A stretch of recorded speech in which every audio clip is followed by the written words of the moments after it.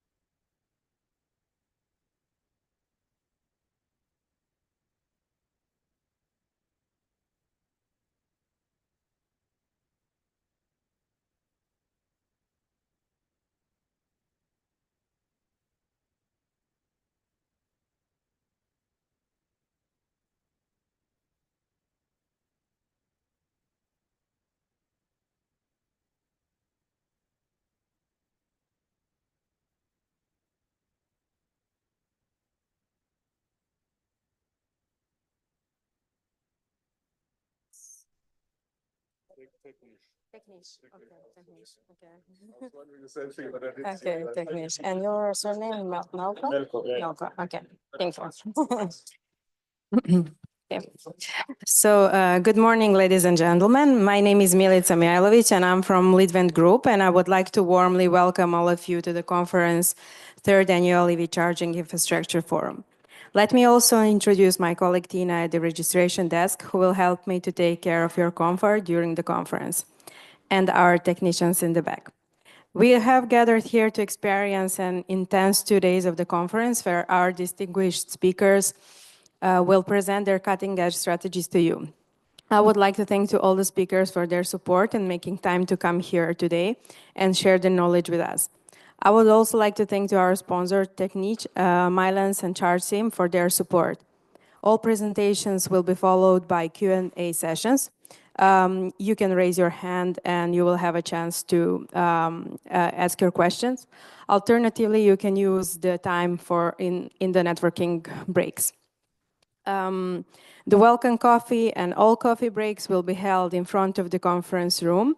And for the lunch, we will go to the restaurant down the stairs. Also today after the conference, we will have a small reception cocktail also here in front of the conference room. So there will be even more time for networking. We will have a few speakers presenting virtually tomorrow. And in the agendas which you received, you can find a list of participants, evaluation forms, and all other details. I would like to ask you to fill the evaluation form at the end of the event and hand it to my colleague at the registration desk, because your feedback is very important for us and it enables us to improve our events and services. The presentations will be available after the event, and all other documents as well. As the speakers have interesting things to say, please turn off the sound on your mobile phones if you haven't done yet so. Finally, our chairman today is Tommy Melko. He is sales director from Lotus Flash Charge. Tommy, the floor is yours, and enjoy the conference.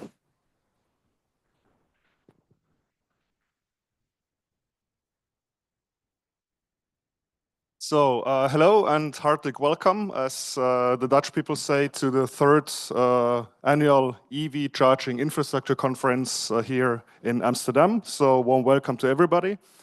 I would like to introduce myself quickly, not too much. So, I'm Tommy Melko from Lotus Flash Charge. You may be asking, who's Lotus Flash Charge? I mean, we are, with our vehicle colleagues, player in the EV market. So, Lotus, you might know the vehicles.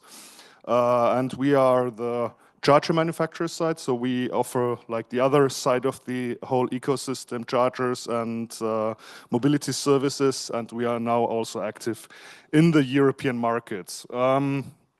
So a warm welcome to all participants here on site and also online joining us. And also a big thank you for the organizers, for the partners and the sponsors to make this conference possible and to make this happen.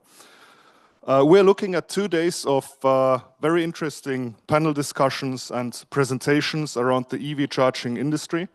And I'm really looking forward to this, to learn a lot from you. So that's why I'm also really happy to be here as the presenter, and also to learn from you guys, to learn new perspectives and everything. And I think that this is a very good timing for this conference currently, because in the European market, we are currently seeing a lot of very interesting developments, both positive and challenging.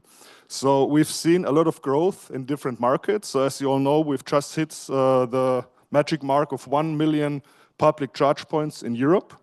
And also in different European countries, we've seen a lot of growth. Most countries have met the charging infrastructure goals from 2024 set by the AFIR. More and more governments are finding money for fundings to build up charging infrastructure. There's been good growth in countries, leading countries like Netherlands, like Germany, France, but also other markets like Italy or UK, for example, which has had a good growth in the last year. And I think we don't need to mention the forerunner Norway, where more battery electric vehicles are registered than ICE vehicles. But we also do have a lot of challenges we are facing. So in Europe, we have still geographical disbalances.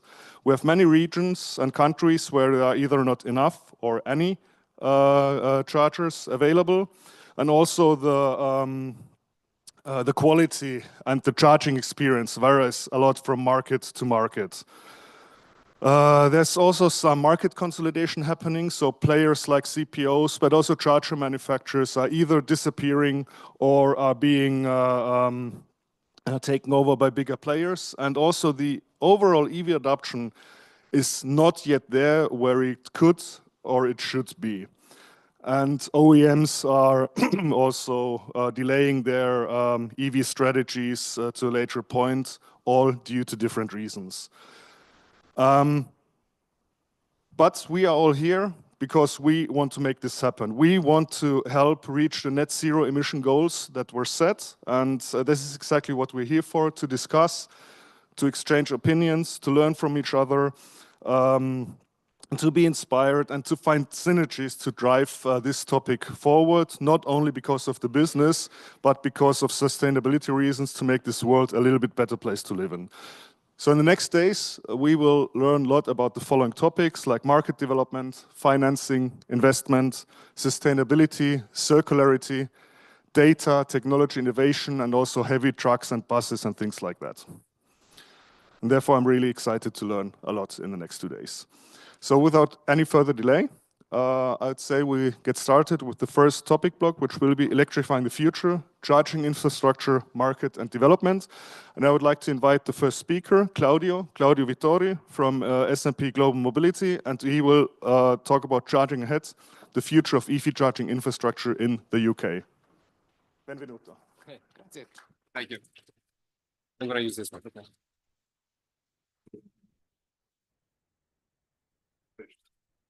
Thank you.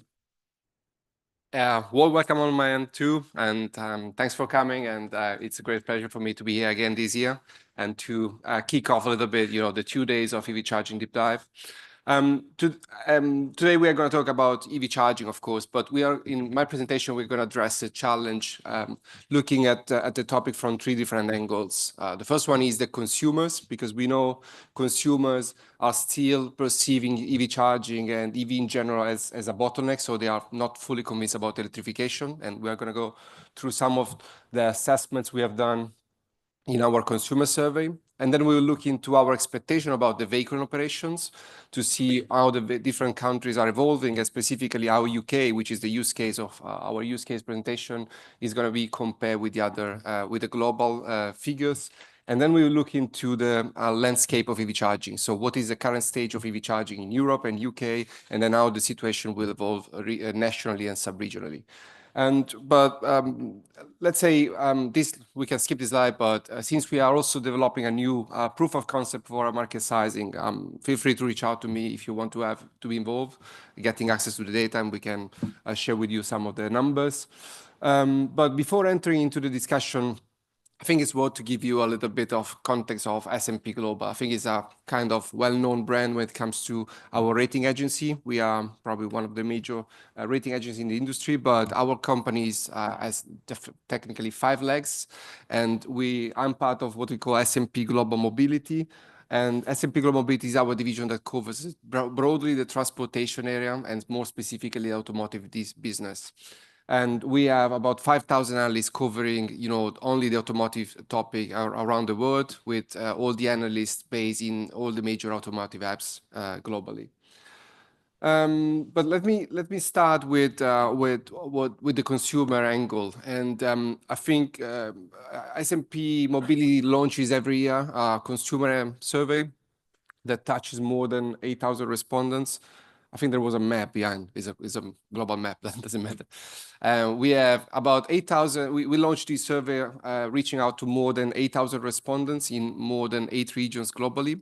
And we are asking questions about the general automotive trends. And as you can see on the right-hand side, we are touching, the major automotive events, in terms of electrification, autonomous driving, connected cars, and user interface. And the type of questions are posed to people exposed to the new technologies, so EV drivers are not, just to see how they are reacting to the latest changes, how they foresee the future about the new technologies development. And I just collected, a few slides about, EV charging related, if you like. And the first slide is about, the first question is about the openness on purchasing an electric vehicle or a plug-in electric vehicle. And you can see on the left-hand side is a comparison between UK and the global answer. And so basically the orange curve represents the full electric cars, so the openness towards buying an EV, and while the blue ones are about the hybrid solution. And you can see the deviation that we are currently having in UK when it comes to the comparison with the global answer. It's quite interesting because we can see that until 2021, so the first year after COVID, the situation was somehow aligned across the globe and including UK. And then we can see how UK has been, since 2022, more open than the global average towards plug-in solutions, but massively less open towards pure EVs. And while, the situation is catching up a little bit with plug-in electric vehicles, the situation remains more challenging when it comes to the EVs in UK, the acceptance of EVs in UK, than what is the situation on a global scale. And it's also quite interesting if we move on the right-hand side, which is representing the main main reasons for buying or not buying an electric vehicle or a plug-in electric vehicle. And you can see that the situation slightly changed when it comes to UK compared with the global. And especially if we focus on the right-hand side, so on the reason for not buying electric vehicles, there are two key messages I want to deliver today. The first one is on the global scale, 2 out of the 3 main reasons for not buying an electric vehicle are currently related to the EV charging topic. So it's like in terms of lack of charging station availability and the time required for charging. And the situation UK it also contains another interesting message that has been traditionally in the past one of the main reasons for not buying EVs, which was the range. That situation now seems to be better in our global perception. So range is not perceived anymore as a key barrier, but still remains in UK as one of the most important elements. The second slide is about the perception of EV charging infrastructure sufficiency. And you can get some key insights on the left part of the slide, but I will ask you to focus on the 4 cakes in the middle. And it's quite interesting because this basically is the segmentation of answers based on the exposure the users have had towards electrification. And you can see the first cake on the left is intended, so people that haven't been exposed to the technology, and all the other cakes are somehow related to someone who has been in touch or exposed to the technology. And the inner circle shows you basically this perception of the availability and the perception of the sufficiency of EV charging infrastructure. And you can see that while intended are in the range of 10–11%, all the other categories are ranging from 30 to 40%. So there is a message that people that haven't been exposed too far to the technology are more concerning about the availability of charging station, much more than what is traditionally perceived from all the other categories. But the good message is when you move into the second and third layer, which is basically the expectation in 5 and 10 years from now about the availability of charging stations, they are somehow catching up with other categories. The other message is, in general, we are looking at 10 years horizon, and we are still having challenges on crossing the 50% of respondents. So, of course, there is a growth, there is optimism towards charging infrastructure deployment, but the consumers are still not fully convinced about what is going to be done, will be done into the next decade or so.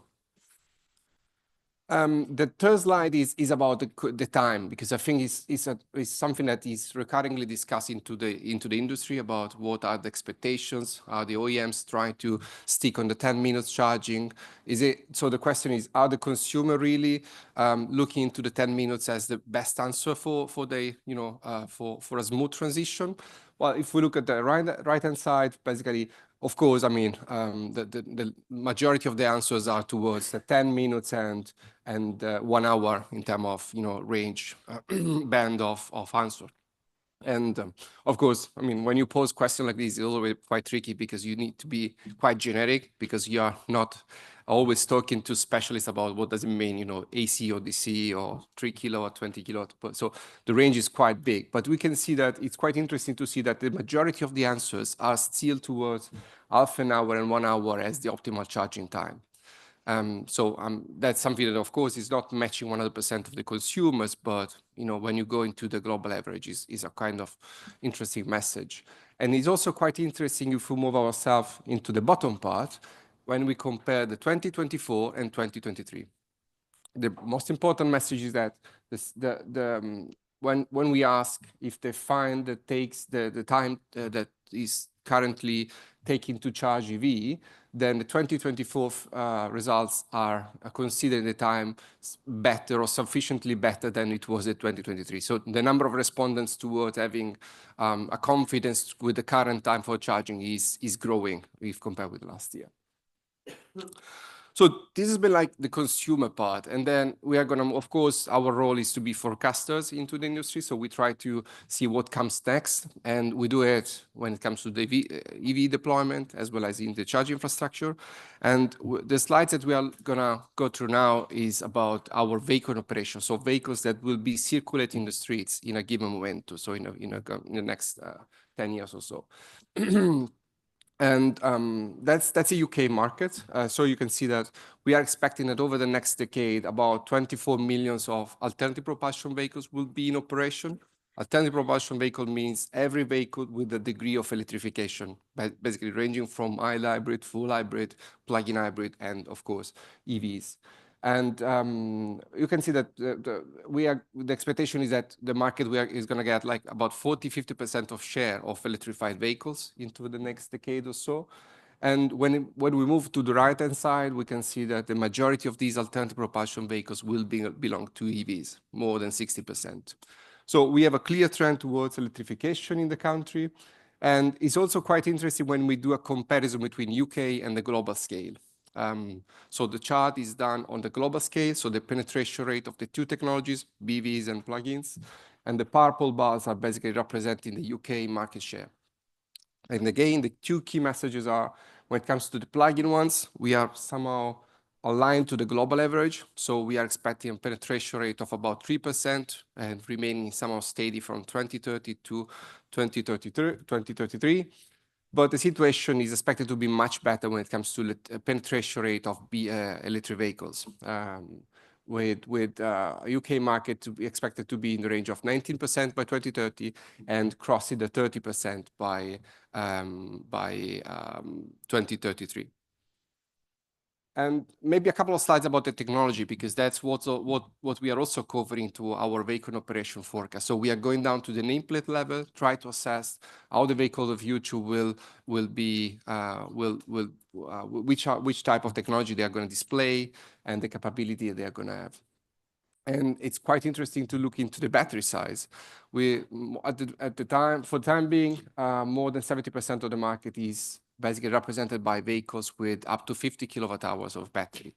And when we look ahead until 2033, we can see that 1 to 50 kilowatt buckets will still represent the majority of the market. But as you can see from the chart, we are expecting this trend of having bigger batteries.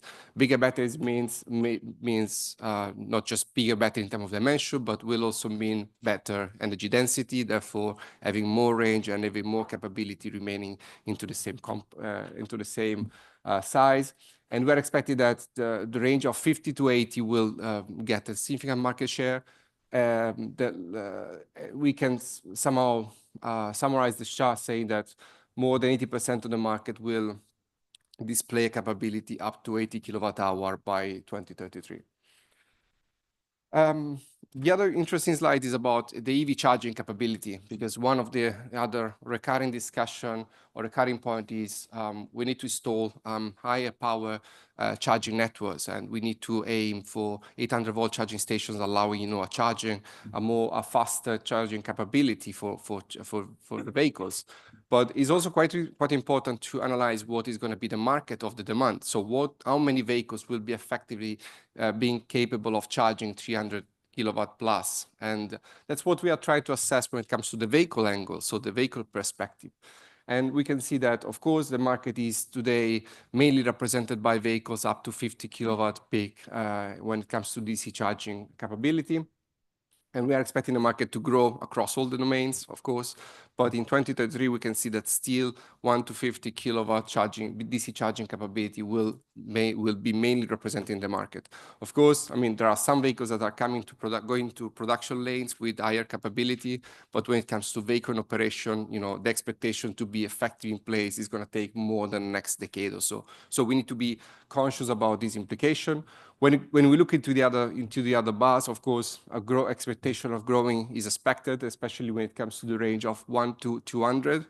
But of course, when we go into the biggest, into the global, into the numbers, of course, 1 to 50 will still be the major category for when it comes to DC charging capability. Let's move to the EV charging infrastructure topic, and let's start with a first assessment. I know we also have our colleague from the UK government, so I'm definitely is going to bring up some of the numbers. The situation in the country at the moment has about 2.3 million of chargeable vehicles, let's say. The majority of them are represented by EVs, 1.6 million. And the charging infrastructures counts about 1 million of domestic infrastructure, domestic stations installed, and about 300,000 charging stations installed into the workplace domains. With the public and semi-public infrastructure that counts more than 70,000 charging stations. I'm talking about stations and not plug or connector or locations, with somehow an equal distribution between public and semi-public, and about 14,000 charging stations installed, high-power charging networks are installed into along the main roads into the country. And it's also quite interesting.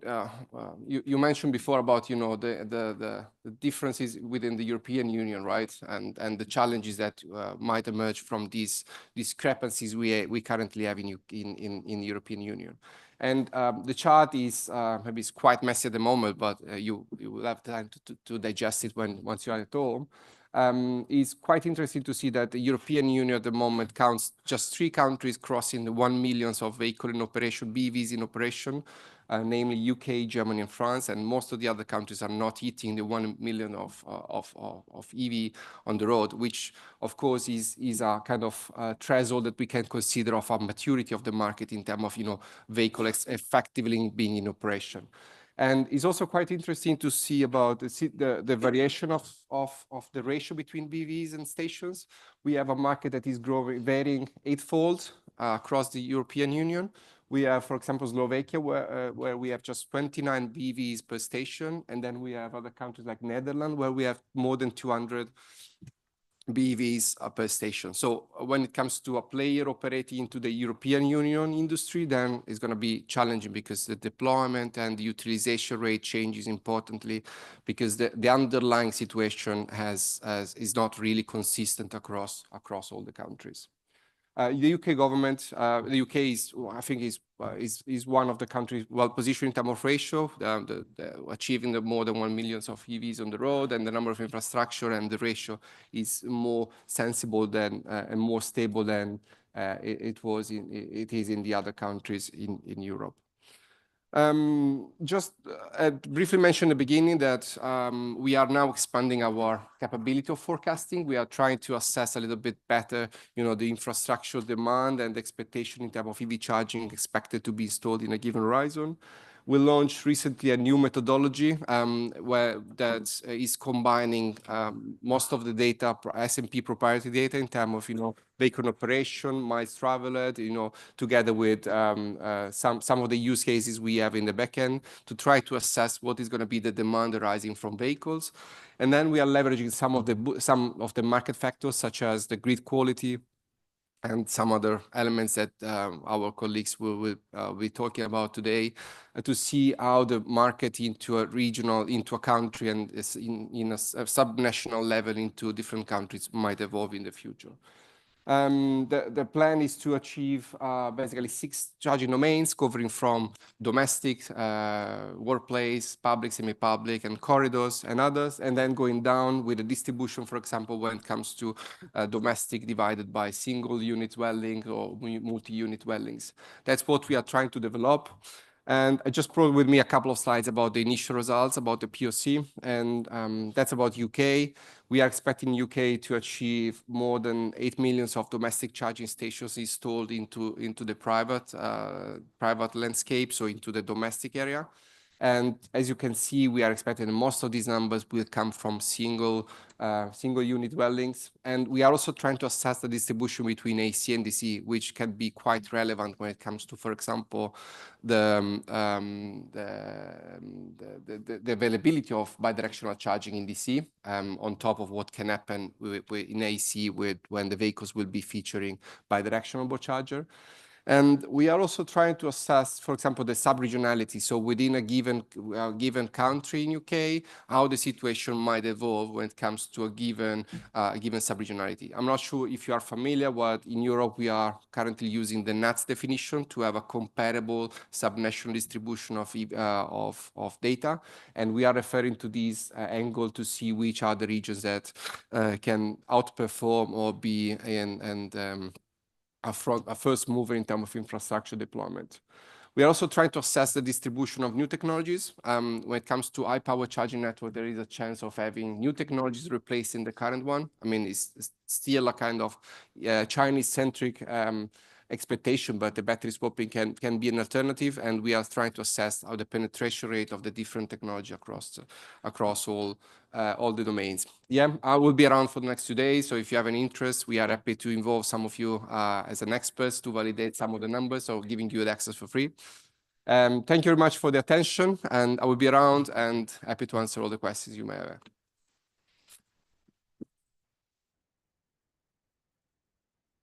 So thank you very much, Claudio, for the insights. Are there any questions from the audience or from the online participants?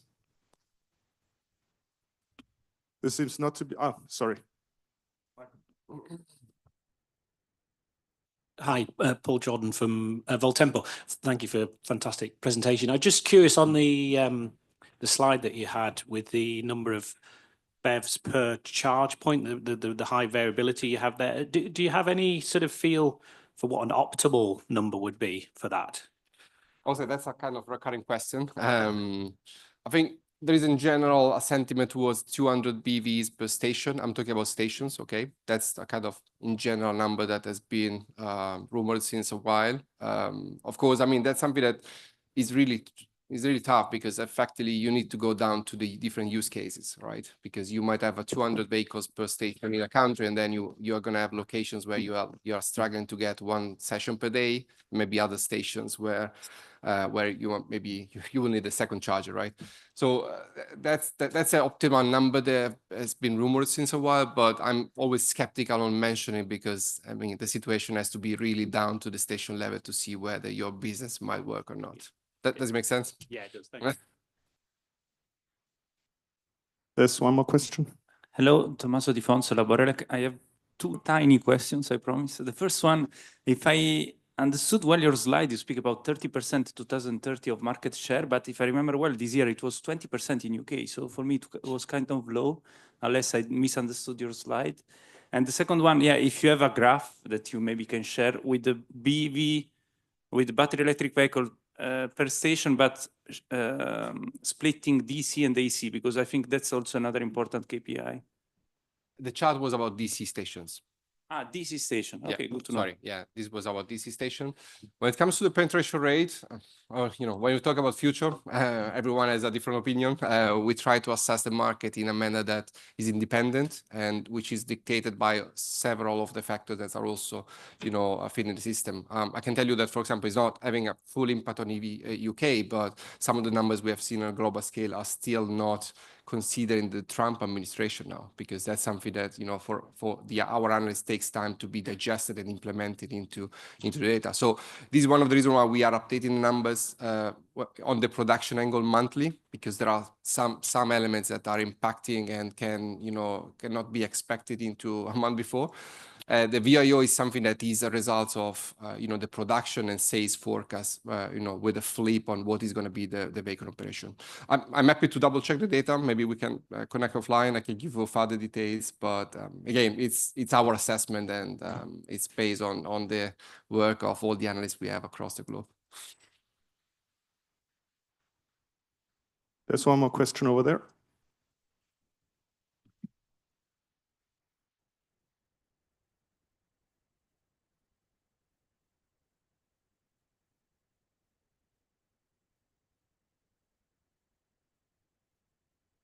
Sorry, it's me. Yeah. Yeah. Sorry. I was looking over there. Sorry. You looked over there and it came with the mic to me, so that's all right. No, I just one question in relation to one of the slides, and I'm not sure if I took it down correctly, but did you say that there's a move towards 2035 of DC chargers in domestic properties? Is that correct? May I ask you to repeat the question? So in one, I think it was your second or third last slide, I thought I seen something about the trend towards in 2035, there'll be a trend towards people putting DC chargers in their domestic properties. Well, that's the chart was representing, the deployment of charging station in the domestic area, and there was a segmentation between AC and DC. So the upper part, I think the minority was the DC. So we are expecting that in the near future, a set of DC wall boxes will be installed. In people's properties or to service people's properties? No, that's private, mainly private garage, but private domestic landscape. We are expecting the market will evolve. Of course, numerically wise, it's going to be minority, well, still reasonable. But especially when it comes to the single houses, we are expecting the DC wall boxes might emerge because we have also an underlying trend of vehicles coming from China, for example. You might have heard that there are some vehicles that are expected to come in production without the onboard charger, of course. Yeah, it's going to be still a Chinese-centric trend, but of course, the higher will be the penetration rate, and the more feasible would be the capability of having DC charging session at home too. Just on that, like, would domestic properties have that sort of a import capacity that they could put a DC charger on it? Like most houses couldn't put on more than 7 kilowatts at the moment AC. So how would you put a DC charger on it? Well, it depends. I mean, if you are a single house and you are kind of autarky, so you have your own PV installed, you have your battery capacity installed, why you're not going to be in the position of doing that? It depends a little bit on the context of what we are talking about, right? These are our estimation based on the landscape of the country, the segmentation we are going to have in terms of domestic, infrastructure. In terms of feasibility, I mean, can be higher or lower the penetration rate, because again, that's a forecast that's based on our assessment. But the message is we are seeing a potential capability of having DC wall boxes installed. And I mean, there are some countries like Switzerland where the DC wall boxes has been importantly financially supported by the government, because they do see an opportunity for DC wall boxes to play a pivotal role into bidirectionality.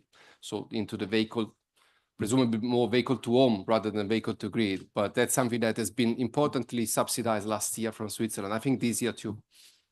Just one more. I've seen a lot of kind of KPIs is the number of charge points per 100,000 population, or number of charge points in a country. Is there going to be a move, do you think, towards kilowatts provided per population or kilowatts provided per EV, which is more a true reflection of you can have a lot of DC chargers and have a low number of charge points? Yes, which can distort figures. Yeah, it's a good point in the sense that, I mean, already talking about points and station change a lot, the thematic angle, right? That we are mainly focusing on the infrastructure station, because we are trying to go up to the manufacturing process to try to reconnect the dots. That's why we are referring to station. When it comes to the users, of course, outlets is probably the best measure, because you can count, or the OEMs are mainly looking at the outlets because they can count how many users can charge in parallel, right? If you like. When it comes to other measures, I mean, we are considering we are in the back end some other figures, but it's always tricky to try to convey in a slide. But maybe we can connect later and we can have a chat. But I got your message and I'm with you. But yeah, the specific slide was about charging station for a set of reasons. Okay. As time is pressing, is it okay for you to pose a question afterwards, or okay? Thank you. Thank you. So, grazie mille. Thank you very much, and talk to you later. So the next presentation will be held by Jeanne B from Romotion, and she will be talking about EV charging markets, outlook, and key trends. Bienvenue.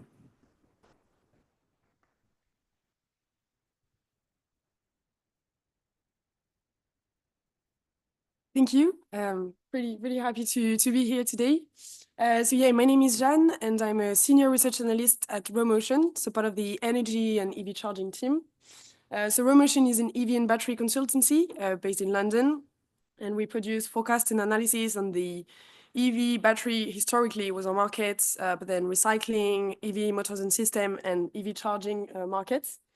And so we've recently been merged with Benchmark Mineral Intelligence, so a raw material pricing and consultancy company based in London as well, which now gives us the capability to provide insights from basically from the mine to the grid. And yeah, apologies if I'm going to repeat maybe some of the stuff that was said, but I'm going to be a bit more global, so hopefully it won't happen. Yeah, I think I'm going to have a look today at the recent dynamics and the key trends that we're seeing shaping the charging markets currently. As we know, I mean, looking at charging, most of the time when we're discussing around like EVs, batteries, we're talking about the vehicles, so performance, range, and adoption. Or we're talking most of the time also around the batteries within these vehicles.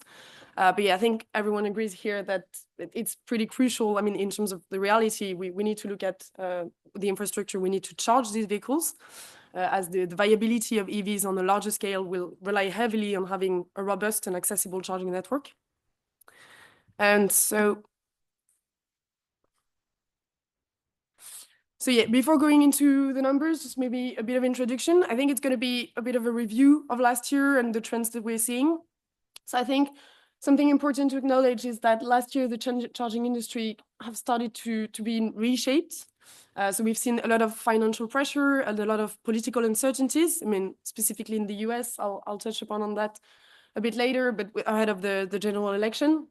And so financial pressure paired with financial pressure with higher uncertainty in terms of EV sales in the short term. So it has really pushed CPOs and manufacturers towards redefining the priority, I would say.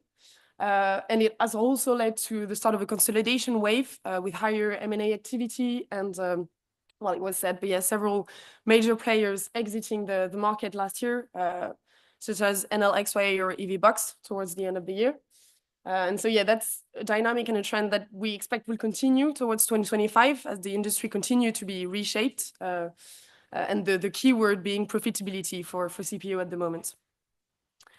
So if we look at the numbers I have here, I think so just looking at where we're talking about public network, where they're standing at the moment. So we ended the year with 5.1 million charging points installed globally. And yeah, representing a 31% increase compared to 2023. And if you look at the chart on the right here, you can see as well that, again, in 2024, the DC segment grew at a faster rate, with Europe really being at the forefront with a 50% year-on-year growth in terms of DC charging point installation.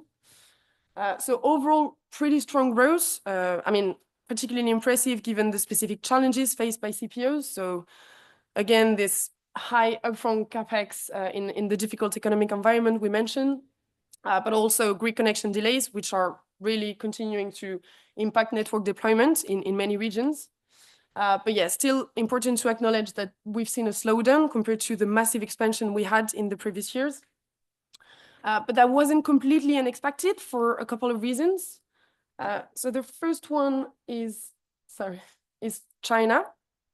So when we look at the global number, so you can see that on the picture here, China is, I mean, so far ahead in terms of the number of public charging points it has installed, even compared to the biggest markets in Asia, Europe, or North America. And so they have expanded massively in the past few years. So I mean, they currently make almost 65% of the global public charging network when we look at our numbers globally, with 3.3 million charging points. But in 2024, we've seen charger installation kind of starting to plateau in the country. And again, kind of expected as the market is getting more mature. And so we expect charger installation to be more aligned with EV cells in the future. So you're basically gonna expect a bit of a slowdown in charger installation when you have a lower EVs per charge point ratio, which is currently at 9 in the country at the moment. And then obviously a higher pace of installation as soon as your EV cells and EV adoption starts to pick up, just for CPOs to basically increase their utilization rates and boost revenues and be more aligned in terms of what they can get from these charging installations. So just, I mean, it's obviously something to put in the picture when we look at our global numbers, because given the size of the market, because we've seen a slowdown there, it obviously has impacted our global growth when we look at it on a more global picture. And then another important thing to look as well, and that we had starting to see in 2023 as well, is that you're seeing, so as I said, with the financial pressure increasing, you're seeing CPOs starting to switch from this massive expansion that we'd seen in the past few years towards a more targeted approach. So they're looking to secure top-tier locations with high utilization rates to boost their revenues as fast as they can. And so it's also why last year we've seen retail charging growing faster than any other area in charging, and that's basically happening everywhere. So yeah, you have a couple of examples on this slide here of like recent partnerships that we've seen in Europe. We've seen many partnerships. We've also seen some major retail brands announcing they were launching their own charging network. So like Sainsbury's in the UK last year. And so yeah, in terms of, I mean, for CPOs, retail charging location potentially means a lower risk investments as you already have an existing customer base. And it's also in terms of, it's also giving a potential for extra revenues, both on the CPO side, but also on the retailer side, because given the synergies you have between charging and shopping, it really makes it an attractive option for EV driver. So really one of the key trends to watch as we expect this dynamic will continue, and we really see tremendous opportunity there. And yeah, we're expecting this area to continue growing faster than potentially any other area in charging this year. So yeah, several reasons that might explain the slowdown outside of obviously the more broader EV markets and economic environment in terms of public charger installation. And then this was about maybe a bit more about our global numbers and the trend in terms of global growth. I think it might be interesting to have a look at it on a more regional scale. So let's start with the US, where we've seen a lot happening in the past year. So this is a slide from our EV charging outlook, which is basically showing a state of charging at a T instant in a country. So this one is on the US. And before we delve into the latest announcements and recent developments in the country, one key metric to look at here is the EVs per charge point ratio. Because in the US, it's important to note that it has historically been higher and so than in many other countries. And so that's basically due to a specific EV buyers demographic, with a lot of people buying EVs in the US having access to home charging, and so not relying as much on the public charging infrastructure. I mean, at least it was the case historically. So it was partly explaining why you had a slower expansion of the public EV charging network, which was, for example, completely the opposite in China, where you had so many people relying on the public charging network, and so it had obviously an impact on the expansion. But so yeah, I mean, if you look at this number, as I said, historically been high. I think just last year it has also just increased a lot, and that's just because we haven't seen enough expansion. But that's a fact. We haven't seen enough growth in the US markets, and that's obviously due to several reasons.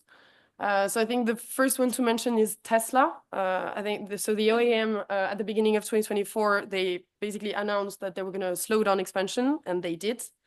And so if you look at the chart here, you can see that it represents almost 60% of the DC market share, fast charging market share in the US. So obviously, because they've slowed down expansion, it had an impact on the global growth at a country level. It also gives some more opportunities to other CPOs to maybe get in and grab some market shares. But yeah, looking at the global growth, that's obviously had an impact. And then obviously the other main reasons was the political and regulation uncertainties that we've seen in the country ahead of the general election. And I think it's safe to say that you have at least the same or potentially even more uncertainty since Trump has taken office. So just maybe a quick focus, and I don't know if you can see the map size here. Well, it's the US that you have here. I can see it here, but so maybe, for example, a quick focus on the NEVI funding, which was a $5 billion program. So across 5 years, that was voted in 2021 under the bipartisan infrastructure law. And so this program, I think that there was basically a lot of optimism around the fact that the funding would remain to be allocated and that it would be untouched, because it basically works through advanced appropriation, which means because the funding is basically allocated every year to states, but the whole package was approved 5 years in advance in 2021. So I think legally it means that you need to go through Congress, which is possible, but I think there was a lot of optimism that it might be difficult to rescind. And if it was going to happen, it was expected that it would only have an impact on the funding that hadn't been allocated to states yet, which you can see here on the light blue, so around 1.7 billion. But then, so, I mean, keyword being uncertainty, states received a letter at the beginning of February saying that basically any money that hadn't been allocated to specific projects, so the share that you can see here, was threatened and put under a 30-day review.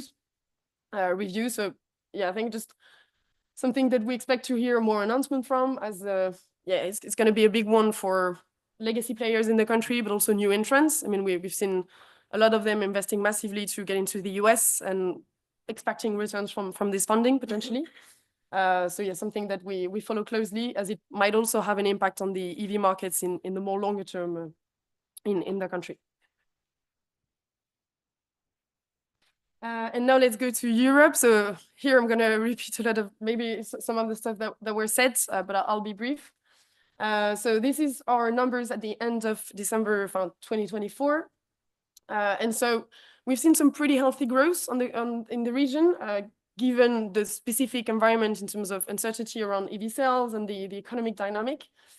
We ended the year with around 930,000 charging points installed, more or less. Our numbers might vary a bit up. And yeah, I think it's just when you look at this slide, one important thing, and it was mentioned before to note, is that the market is really concentrated. So it has started to shift. We were seeing new markets developing their charging infrastructure, but you still have 4 key markets holding almost 60% of the global public charging network. And I think it's 10 markets holding like 90%. So I guess there is a big question around why are so many countries lagging behind? The first and obvious answer is EV sales and EV adoption. As obviously, historically, even if you have this chicken and egg story, you need EV sales to then trigger charging infrastructure deployment. In most countries, Italy, for example, might be an outsider one, but yeah, usually, I mean, that's an obvious answer. But there's also a case, something that we've been analyzing is the fact that this charging infrastructure needs in many countries might be underestimated. And that's because so there is a case of looking at the EV fleet number rather than the EV sales number.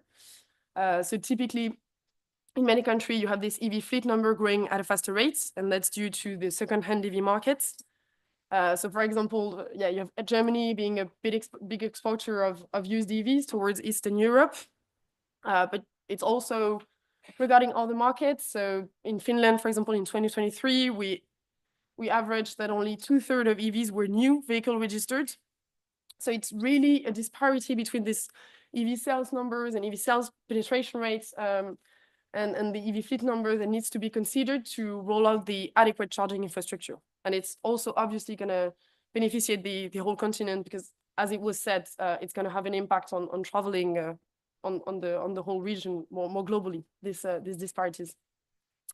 But yeah, something to watch as we're seeing this share of others country here growing, and we expect it will continue in the future.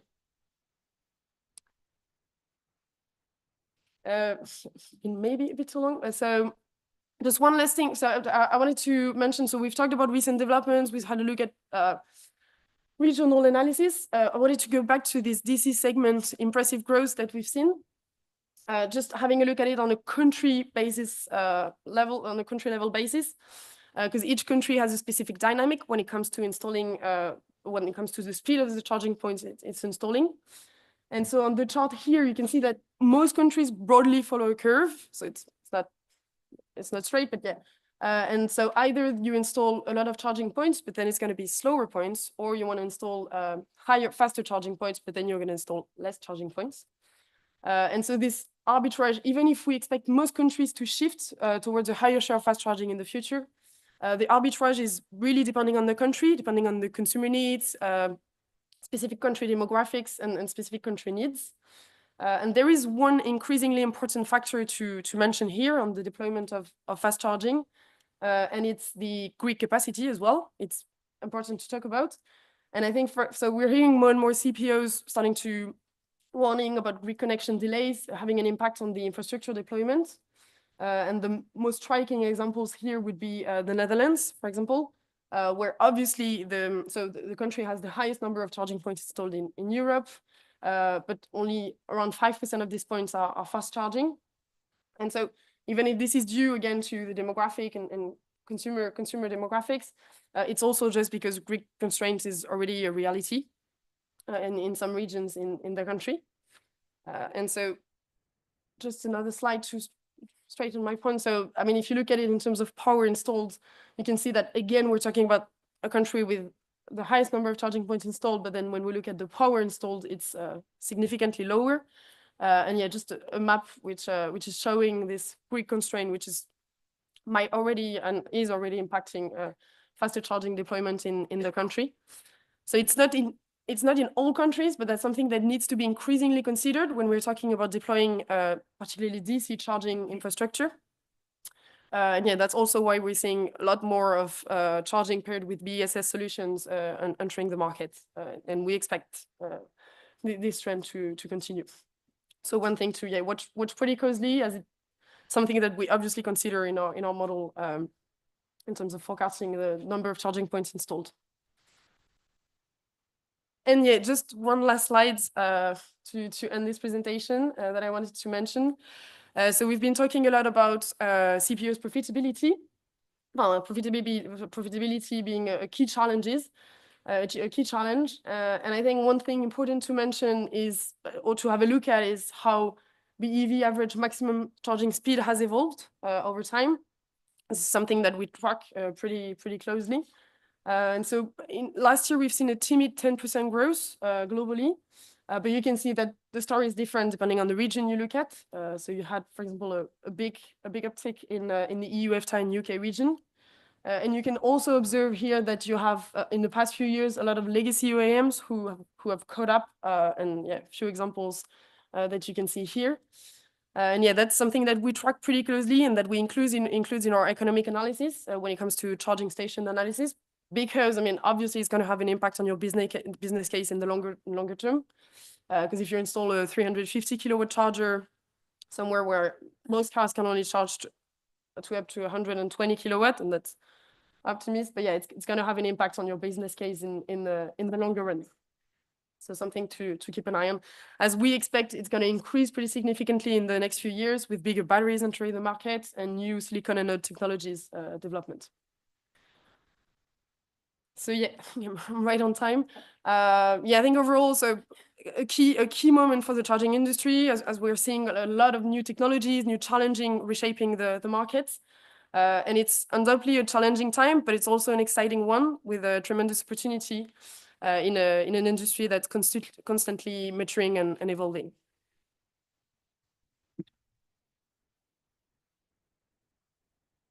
Jeanne, merci bien. Really interesting facts and figures, and also showed that I wasn't talking nonsense in my introduction. So are there any questions from the audience to Jeanne or from the online participants? We have a question here. Thank you. Hello, I'm Richard from Chargy. Do you have a feeling for the proportion of charging from DC rapid chargers and AC slow at home or on-street residential?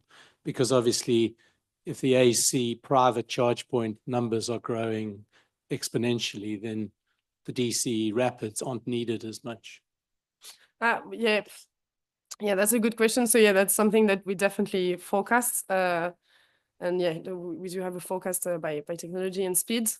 I think we do expect the majority of charging in the future to remain at home, at work. So AC is still going to be, I mean, it's going to take a massive share, and we expect that will remain the case in the future. But that's, yeah, it doesn't really mean that it's going to lower. I mean, both are needed, basically. So it's again a question. I mean, it's something to look at it on a country basis level almost, because it's the needs are so different depending on this typical EV buyer demographic you have, depending on the grid you have. So it's gonna, I mean, the Netherlands, for example, it's a bit of both, why you have such a high share of AC.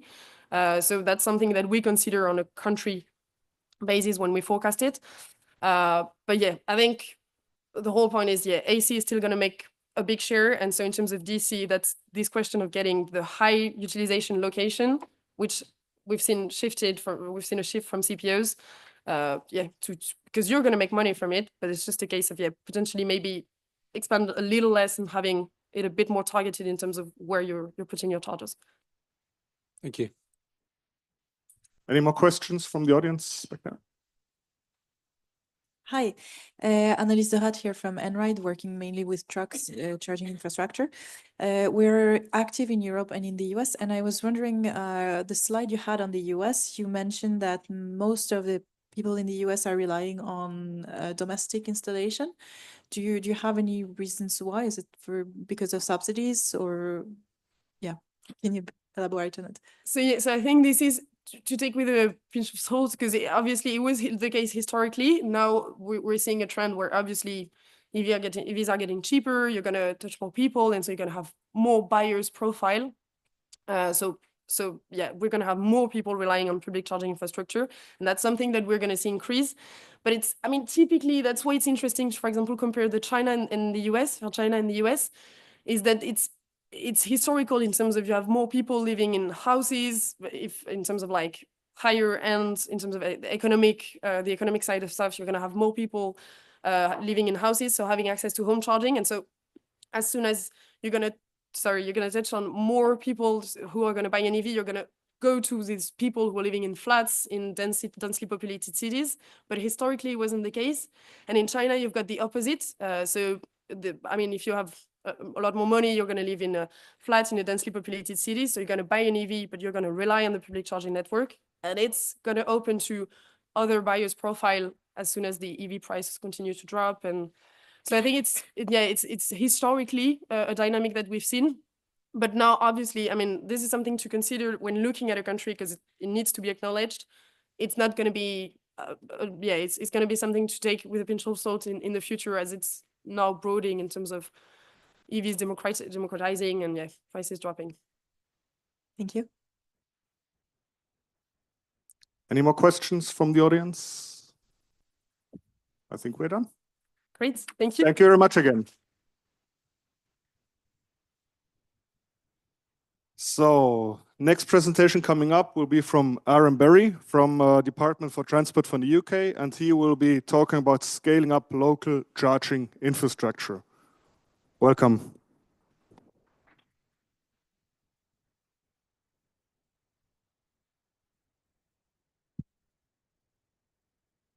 Thank you, and good morning, everyone. I don't know about you, but my head is slightly spinning from all the statistics thus far. First thing in the morning, I've got rather fewer for you, which may come as a relief. I don't know.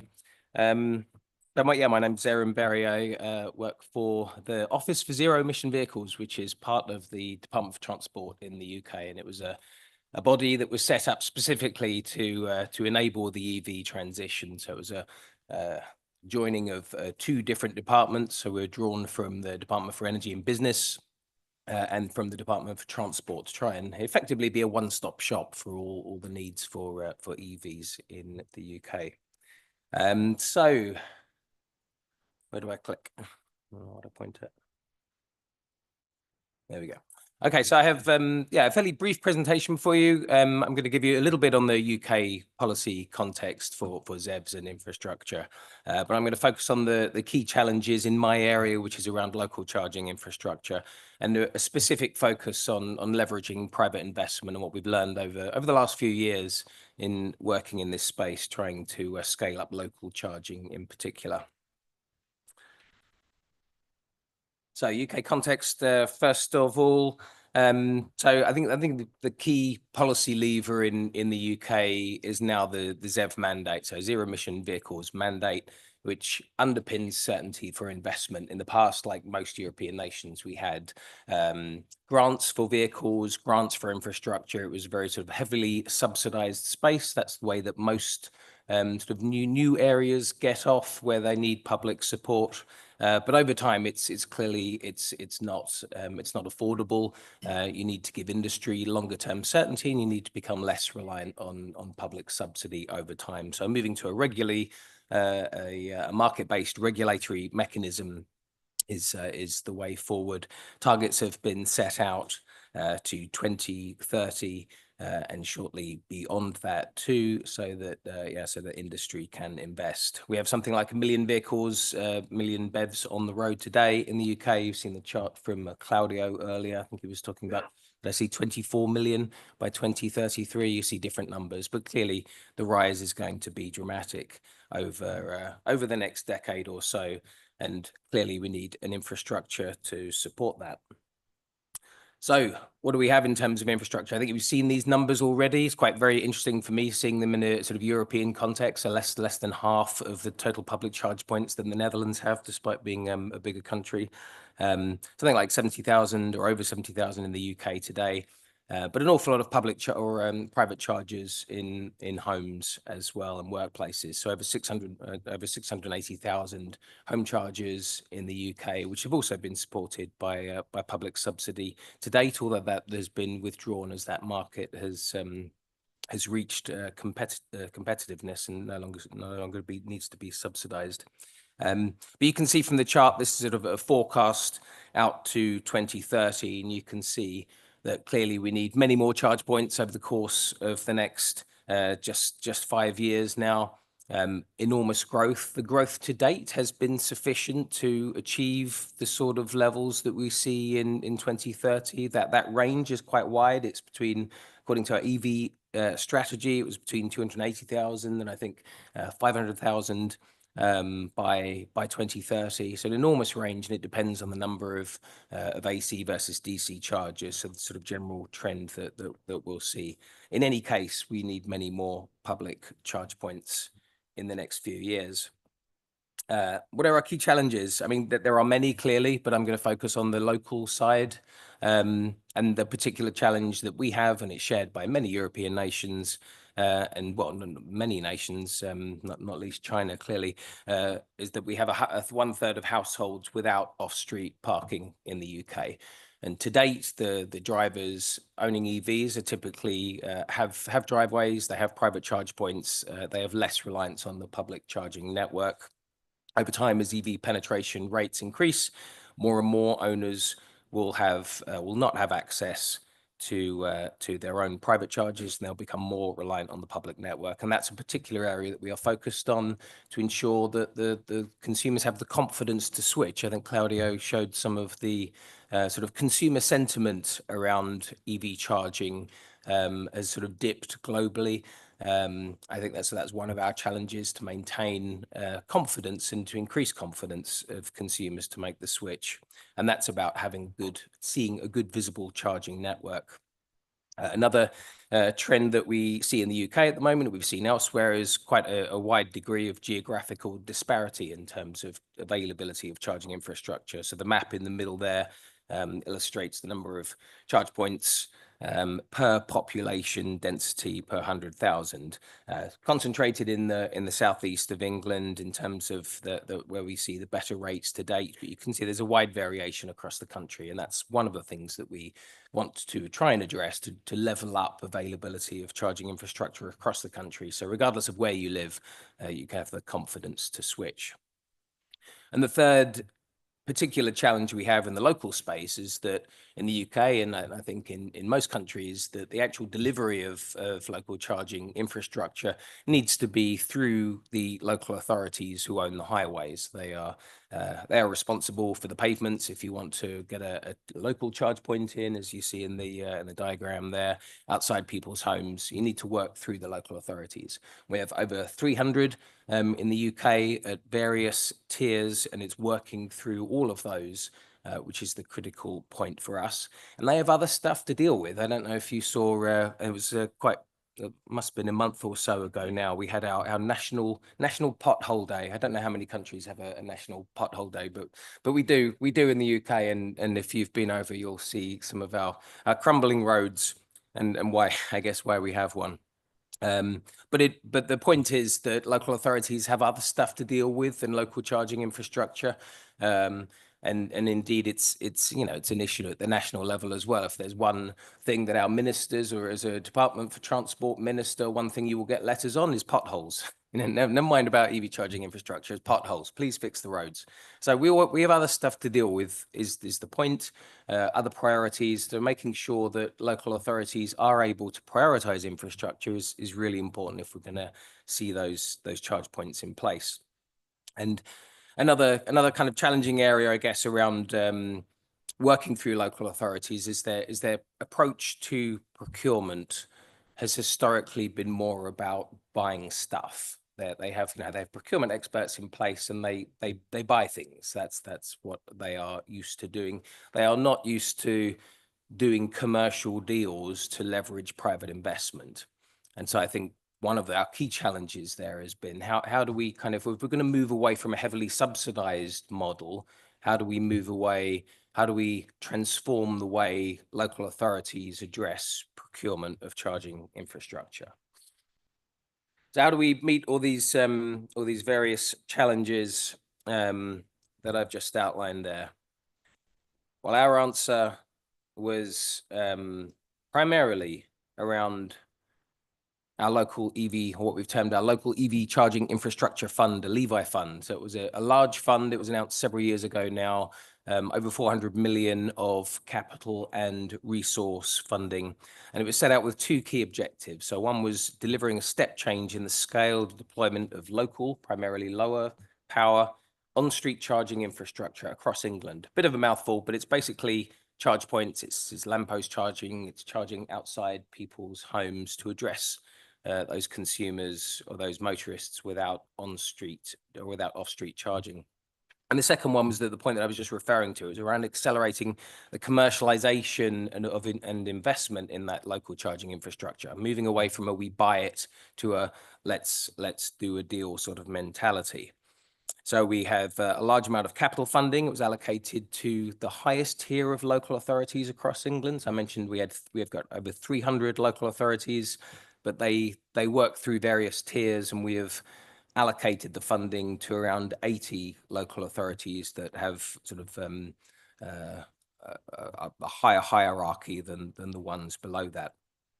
We've also issued nearly 50 million of capability funding, so resource funding to local authorities, so that they have people in place responsible for EV charging infrastructure. And that's been a really, really critical element.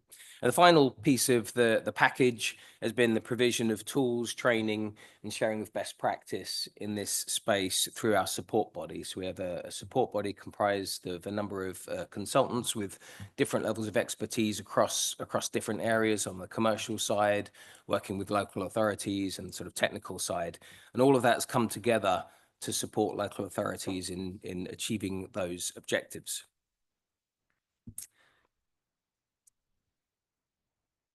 So I'm going to keep my...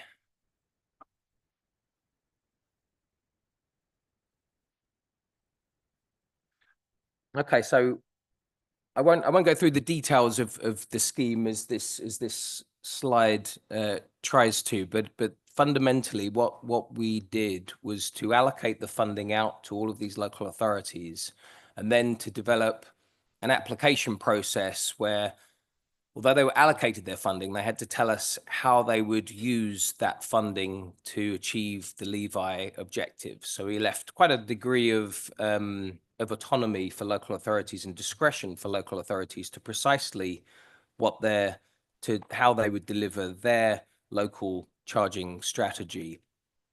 But we did have got quite a high degree of oversight in terms of how they are doing it in order to achieve our objectives. That's the commercialization objective and the scale up of charging infrastructure.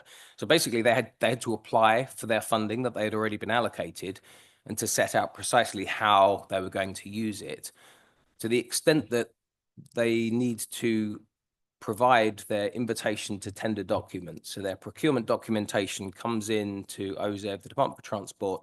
We analyze it and assess it, and we feed it back to them. There's been quite an iterative process of going back and forth with the local authorities, trying to come to an agreement for a sort of a sensible way of using the funding to achieve the Levi objectives. This has taken a little bit of time. It has caused a degree of anxiety in the CPO community in the UK that were keen to get the funding out and the deals out as soon as possible. There has been a sort of a balancing exercise between pace of deployment, pace of procurement, and getting the deals right, getting those sort of procurements shaped that they would deliver the Levi objectives. It's not been an entirely easy process, I would say, but it has been a really very useful one, and we've made a lot of progress, and the tenders are starting to hit the market now, which I'll come on to shortly. But my main reflection on what we have done thus far in this space is that the support for local authorities has been absolutely critical. So far more important than the capital funding, the public subsidy in that sense, has been the resource funding, giving local authorities funding to get on with the job, giving them training to work out how best to use it. We didn't have 300 EV officers in local authorities, 300 people in the country who knew exactly how to go about deploying local infrastructure at a local level. We didn't have that expertise. So we provided the resource funding for local authorities to hire those people.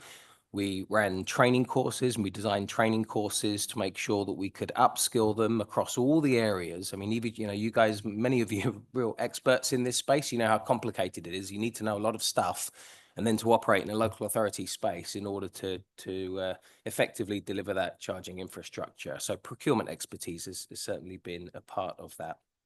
And we've built up through our sort of central support body a sort of a hub of expertise. So it's consultancy support, but it's a lot of knowledge, training packages, etc., for local authorities to lean into. And critically, things like networking. So there's a lot of networking going on in this space. We are all learning. Nobody has the perfect answer, the perfect contract at the moment. We don't know what the perfect mix of slower versus faster charging, et cetera, et cetera. We are all learning. So that has also been a sort of a critical aspect, getting the local authorities to learn from each other, learning together what good and what best looks like. The last point I wanted to really dwell on was how we leverage that private investment, so that commercialization piece. How do we move from buying stuff to doing deals that enable the commercial sector to invest in this space? Keep flipping the wrong one. And the most important thing here has been achieving a massive mind shift in local authorities. So moving away from we need to go and pay for something and buy something to we have a commercial offering in space. The private market wants to invest in this space. It was quite interesting, Jan's presentation with all the sort of investment in the retail space.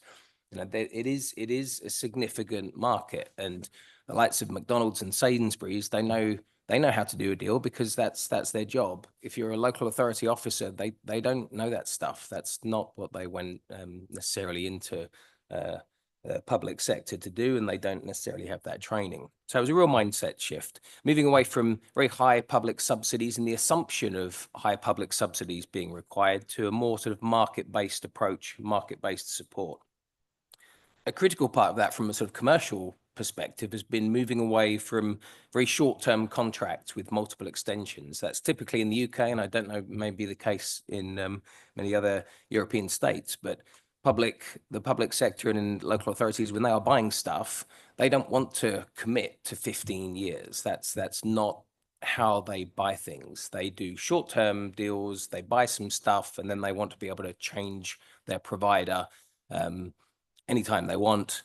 And that doesn't enable long-term investment. So we've had to really create a mind shift. These short-term contracts to long-term contracts, 15 plus 1 years. That has been a huge uphill task in order to achieve that sort of cultural change in local authorities. Imagine you're a procurement officer in a local authority. You've been working in the space for 20 or 30 years. This is how we do stuff. And you come in, somebody from central government saying, no, we're not going to do that anymore. We're going to do 15 years or plus 1 year. That takes a long time. It's not that easy to achieve.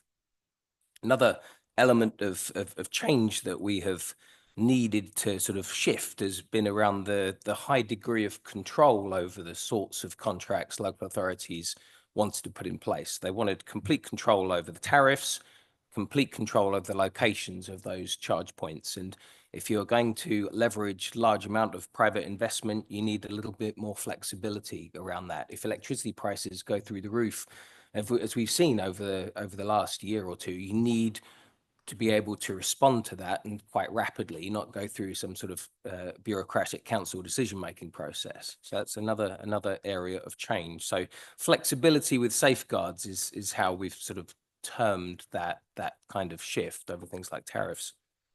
Another element, sort of contract termination. So typically when the local authority buys stuff, if it changes his mind about the provider, it decides that, you know, they're not a good provider anymore. They have a change of council, whatever it may be. They are used to having the flexibility to terminate the contract with very short notice, 4 weeks, 8 weeks, 3 months. If you're a charge point operator and you're expected to invest millions of pounds in a network, you can't have a situation where the contract can be terminated because the council has changed its mind. You're not going to get that investment. So it's another significant change. It's, you know, it's in the detail of contracts, but it's a big one. I guess the final point I'll touch on here is the approach of sort of direct procurements through frameworks. That's typically how the public sector buy stuff. They set up a framework, they have people bid in for it. Once you're an allocated provider, you've already set up how much it's going to cost, etc. It is not really leveraging the market in a space where there's the opportunity for a sort of more of a concessionary based approach, where it's less about buying the kit, it's the business opportunity of having some real estate over a period of time. So it doesn't really set a sort of a direct, or it doesn't benefit a direct procurement approach. So we've moved and cajoled and encouraged local authorities to move to opening up their real estate through open competitive procurement. So how have we gone about doing this? How do we set up the sort of terms of what a good deal might look like?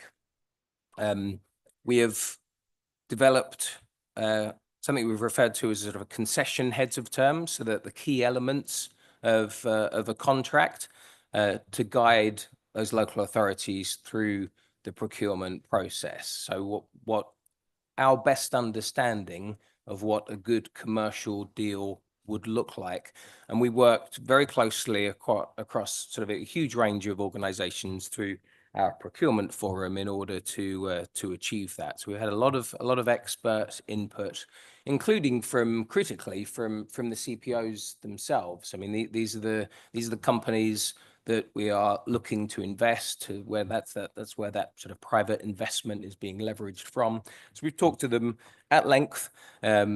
Richard and many others in that space from Chargy, to understand, well, what does good look like? What would it take for you to invest? And on the other side, what protections do we need in place for the local authority and for their residents to ensure that those deals are good and the local authority doesn't want to terminate the contract after a couple of years?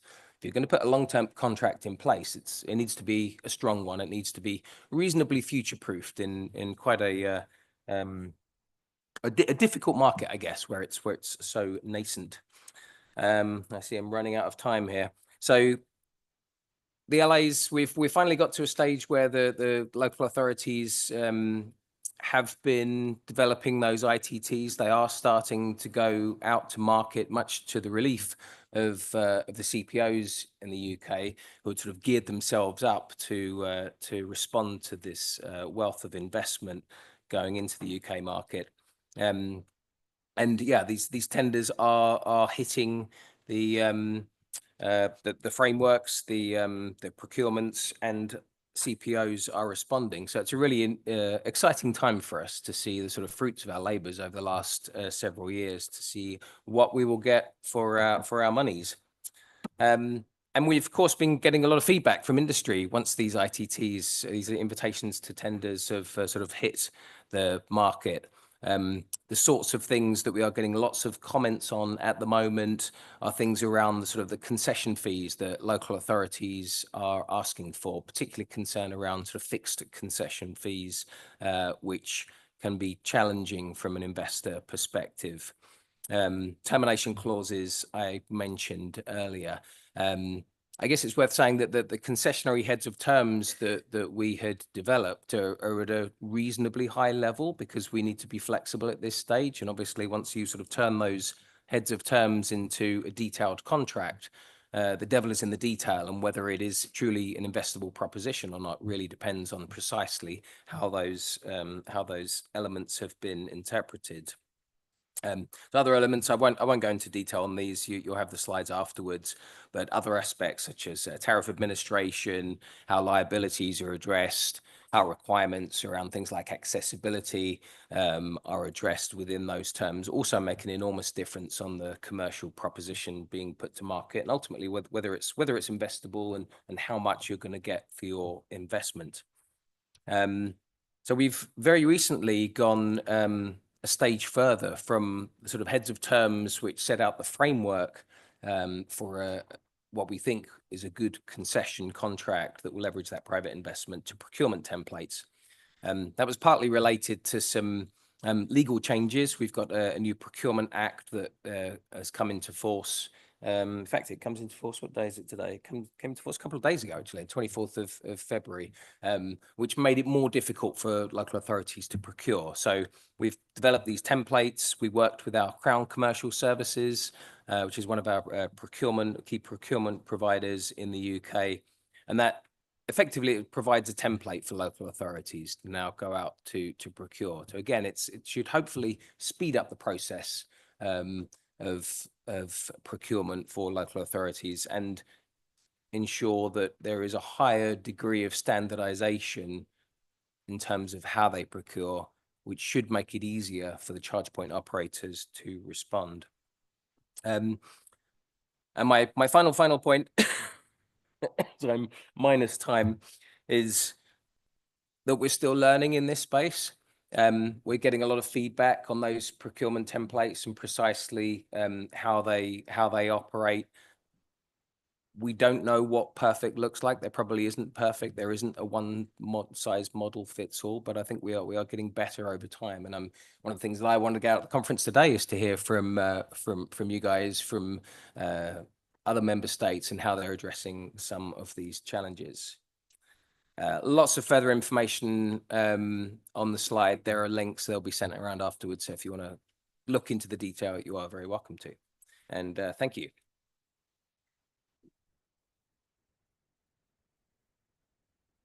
Thank you very much, Aaron, for the insights about financing. I mean, I'm only the stupid sales guy trying to sell things. It's good to hear that somebody's figuring out the financing part. So jokes aside, any questions from the audience to Aaron? Oh, okay, hands popping up.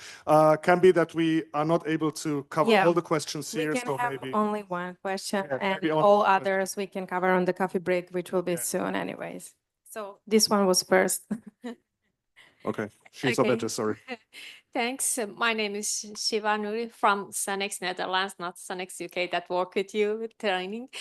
I have a question about this tendering procedure and questioning specifically about circularity and sustainability requirements in this whole procurement procedure. Is there any place for such assessments for CPOs, for local authorities to do and go ahead?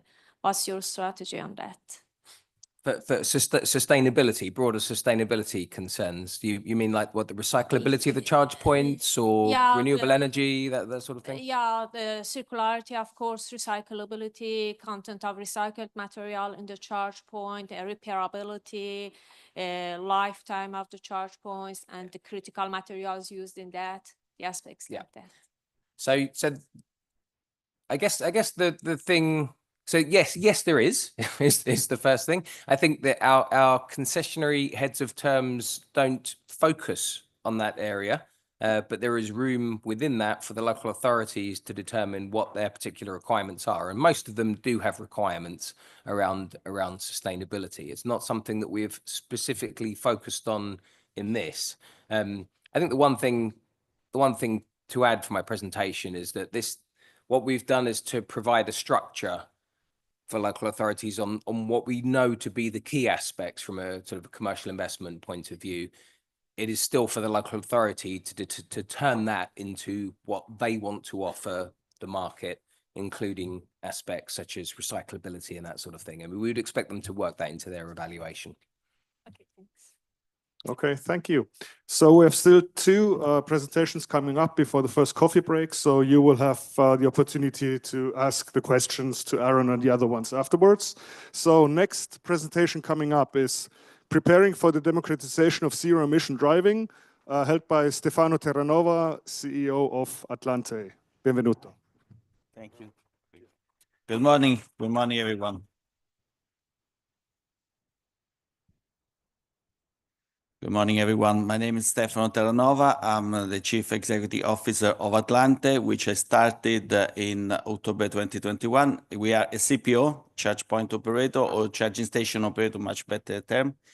We started in October 2021. We are present in 4 countries, Italy, France, Spain, and Portugal. We have close to 1,000 stations up and running now and serving customers. So we had an amazing journey. I will not talk much about us, but maybe a little bit at the end if I have more time.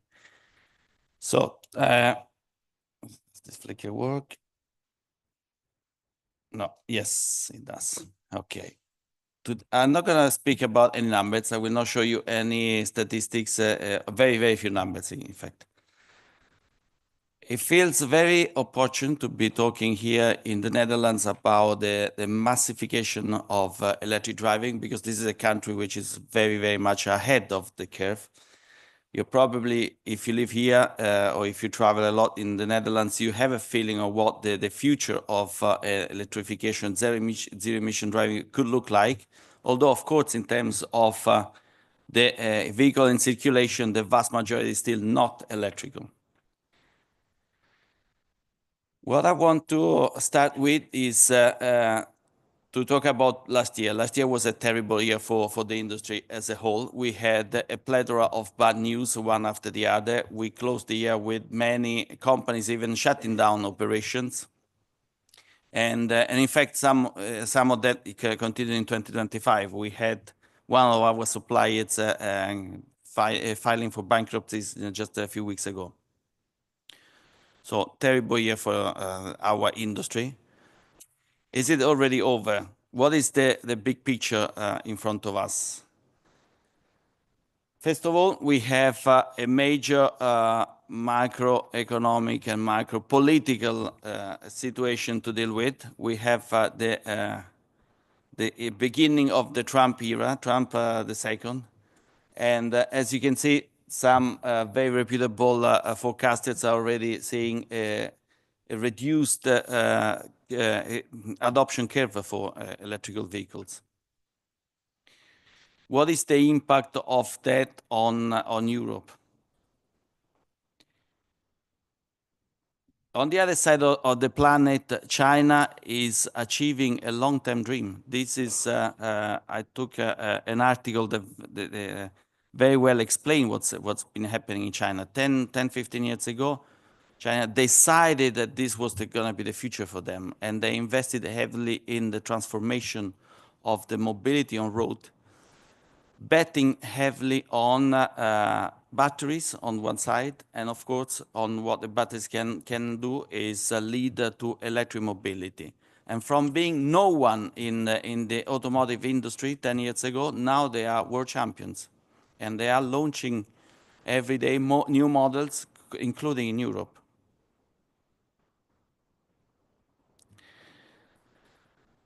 We are here in Europe. We are kind of the meat in the sandwich. We are somewhere in between. We have the US on one side, China on the other side, and we had a plan. As you can see, the growth, the ramp up in BEV sales in Europe was very much linked to our regulation. Sometimes we complain that Europe is too much about regulating everything, but in reality, that is our alternative to fostering innovation in many ways and to giving a direction to companies and to industries. Whereas in China, the president can decide we will become a major power in the automotive industry based on EV driving. In Europe, we cannot do that, of course. So what we need to do, we need to provide guidance with the regulation and with the clear rules that make sense. And that's what we have been doing so far. Are we going to stick into the plan? I think as a minimum, there is some wavering in the commitment. 5th of March is around the corner. We will hear, after much consideration, much deliberation, what is the answers, what will change in the path that we have written many years ago. And this will have impact on our industry, of course. But just as a reminder, why are we here in this room? Why are we working in this industry? Why did we get involved in zero-emission driving? Most of us truly believe it in the fact that this is good for the humanity, for the planet, is good for the environment. We have to do it. And graphs like this one, and by the way, is from the American scientist, so it's an American publication. Graphs like this show you very clearly that the global climate crisis is real. The 10 hottest years on record were the last 10 years. So it's as simple as that. But we, in Europe especially, we could also think of the other side of the coin. Why we can do it for the money. Moving to electrification of our fleets makes sense from an economic perspective. We don't produce any oil, virtually no oil. We import the vast majority of the oil, which is then turned into gasoline. And on a European level, every single inhabitant of Europe spends 850 euros per annum on oil imports. That means children, old people, everyone. Every one of us, 850 euros per capita annually. That's a lot of money that could be invested in other things. Of course, coupling electric driving with renewables, that's a perfect mix to make more sense in Europe. In Atlante, we are convinced that notwithstanding the bad news last year, the very uncertain period of time that we are facing, the uncertainty on the macroeconomic and macro-political scenario that we are looking at, the EV revolution is unstoppable. Why unstoppable? We believe there are a few very important elements. First of all, the renewable energy transformation has already taken place and continues to gather pace. And that's a massive transformation. Why? Because aside from the environmental benefits of renewable energy, but renewable energy is very different from traditional power generation. It is digital. There's no moving parts. It's very much, it requires a lot of the digital equipment to work. A solar plant is basically transforming electrons, and then you need the power inverters to put into the grid. So the technology shift has already taken place to enable the EV driving revolution. Electricity is also ubiquitous in our countries. You can find electricity everywhere. Of course, you have problems. You saw before in the map of the Netherlands, you have problems of availability of power on the grid. Yes, but the grid is everywhere.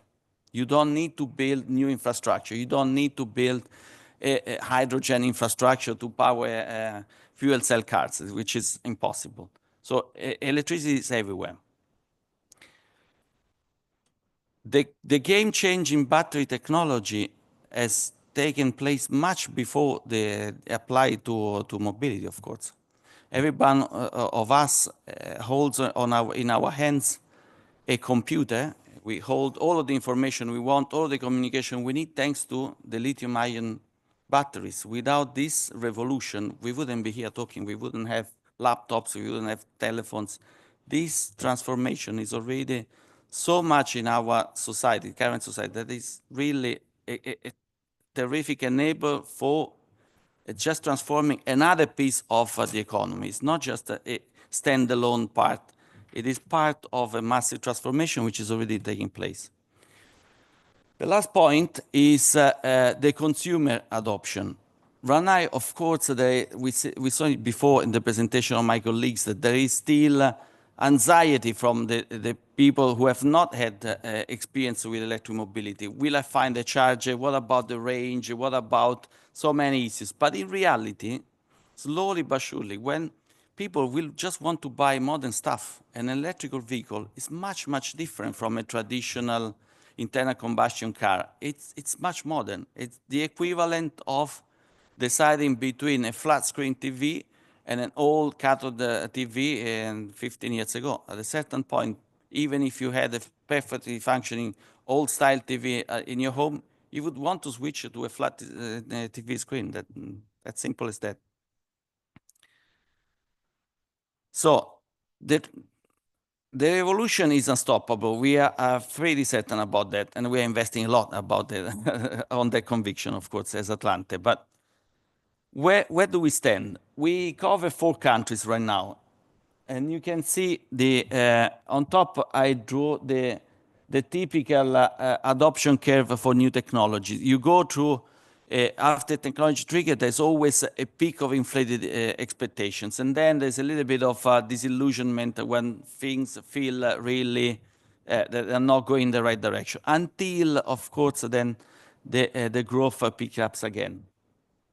And in fact, I can see that clearly in my 4 countries. I have 2 countries where the BEV sales are below 5%, so very, very low, early beginnings of this race. I have 2 other countries, France and Portugal, where I have more than 17% sales, close to 20%, close to 1 in 5 car registered is a full electric car. So also in my portfolio, I can see the difference in adoption. And that is it is a constant in Europe. We saw it throughout the previous presentations. We need to think of different speed of adoption, but everybody will get there. We are an interconnected market. In Atlante, we believe there are 3 main levers to push for to make this revolution successful, to prepare for the mass adoption of electrical vehicles in all of our markets. The 3 levers that we believe in and we work on constantly are technology, customers, and value for money. I will focus more on the customers, by the way, because it is truly our focus in 2025. With technology, I will be very brief, but I want to show you this, the typical value chain of the oil industry applied to mobility, of course, in the case of petrol stations. You can see that the value chain is very complex with many elements of the value chains crossing continents. Most often, production takes place in other continents. Surely in the case of Europe, that's always the case. And there are so many intermediate steps, a very heavy investment on all of the steps, all quite dirty, by the way, if you're interested in environmental values as well. But when you come down to the delivery of the fuel for transportation to the final customer, the retail element is a very, very simple operation. Simple, high volume, low margin. Simple because in the end, you're just pumping out the liquid, you get paid. And sometimes you have convenience stores next to it. Let's compare that one with our business, the business of a charging station. So far, so good. This is just the value chain of renewable energy production and distribution. But when you add a charging station, things are very different from the petrol station, because in our case, there is a lot of value added at the station level. We take current in AC form, medium voltage often, and we transform it. We transform it in the right voltage, we transform it in DC, then we have to distribute it to the power points. We have to cleverly distribute to the power points. We saw it early on, the cars don't need all the same power. We have to be very intelligent about the way we manage power at the station level. In the case of Atlante, often we add storage. We do smart charging. We have complex digital platforms to manage the relationship with the customer and to manage our stations, which are unmanned, as you know. So very different business. There is a lot going on after you get the delivery of the energy at the station. Let's focus about customers. What is this esoteric triangle? Maybe just esoteric as this one for the mass market. Our customers don't know what is the difference between kilowatt and kilowatt hour. Forget about the volts, ampere, ohms. They will never understand this. What about how fast can I charge my car? Or how much power can I get from a 300 kW rated 300 kW charge point? It depends on the state of charge. What is the state of charge when you arrived? Oh, wait, it also depends on what kind of car you have. These are some models. And by the way, it depends on the temperature of the day. This is very confusing. This is nothing that the mass market can accept. In terms of as CPOs, we have to do our job right. This is a real case in Italy. Obviously, we obscure the logo. It's not us, luckily, but someone installed a charger in the middle of nowhere, so you cannot access it with your car. The other picture shows that nowadays, if you go around and try to charge, you need to have a plethora of apps, RFID cards, and hope that one of them will work. Just hope. It's just not the situation is not good enough for mass adoption of EV driving, at least from the customer perspective. As Atlante, we are investing massively in the back-end operations. Simple things like having a credit card reader that works perfectly in all the stations. We did not accept the credit card readers offered by our very reputable, by the way, hardware providers, the charger providers. Why? Because they didn't work successfully. We had lots of issues, so we had to start again and do it ourselves. It took us more than 1 year to redo the process, but we had to do it because we had to make sure that the customer arrive and they can charge, whether they use an app or not, or in the case of a credit card, yes, they must be able to do also with a credit card. The next point is value for money. This is what currently a driver looks at. You can see these are petrol station prices.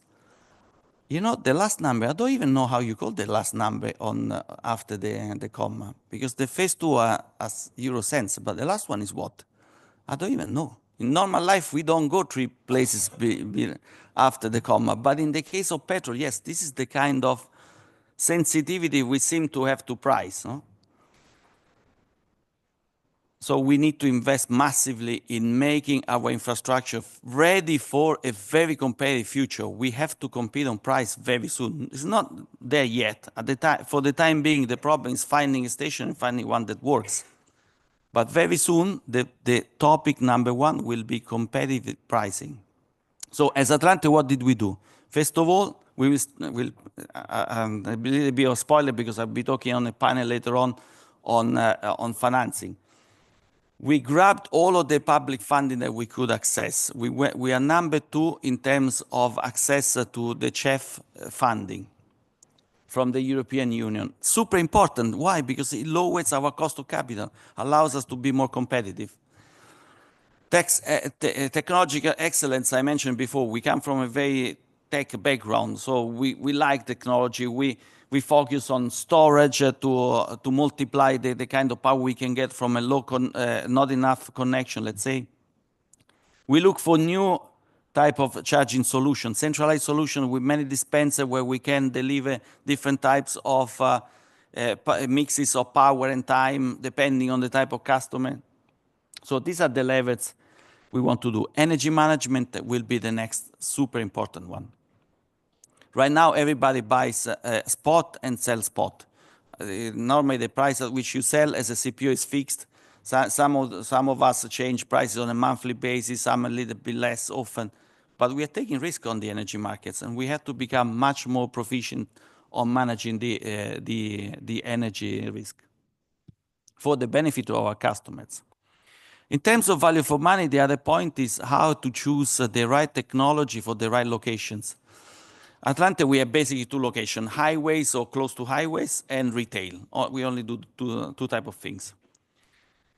On the highways, speed is super important. Of course, you just want to get on with your trip as fast as possible. But then when we looked at the details, we found out that on French highways, for example, fuel is normally, depending on the year, number 5 or 6 reason for people to stop at a service station.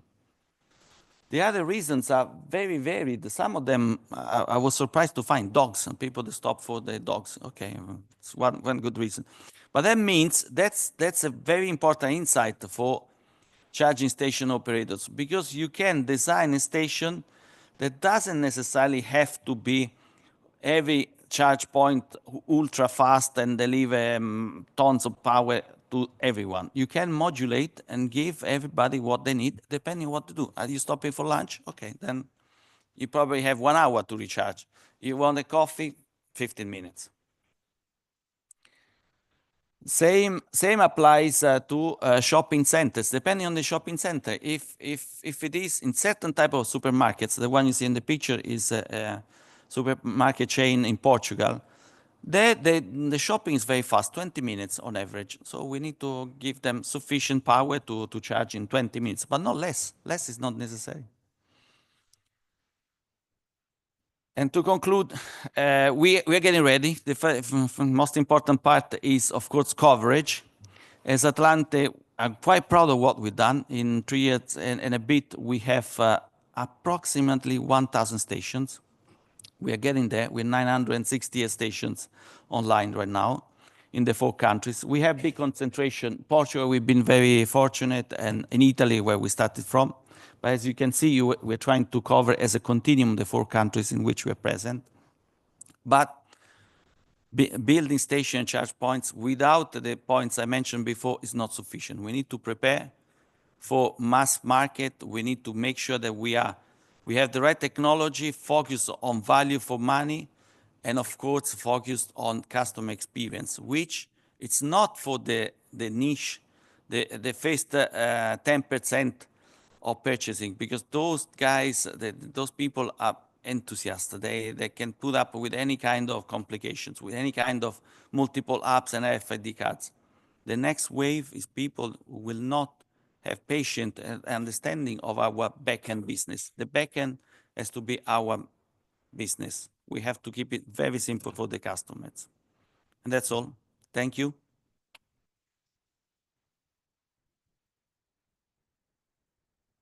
Grazie mille, Stefano.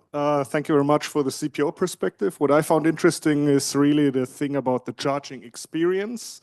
So it's not about plugging in the connector, but what's around the charging stations and so what around there, what's a very important thing from my point of view. So any questions from the audience or from the online participants?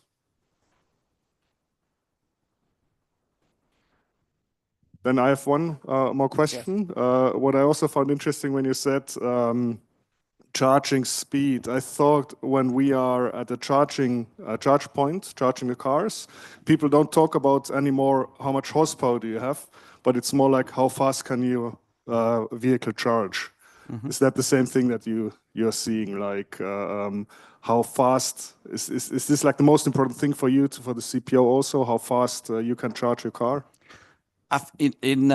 In essence, I would say yes, because of our business model. We focus on fast and ultra fast charging. So that is certainly a #1 preoccupation. But as I was trying to explain, the devil is in the details.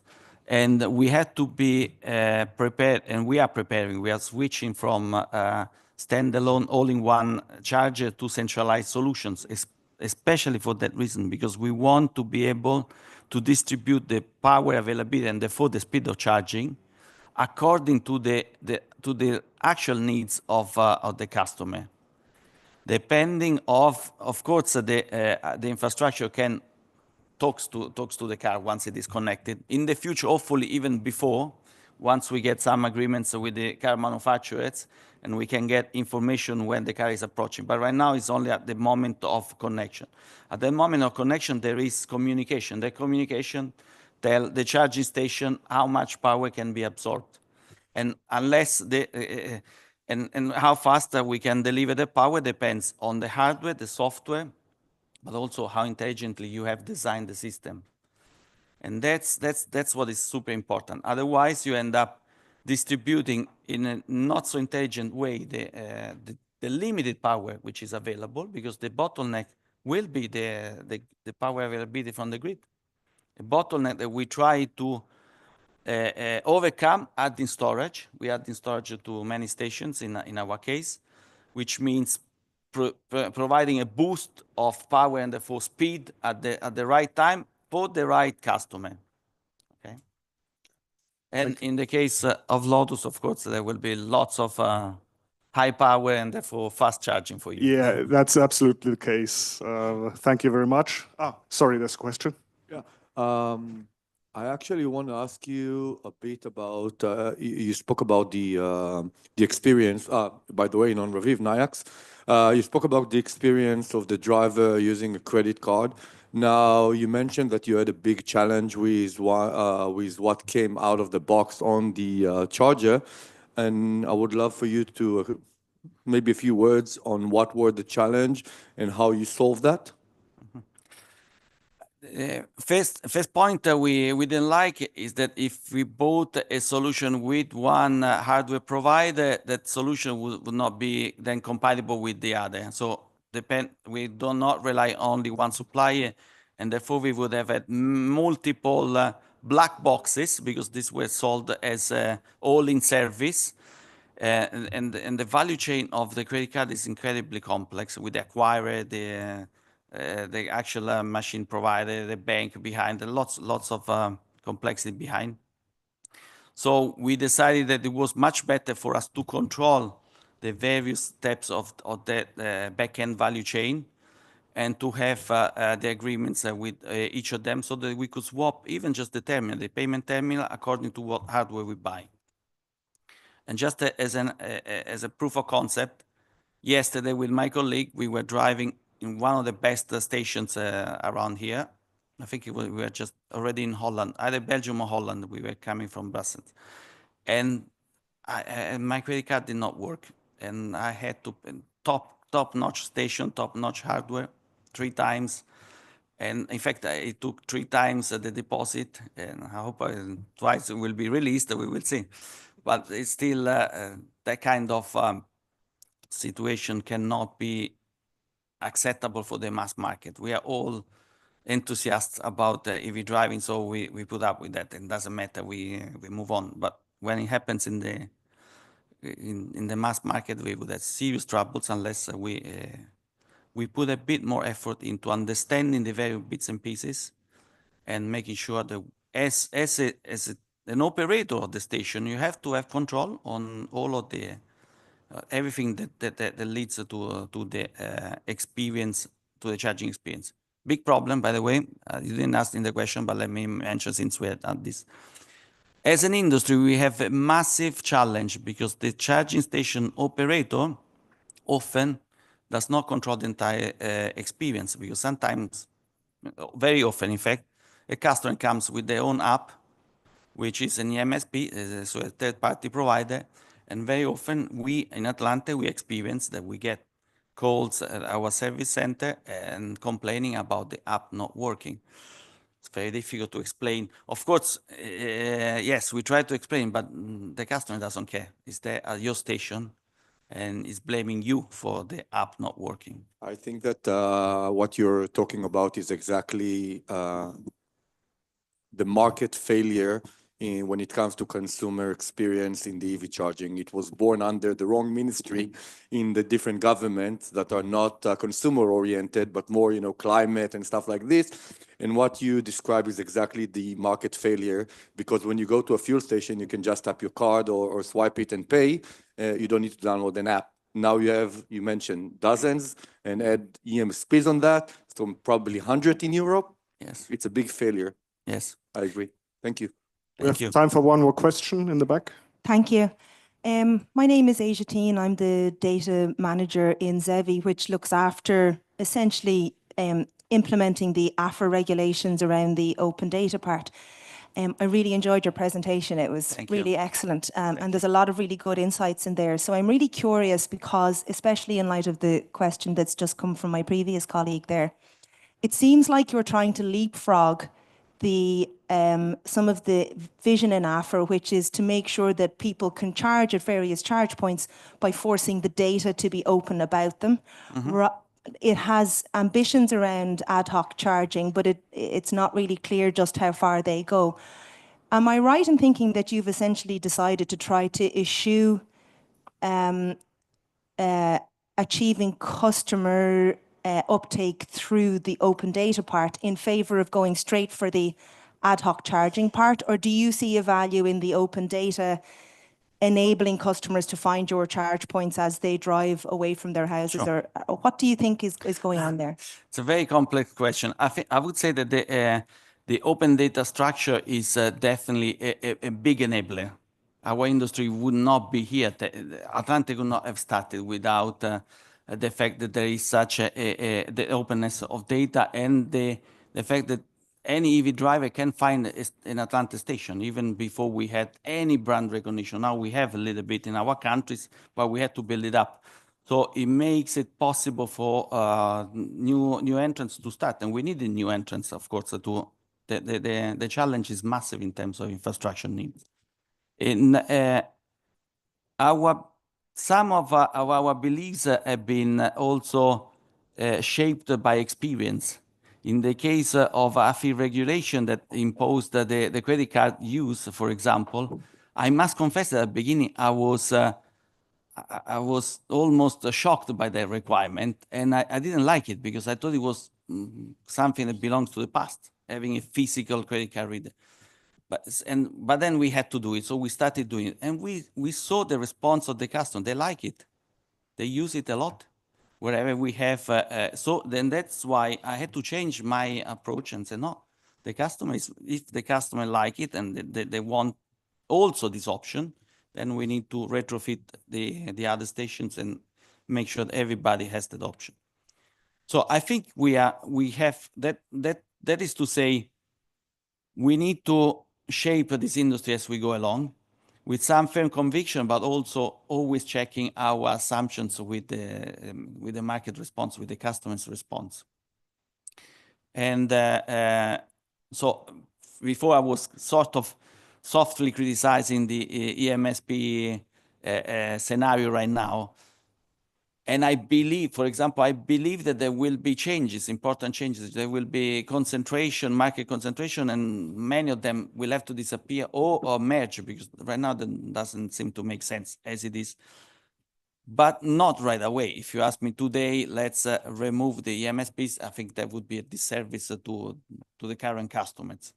So I think, I don't know if I answer your question. Let me recap. Yeah, because I said too many so things. that you do see the value in the open data facilitating discoverability, Yes, but absolutely. not necessarily from an information services contract. Yes, absolutely, absolutely. That has to be customer choice. Yes, discoverability, yes, Perfect, yeah. totally. In fact, we have in Atlante, we developed this concept of connectivity, which is twofold.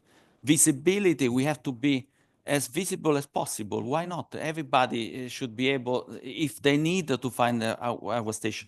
And then the other part is being able to make a transaction. And that transaction has to be multi-purpose, including, of course, a credit card, RFIDs, EMSPs, everything. Thank you so much. Thank you. Okay, grazie mille. Thank you. So we'll now hear from a fuel retailer going CPO. So the next presentation will be held by Maria Fries. She's Director of Charge Point Operator at Circle K E-Mobility, and she will talk about transforming into EV charging a fuel retailer's perspective. Welcome.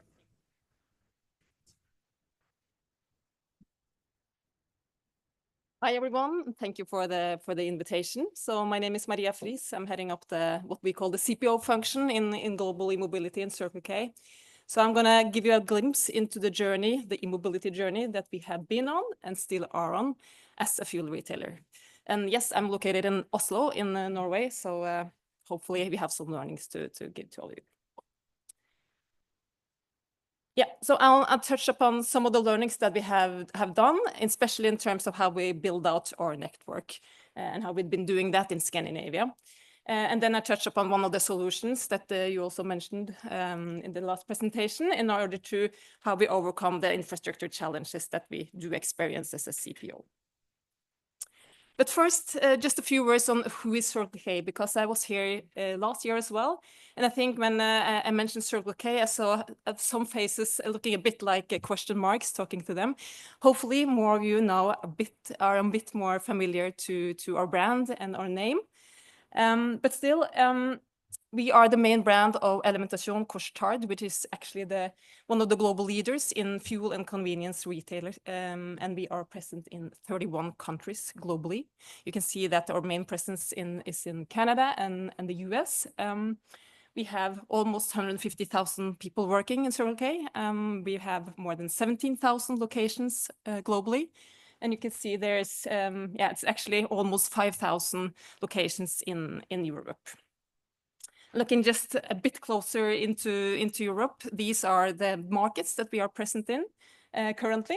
12 markets, and you see the number of locations, number of stores that we have in each country here as well. And very happy for the last 4 ones, because 1 year ago, a bit more than 1 year ago, we acquired Total Energy's fuel retailing assets in Germany and the Benelux markets. So that's why we also now have a presence in those 4 markets. And you can see here also the fuel retail market share that we have in the different markets and the position we have. So we are basically a market leader in most of our markets. This is for fuel retail, so not for charging yet, unfortunately, but let's see about that. So this is just briefly on who we are. We are serving actually globally 9 million customers every day at our sites.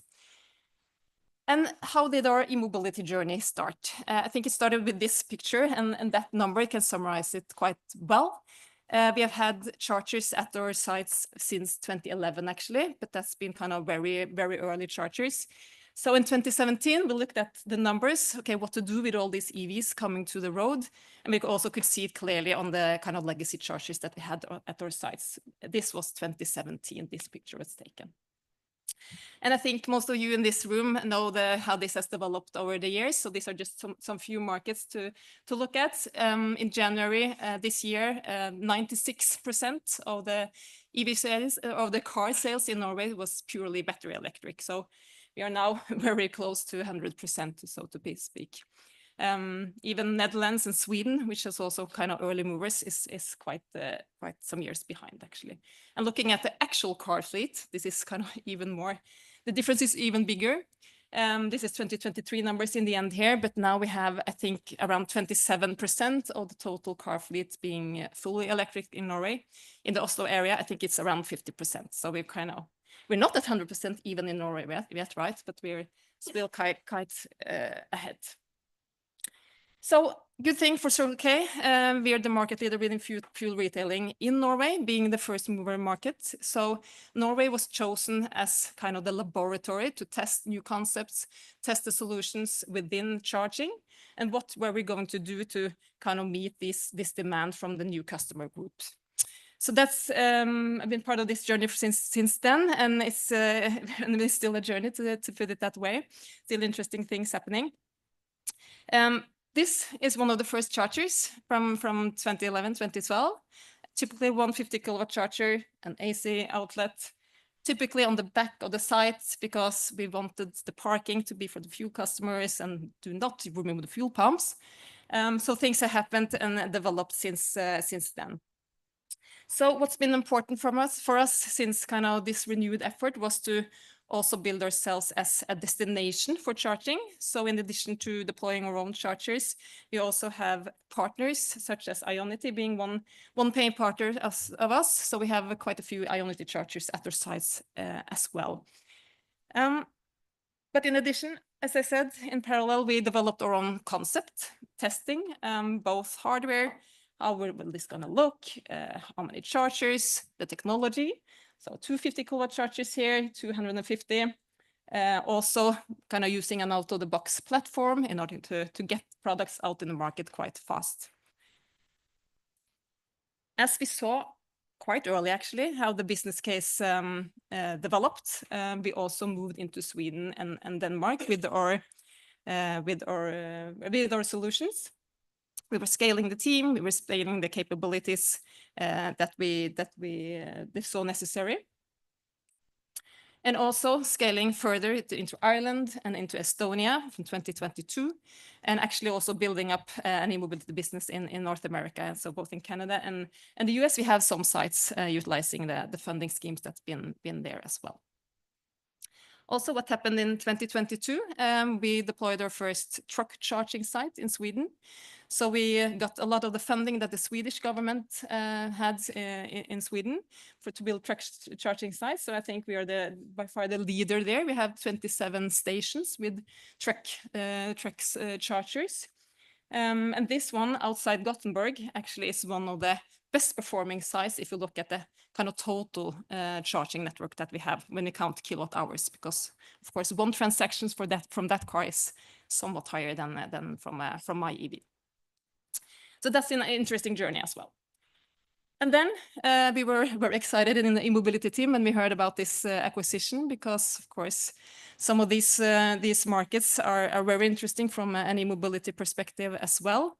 So this fall, we rebranded the chargers, the TotalEnergies chargers were on our now sites, and migrated them over to a platform that we control. So now we have our own charging business in these markets as well.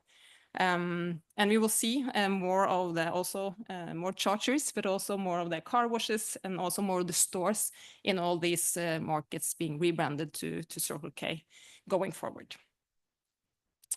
Finally, the latest development when you think of the concept that we have. This is from a site outside Stockholm. It was opened a couple of weeks back.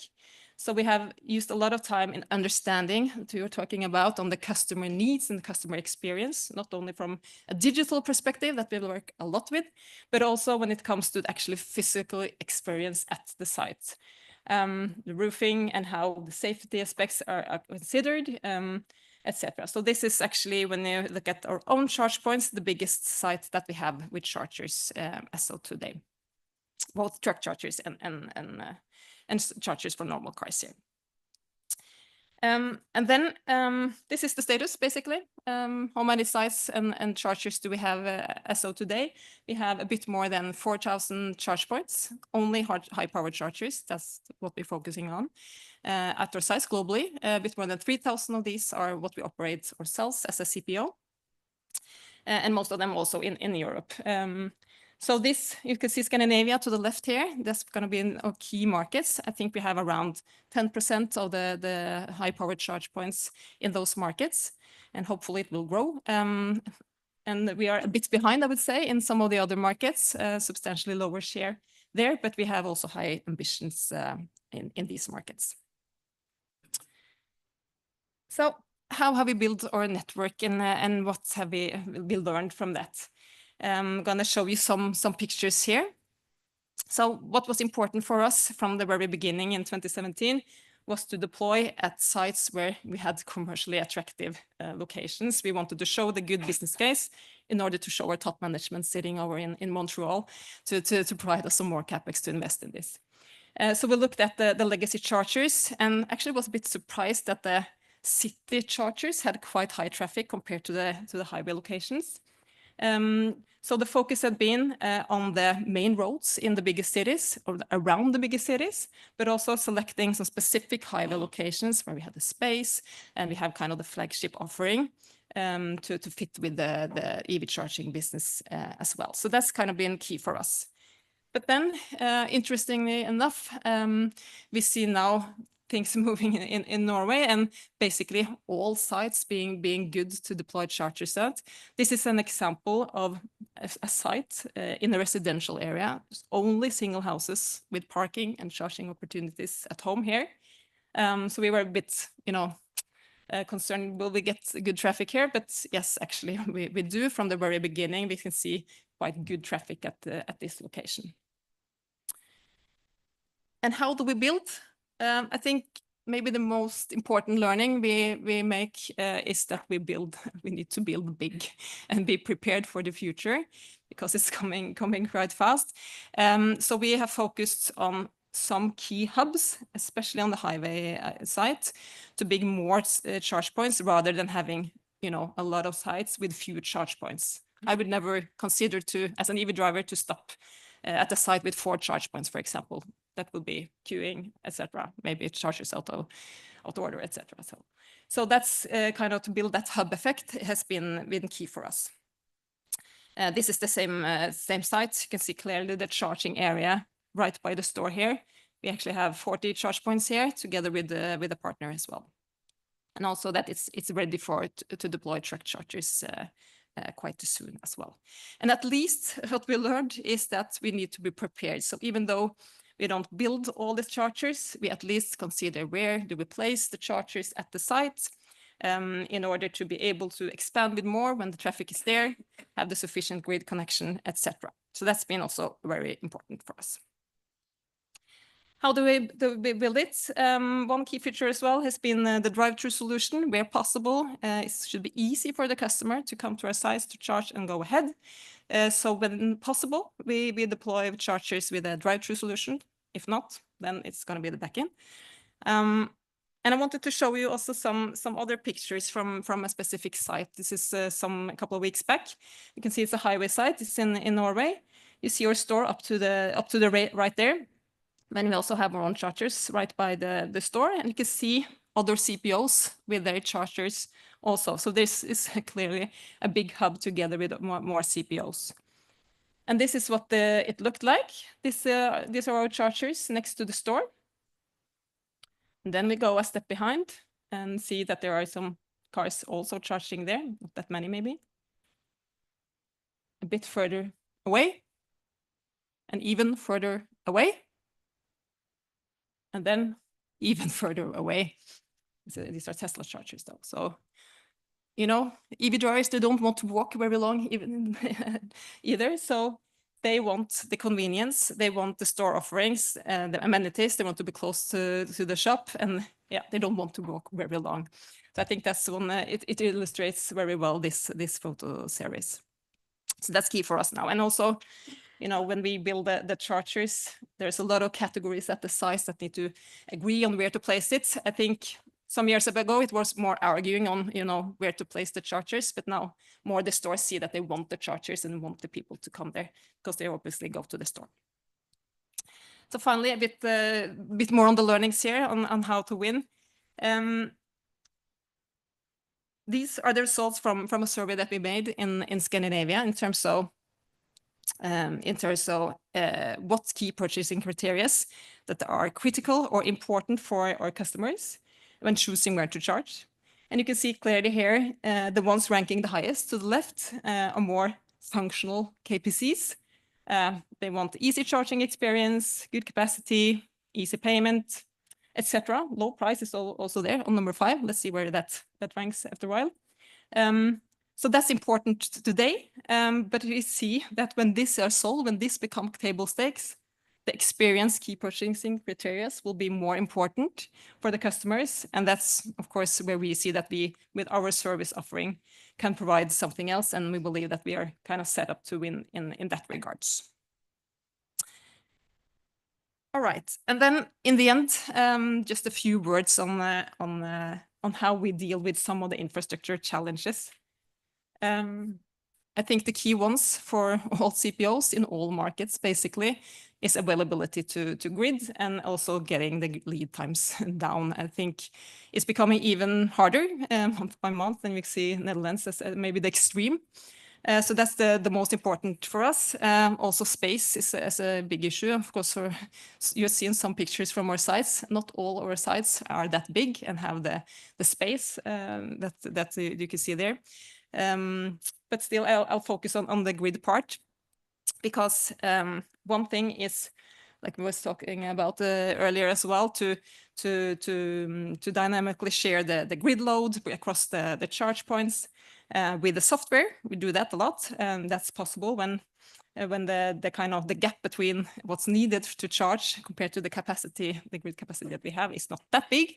But when we see that gap becoming even higher, we see batteries as to deploy batteries as a key solution for us. And maybe because the grid times go further up, and also because the battery prices are going down, but also because the configurations, so the batteries that are available now fit more for our purposes, being able to connect to low voltage grids and also being more modular and fit for our purpose. So there's a handful of benefits for us as a CPO. I think to the left here are more the reasons we now deploy the batteries to actually get the chargers out there and to get the charging offering out. But then the more points to the right are the ones that also make the business case fly even better. So we can tap into most of these now. I think number one is, okay, where we have a site, but we want to expand just with more chargers. Batteries can help, but also where there's a limited grid capacity at all, we can get that limited capacity and have a battery in addition. And then, of course, to actually get the lead times down and get chargers out there in the first place. On the right-hand side here, I think reduce the demand charges, so shaving the peaks to avoid the OpEx being too high there is maybe the most important one for us because it's very stable and predictable, that benefit for us. And it's also quite significant in many places. And of course, we can also optimize how we purchase electricity to kind of switch the purchase of electricity to cheap hours compared to more expensive hours. So that's also important for us. We also have the so-called imbalance cost that can be reduced. But finally, the grid services. So being able to provide flexibility services to the grid operators, to the TSOs, that's something we have been preparing for quite some time. And we were very soon able to do that in just some weeks, first in Norway and then in Sweden, to actually using the batteries to adjust the grid when it's not stable from the TSO side. We can charge or discharge the batteries with very fast response to the TSO. So we're looking forward to exploring that as well. Finally, just some specifics. We have now 6 sites in Norway and Sweden with storage together with chargers. In total, 2 megawatt and 3 megawatt hours of capacity. And we will just in a few months have 10 more sites. So we see kind of the accelerating need to deploy this, and that also business cases hold. This is a specific example. It's by far the largest battery installation that we have. Is in Sweden site there, where we had, I think, 550 kVA or something capacity in the first place to be shared between the store and the chargers. And we expanded with 800 kilowatts, 1500 kilowatt hours batteries to add 8 charge points at this site. And we then, of course, that costed some money, but we saved also $700,000 in grid connection costs by doing that. And also, the lead time was 2 years, so we wouldn't have that charging offer out at this site if we didn't do that as well. So these were the final slides for me, so more technical in the end. We are looking very much forward to scaling this further, both kind of the technical solutions in order to make this happen, but also the kind of the customer experience and both the software side, but also the total physical concepts, and take this to more markets, especially in Europe in the years to come. So thank you.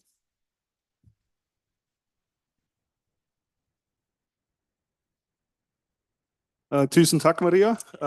Thanks for the insights from the journey, where you come from and where you're going. So before the coffee break, we still have time for one question. He was the first one, sorry.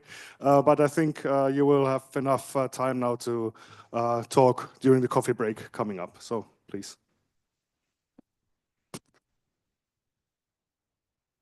I'm actually interested in the last part. You were talking about the storage, and you were specifically talking about battery. Now, today there is emerging solutions that are not battery storage, but kind of different approach, like a kinetic rotation capabilities that store energy in a different matter with a longer longevity than battery. Batteries are for 10, 12 years, and then they basically die. Are you evaluating those solutions? And if so, How do you see them generally in your sites? I didn't get what other solutions you were talking about. So, for Can you example, repeat? I saw a company called Zeus that are doing storage based on kinetic energy. So they get the energy from the grid. They created a vacuum kind of container and a rotating cylinder that store the energy in a kinetic matter. And then the advantage is, first of all, it's like supposed to be 20 years, but more importantly, the ability to disperse energy from the storage is faster than a battery capability. So are you looking at other solutions than battery storage? And if so, what and how? At the moment, the answer is no. We are kind of full up with kind of scaling this as kind of this is what's out there now and possible to scale. But definitely we are, our teams are looking into different alternatives as well. But as of now, this is what we're scaling basically. Okay, thank you very much for everybody. Thanks for the first block of case studies. We'll now have the coffee break. It was scheduled until 11:15. Maybe we'll do it a little bit longer, but we'll inform you again when we will continue with the next case studies. So enjoy your coffee break, and thank you very much so far. Thanks again.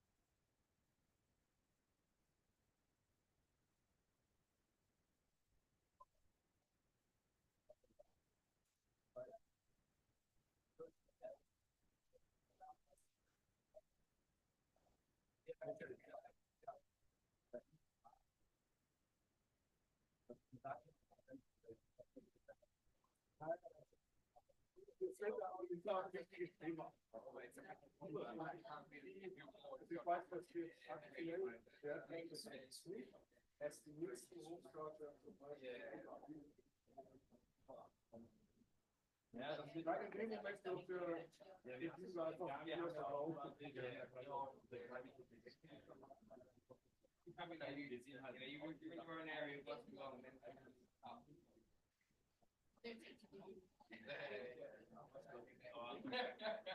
I'm gonna get served food. Yeah, okay, that's what you Ja, ja.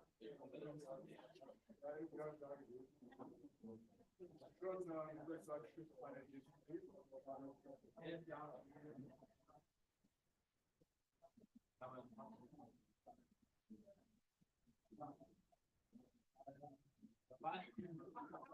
Da gehen wir jetzt nicht drauf. Nein, ich würde sagen, ja, ja. Turbulenzen. Ja, ja,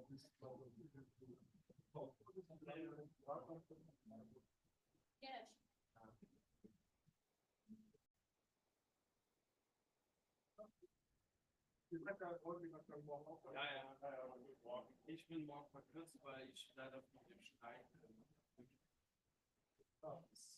gerade bei die E-Mail ja, bei mir ist ganz gut, ich bin das auch so. Ja, dann geht's. 2:15 Minuten. Das geht. Ah, Streit kann ich nicht. Ja, das ist jetzt nur zu bieten.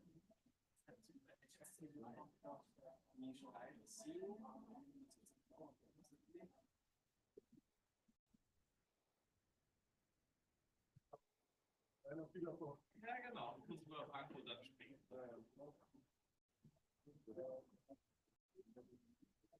Henning gibt es auch noch, ja, aber.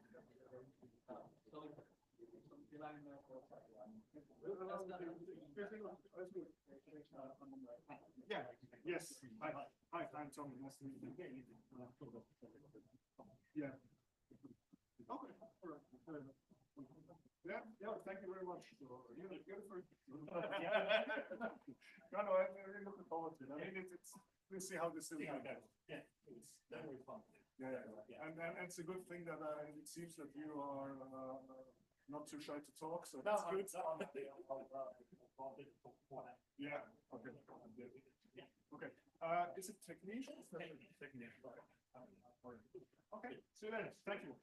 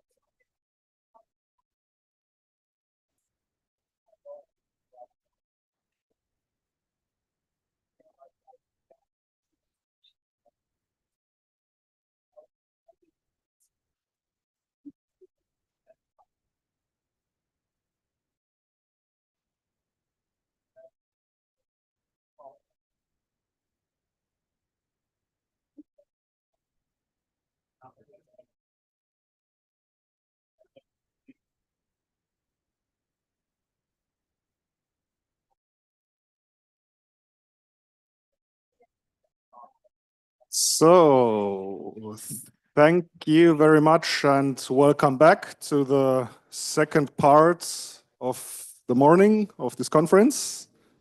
I hope you all got recharged again with some coffee, drinks, and some food. And we will have one more presentation of this topic block, which will be presented by Jeremy Yap from EV Energy.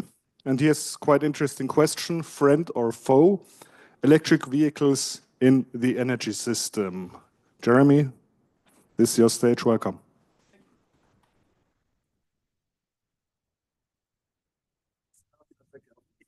Yeah.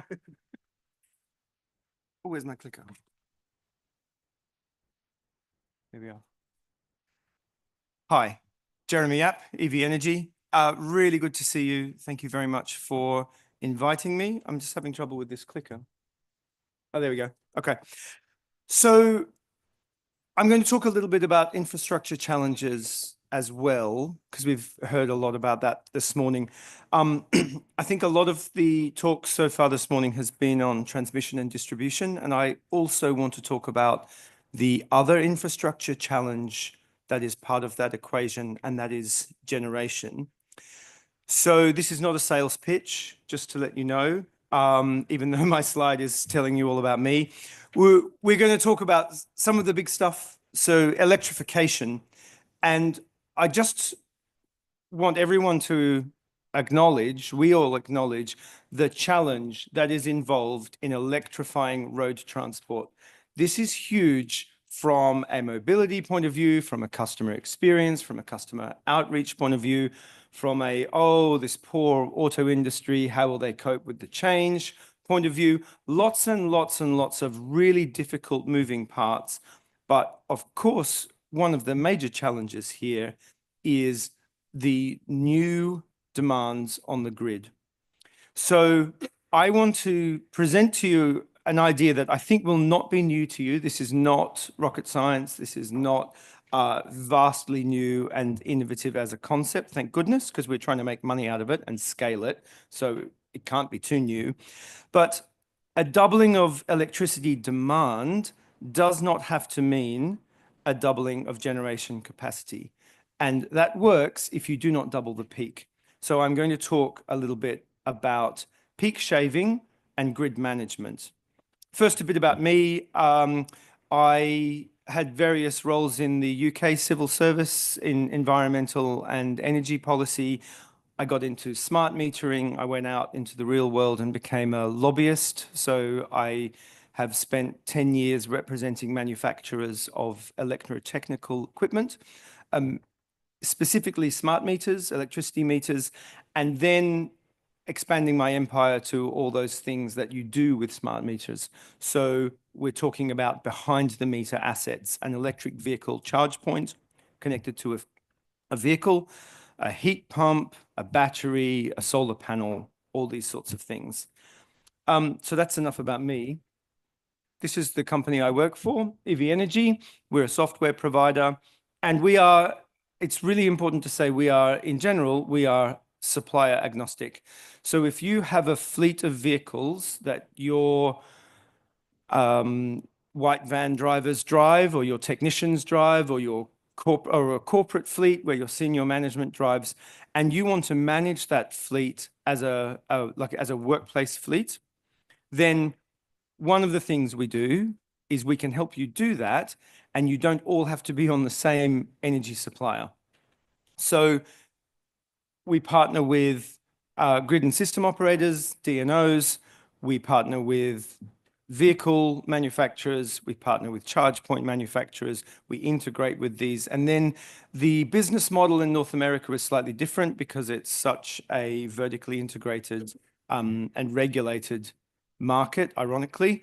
So what we're doing there is we're growing very quickly in North America. We're enrolling drivers into managed charging platforms and programs, state by state, basically. So you've all read that while I was talking. That's why I didn't mention it. Here's some of the faux. So this is some of the bad news that we've had, some of the outrage, some of the confected outrage. I want to come back to this later, but I always think it's fun to begin with a couple of Daily Mail headlines, just to keep us all honest. Just as an aside, I was a civil servant for 5 or 6 years, and the number of times in meetings I heard policy officers say, "Oh, yeah, that is a good idea, but what will the Daily Mail headline be?"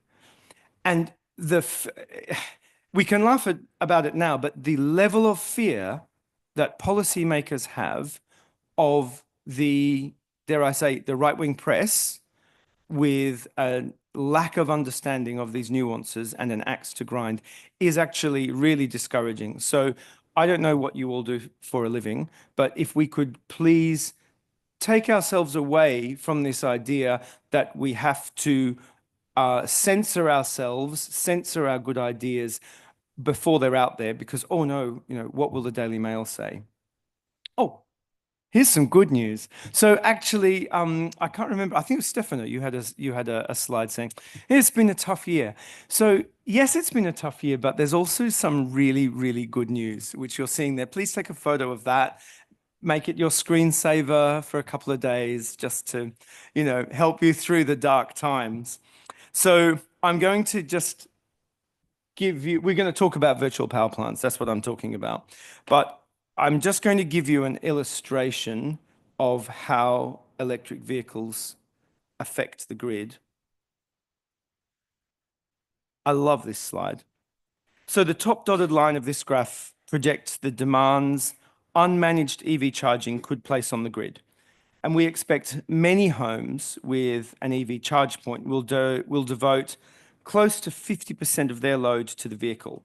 So that's a doubling of the load. And if unmanaged, in that scenario, we'll need to spend billions of pounds over the next 30 years.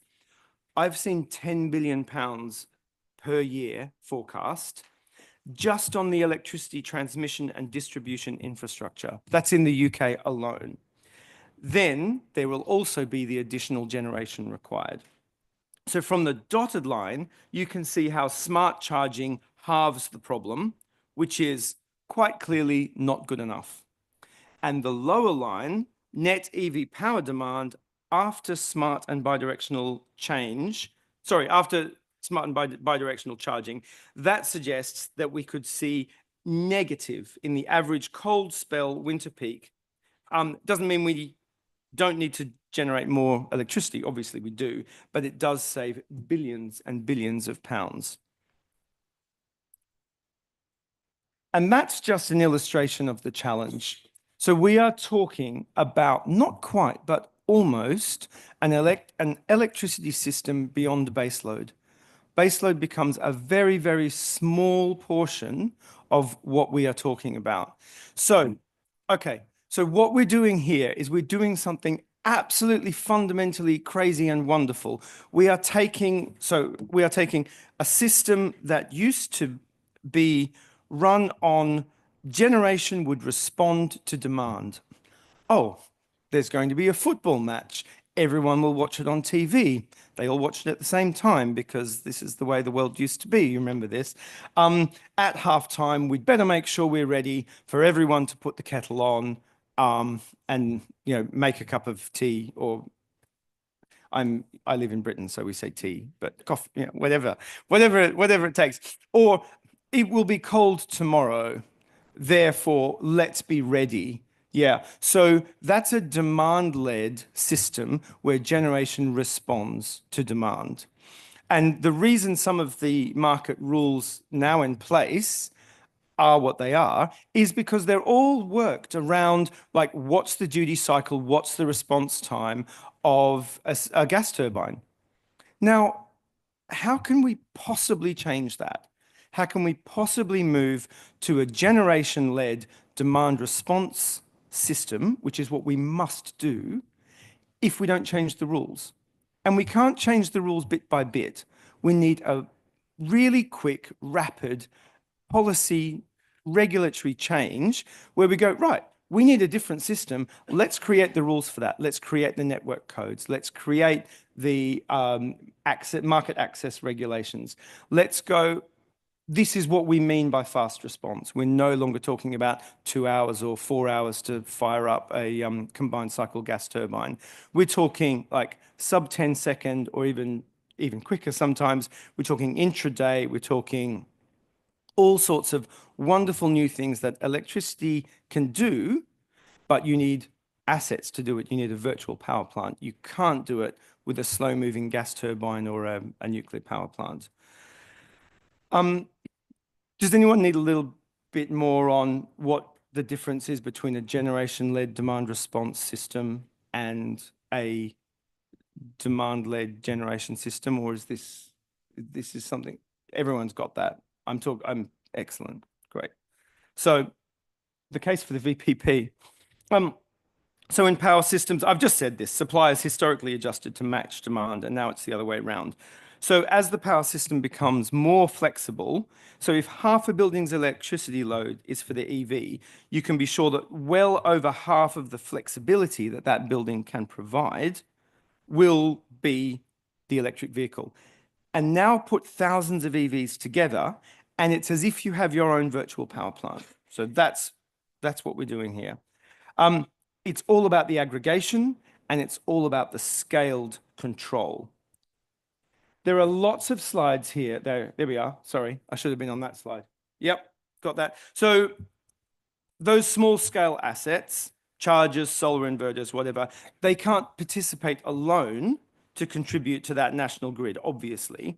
But because they don't have the size, the power, the reporting capabilities, and so on. But put them all together, and that's a very, very, very helpful resource on the grid. And this is true just for one directional charging. So to reduce the load by the stopping or reducing the charge rate, and that has a similar effect to turning on a new generation source. In this matter, we call that V1G. So that's a key stepping stone to bidirectional export as V2G or V2X. There are lots of slides here. We find it goes well with solar. So I'm going to skip over these ones because this is a little bit salesy, and this is why you should work with us to integrate with solar stuff. It's good fun, but so I just want to say it's happening now, and I'm just going to leave this up and talk about something slightly different. So this is a massive, massive change. This is a really fundamentally different thing that we're doing, and conscious of my time, and I would like to give you some back because I think we're running a little bit late. Where's our narrative? Where's our story for electric vehicle charging? Everything that Stefano said, agree with it all. Like what Stefano said, people want modern stuff. You want to, one of the ways you do this, you bring customers in, is you say, we're going to improve your lives. We're going to make it better. And like DVDs were better than VHS. Streaming is more or less better than DVDs. No one owns, apart from me, no one owns CDs anymore. Like, why would you do that? The mobile phones you're all holding but not looking at because you know you're such polite people. No one ran a government information campaign to switch you onto a smartphone. You just went, oh wow, I really want that. And I don't want it because my neighbor has one and because I want to be as cool as them and have a smartphone. No, you wanted it because it helps you do your jobs better and it helps you connect with your family and friends better and it helps you manage your life and it just improves things. And then of course at some point or other that becomes another challenge and you have to manage how much time you spend on the phone. But that's where my analogy ends before that problem. I think we can learn the lessons here of the solar PV rollout. So maybe some of the things to think about are don't over-reward first movers at the expense of scale, but do make it easy and do make it an improvement on what people have. But the most important thing I would say is we need to have the courage of our convictions here. We need to say it and we need to do it and we need to say it like we believe it. This will reduce bills. So there's been 3 big elections in the last year. Europe, UK, and the US. I didn't actually follow the US one. I don't know who won. But what we saw there was 4 or 5 year terms. And as a result of that, we will have a set of climate change elections in 2028, 2029. And there'll be other issues as well. But one of the big issues for all 3 of those jurisdictions, and possibly elsewhere as well, will be, how did you go with that net zero stuff? How's the 2030 Clean Power Plan coming along?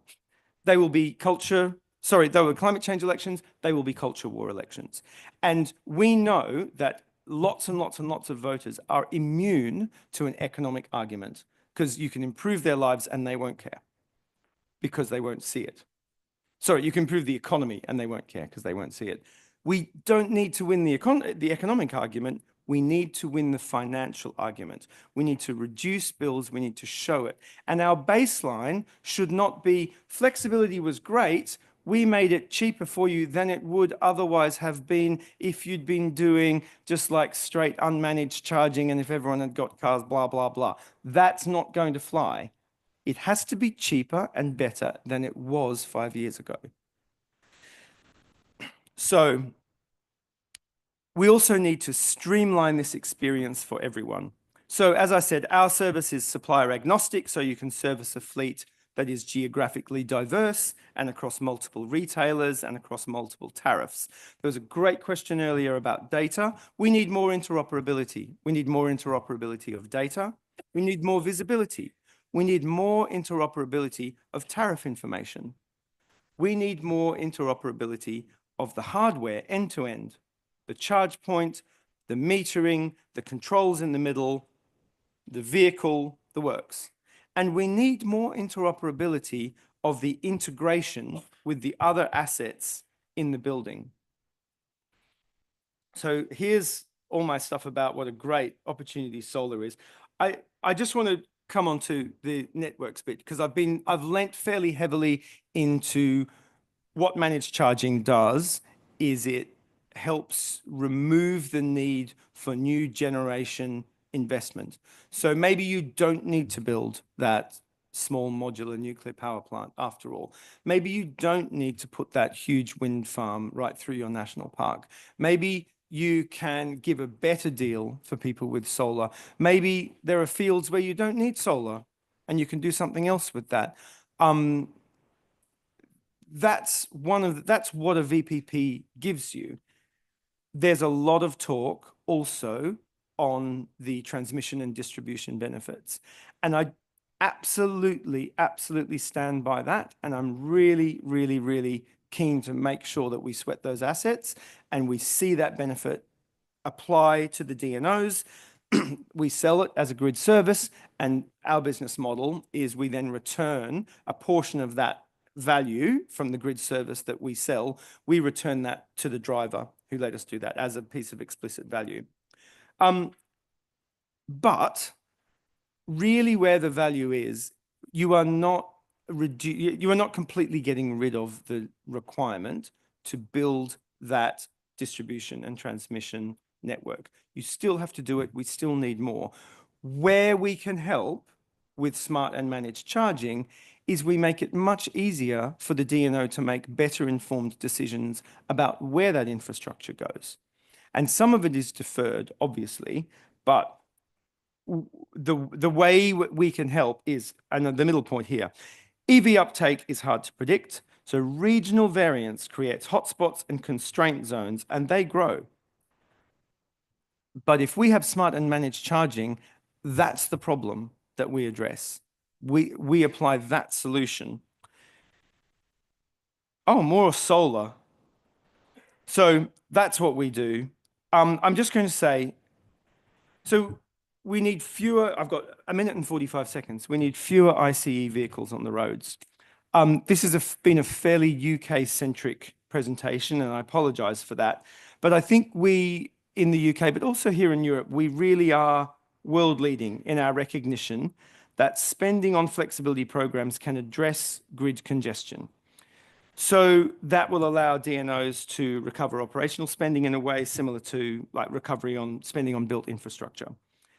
Not every country does this. So this is a vision, but it is still unrealized for a customer-centric market where vehicles, where charge points, where other smart energy appliances and energy suppliers and providers of flexibility services, that's us, where we all work together so the customer experience is seamless, painless, and mostly automated.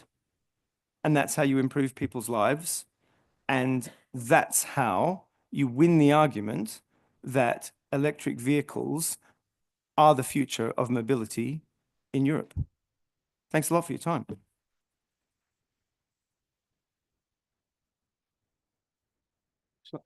It's fair to say that now we can say thank you. I think this was a brilliant speech. Thank you very much. Are there any questions from the, oh, yes, there are. Let's start there. I think you were the first one, sorry. How you doing? Michael McGrath from Zevi in Ireland.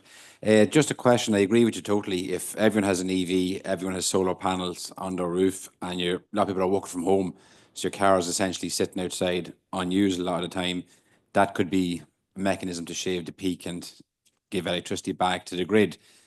But one of the barriers I would see to that is, and maybe it's not a barrier, but I'd be interested in your thoughts on it. It increased the number of battery cycles in and out, and you make a derogation of the battery. So how would you counter against that? Would you provide a warranty to the car user to allow them to have that additional cycles? Because I know the benefit to me, I can sell it to my own house and cut down on my peak usage. But if you want me to give it to the grid to be part of this more wider sustainable system, and there needs to be a benefit for me. Yeah, it's this question gets raised a lot. Sorry, I missed your first name. Michael. Michael, thank you. Thanks for the question. I'm not an engineer and I'm not an expert in battery technology, but everyone over the next 5 years, everyone in this room, we are going to become experts in battery technology. It's just something that we are all going to do. And I'm a policy guy because this question is going to come up every time someone gets on stage and talks about the benefits of bidirectional charging. And I'm not going to spout a bunch of, because like I respect the question. I'm not going to just spout a bunch of stats at you. I would say that your warranty question or your how do you deal with this, that's a question for the battery manufacturer and a question for the vehicle OEM and however else that works. Maybe that's a question for the fleet manager. I would say that anecdotal evidence so far is downplaying your problem. Like, I don't think we are seeing stats that make this a Daily Mail headline. There really are. No, I'm not accusing you of being the Daily Mail. I'm just saying there may even be benefits to battery life of bidirectional charging if it's managed correctly. But as a general rule, battery degradation is a problem that has tended to be overstated. I know that doesn't answer your question. I think there are lots of different like payment models, management models that can go in. Absolutely, we have to reflect this. But the benefits of doing bidirectional charging are so huge. We're actually aiming for 1 gigawatt of bidirectional charging flexibility in the UK by 2030. Like we have 59 gigawatts total of flex on the system in a clean power, in a clean electricity system in 2030. 59 gigs. 10 to 12 of that will be customer flex, like what I just described. One of those 10 or 12, they want that to be bidirectional. That is very, very, very ambitious. And we have to have the batteries that will enable us to do that. And we have to have the business models. Thank you. Any more questions from the audience? Yeah, David Rose. Maybe a question that goes on top of yours. Where do you see the responsibilities of the automotive OEMs to comply and enable this functionality? Because if you read about automotive OEMs, they are very reluctant to go into a deeper conversation of saying, oh, we want to enable vehicle-to-grid full capacity. Okay, so yeah, I was waiting for the end of the question. So I think for smart and managed charging, there is no question. That is an absolute no-brainer. No electric vehicle manufacturer would want to be locked out of that conversation. So I would say for V1G or for normal smart charging, that's easy. That functionality is there, no problem. And a lot of that can be done in the charge point. Your question is about bidirectional charging. I think a vehicle OEM's responsibility is to its shareholders and tangentially to the planet, but let's just put their shareholders at the front. So you would want longevity of market penetration. And for that, you would want to enable bidirectional charging capabilities in the vehicle because you're a vehicle OEM and you're a control freak and you want to control everything in the car because that's just how they all are. No offense if there's some big, you know it about yourselves. So my strongest argument would be if you're going to do it, please do it in an interoperable way. So there are moves afoot in Germany. It's got a terrible name. I'm afraid they're called the Coalition of the Willing. They're not going to bomb Iraq. They're called the Coalition of the Willing because they are all willing to mandate V2X interoperability in every vehicle made in Germany. And if you do that, the French follow suit, you've won the argument, we're great. The question you've asked, Dave, is really interesting because then we have this, okay, do we make it take a little bit longer and then get an interoperable system where it doesn't matter what charge point you've got, you can just fit it with any car because you've got this wonderful interchangeability? Or do we go, actually, we need to scale this, we need it at pace, interoperability can wait, and then you have a problem later, you're making a problem for yourself later down the track. I don't know the answer to that, but that's something that we as an industry should be grappling with, and that's what the auto industry should be talking to Ursula von der Leyen about next week. Thank you very much. I think there are still some more questions, but unfortunately we have to move on with the next topic. So thank you very much. Really good. Thank you. Thanks, guys. So next up will be the next topic block about future financing and investment. We will start with a panel discussion about the topic financing opportunities and challenges facing EV charging infrastructure. And I would like to invite all of the panelists, starting with Stefano Terranova from Atlante, Aaron Berry from the Department for Transport, and also Michael Bunker from KPMG. And also please welcome Wickham Smith from Green Giraffe Advisory, who will be the moderator of this panel discussion.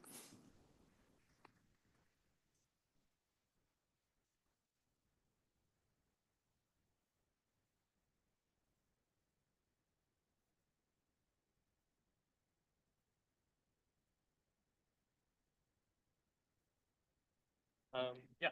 Because I think there's one more. Yeah, sure. Who was not on the list? Who's now joining the panel? Oh, okay, cool. You want to give a quick intro?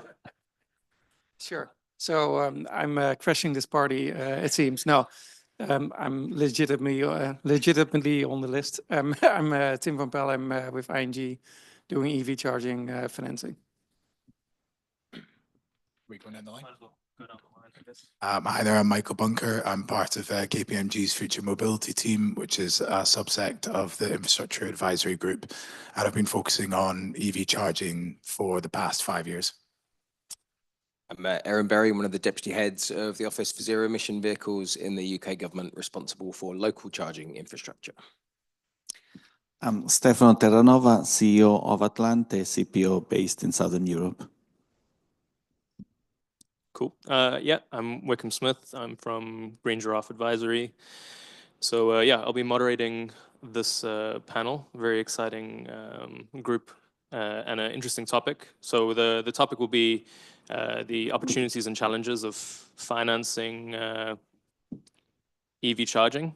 I think maybe just to start as a kind of a high level, I think to make this conversation a little bit easier to digest, we'll probably bucket sources of capital or funding into like 3 main categories. The one being public funding and then lending. So, you know, from commercial lenders such as banks, and then the other being from investors, so in the form of equity. And I guess what I would suggest is, you know, I'll open up a question and then, you know, we just see who's interested in adding a comment to that. But maybe just to start with, I mean, I think the most interesting topic that I think we're seeing a lot more in the market these days is a lot more appetite from lenders and a lot of curiosity on what makes projects bankable. Stefano, do you maybe want to kickstart us? Sure.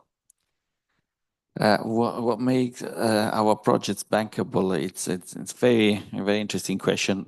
First of all, the type of infrastructure we are developing is very special because it's distributed, lots of very small assets, and we face inherently very great variability in demand or unpredictability. We try to predict the demand, but it's not at all, the revenue streams are not assured.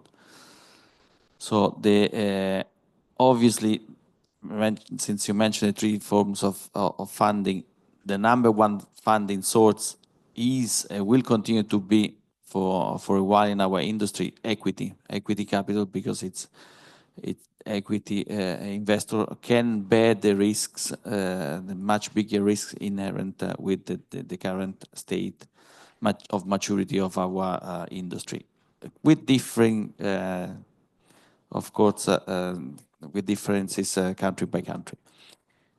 To have when we talk about a financeable project, we are talking about debt financing, let's say bank financing. So in that case, you need to have sufficient BEV penetration and sufficient track record to show with numbers at hand that the stations are producing cash flow positive, not tomorrow but today. And maybe you can convince lenders that your rollout program, based on what you have today in the portfolio, will be equally strong. But that's what you need. You need to have a track record on delivery, of course, and then a track record on stations being utilized sufficiently with strong economics to make to have positive cash flows. It's a very difficult task. It depends country by country. In our portfolio, only in Portugal we have debt financing, because it's our most mature market. Incredibly, how it might sound, but Portugal have been very successful at developing EV sales. And in the other countries, we have different forms of financing in Italy, France, and Spain. And we cannot yet, or I would not be comfortable as a CEO to insert that financing yet in the funding mix, except probably France. France is the country where we already have several forms of funding. We have funding from the Caisse de dépôt, CDC, is a French government institution, and it is comparable to that, but in fact it's quasi-equity in reality. So what you need is track record. You need to show that the station you already have existing station that prove the case. So you cannot try to convince lenders that the case will be there, the business case will be proven with the next generation of station. So you need to have some solid numbers to start with. Thanks. Tim, just out of curiosity, I'd like to hear your perspective, because indeed it seems like most conversations with lenders, the appetite for brownfield projects is greater due to the empirical data, so demonstrating what traffic risk is like. Yeah, I think that's a fair characterization. Brownfield projects obviously come with the benefit of having the historic data, as you both mentioned. I think it's fair to say the past 5 years, most financial institutions have been sitting on the fence, as it were, as the market was still developing. Now there are more players in the market throughout Europe who are at the cusp of becoming EBITDA positive, with some funky definitions of EBITDA, but setting that aside. There's more mature companies, more mature markets, so selectively institutions are open to financing the further rollout of the networks. I think a year or two ago, we already saw the first debt financings coming to market. Not all of them have been successful, neither from a financing perspective, but also not from the company's point of view, because you wouldn't want to enter into a financing that breaches the confidence in year one immediately, because debt comes with some expectations. So it's not always to the benefit of a company to lever up too early, but for sure there's a lot of momentum this year, and advising like in your office on some of these larger debt financings for pan-European networks in particular. So there's a couple of headlines still in the works that will come out even this month or the coming quarters. Thanks. Aaron, you had something you wanted to add? So I guess if what you always hear from business is what they want for the future to make a bankable project, it's certainty. You want certainty for the future. You understand where your business will be in 5, 10 years' time, what the utilization will be. So creating conditions of certainty from a sort of central government perspective, if you want to enable the transition to ZEVs, which we do in all of Europe, we need to create the conditions of certainty, which is why, in the UK and many other nations, we've moved to setting out that high-level ZEV mandate approach. So you regulate the number of vehicles that will penetrate the market over a degree of time. That is probably the most important, significant lever that we have that creates some level of certainty in what is still a nascent market. There's a lot of uncertainty still. We don't know which types of charging infrastructure will dominate over time, what the consumer will, the sort of consumer behavior, how that will adapt, how technology will adapt, et cetera, et cetera. So there are a lot of uncertainties in this market. So what governments can do and what companies can do is create the conditions for certainty more than anything else.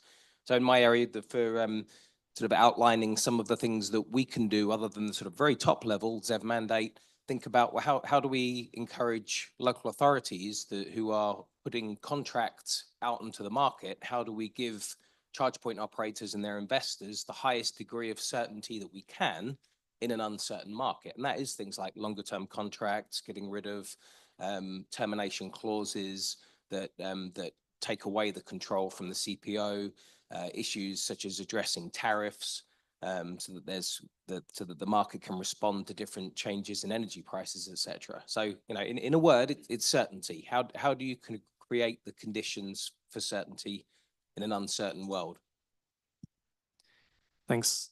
So I think, when it comes to certainty, the key concern that we're hearing a lot from lenders is traffic risk. So just given the the uncertainty of who is going to charge and how much they're going to charge, usually represented in the form of utilization. Do you think that there's some sort of metric for critical mass that we would see in EV, where you think that there'll be a shift in mindset and more confidence in this kind of merchant revenue? Because right now I'd say that it's limited to nothing. Does anyone maybe have a comment on that? If it's, Sorry, when you say that, do you mean by vehicle uptake or? I mean, to me, I'm asking for your opinion. I don't think I don't think there's any strict metric we have to work with, but I think more just for everyone here to think about when we hit this number, maybe it's a percentage of EV vehicles or it's a percentage of EV vehicles using public charging, or just curious to hear what kind of touch points you have on that.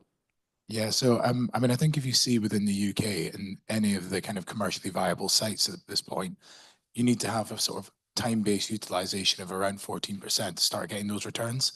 And it very much depends on obviously the uptake of vehicles within areas, but also where those charges are. So it's difficult to put a concrete figure on it. I mean, you speak to maybe a motorway service station area at this point in time, it needs to have traffic flows of 40,000 cars to be able to deploy about 20 rapid charges over a day. And it's going to change across all the different areas. So if you're having the kind of on-street parking, if you're going to have a charger there, you want to probably have EVs on that road that are going to be charging overnight, probably about 4 cars to that one charger per se, to make sure that you can hit those kind of utilization figures that you're looking for that overnight charge. So it's difficult to say indefinitely, what kind of uptake figures are going to be required for EVs to then actually generate these utilization statistics, because it depends on the type of charger, where they want to be charging, etc. And then also where you can actually apply those kind of different tariff rates, and if there's off-street parking, on-street parking. So I'm kind of given some figures there, but yeah, I think it's still very much up in the air depending on the type of charger where you want to be charging. Yeah, thanks. I think that's very helpful. I mean, it's a pretty tricky question, a little bit of a crystal ball.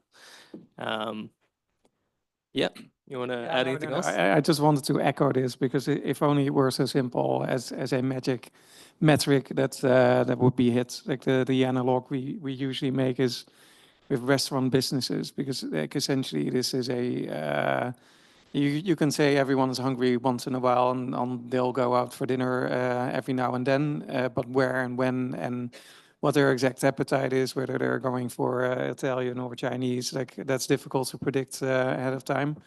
So even with being hungry, 100% of people will be hungry in a 24-hour span, but that metric alone will be not as sufficient to look at a particular transaction to say whether it's bankable or not.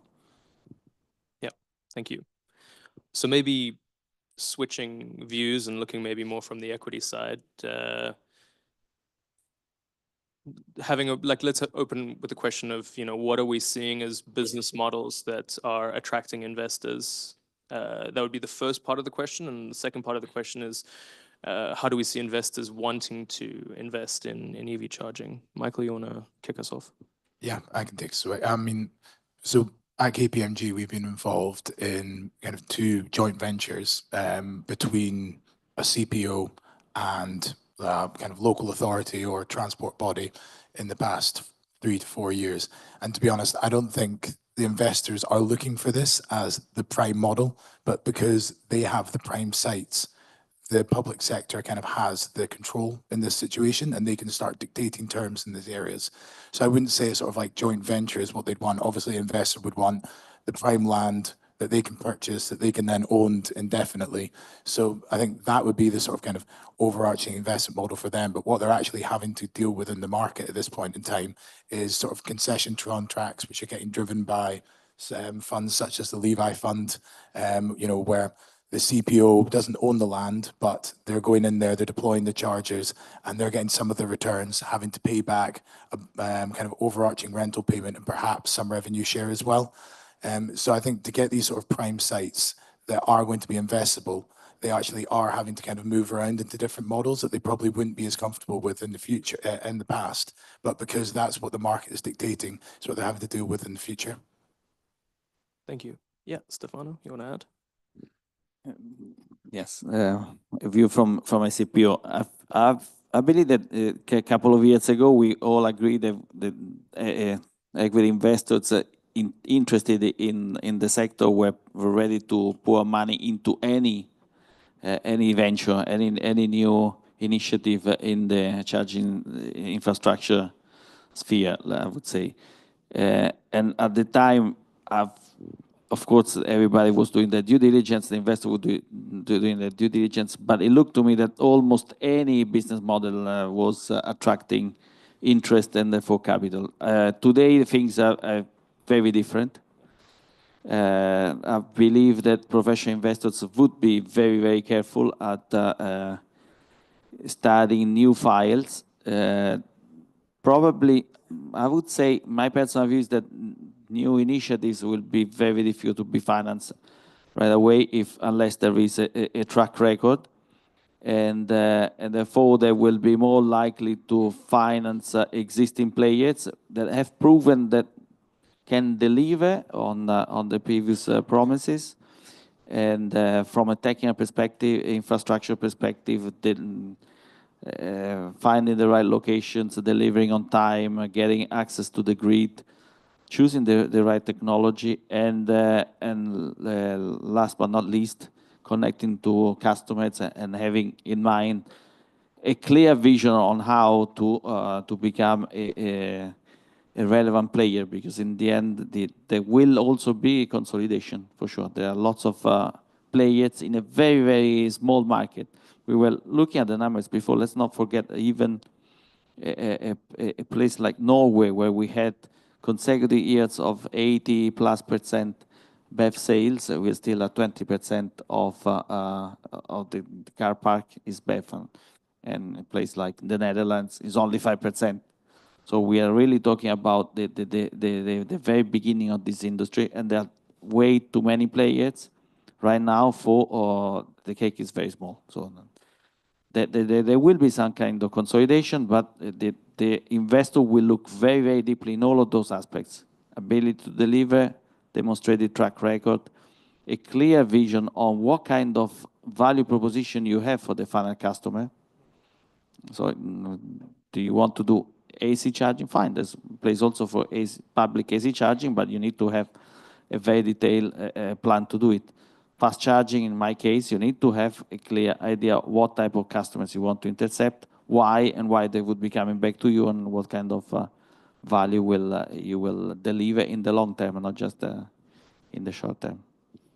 Yeah, I think that's a very interesting point. I think what we saw over the last few years was definitely a lot of interest from a lot of parties. And I think maybe some stakeholders in the industry were overhyping what they had, maybe demonstrating loads of stations, but had nothing really secured. Also making outrageous predictions on utilization. And I think it's quite interesting because, I mean, we refer to it as EV charging infrastructure, but my experience has been that investors wouldn't categorize this as infrastructure. Does anyone have an opinion on this? Are you seeing similar trends where maybe there's more of a VC or a more VC view on the risk perspective here?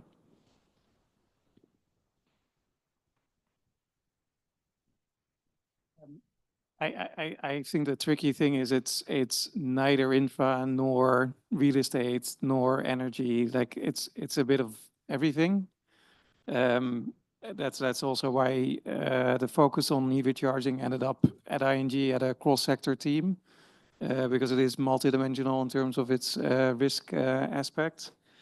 Having said that, we do see quite a few infra players or historic infra players in the market investing in CPOs, but probably using a very loose definition of infra, core plus maybe. But I mean, that isn't to say that they'll be looking different yields for sure from these investments versus like traditional PPPs. That's clear. But the combination of like infra funds and CPOs with a track record are actually quite strong. In particular, yeah, given the high capex intensity of the business for the next years. So we also anticipate this consolidation, which we already are in the foothills of. We'll see that accelerating this year and next.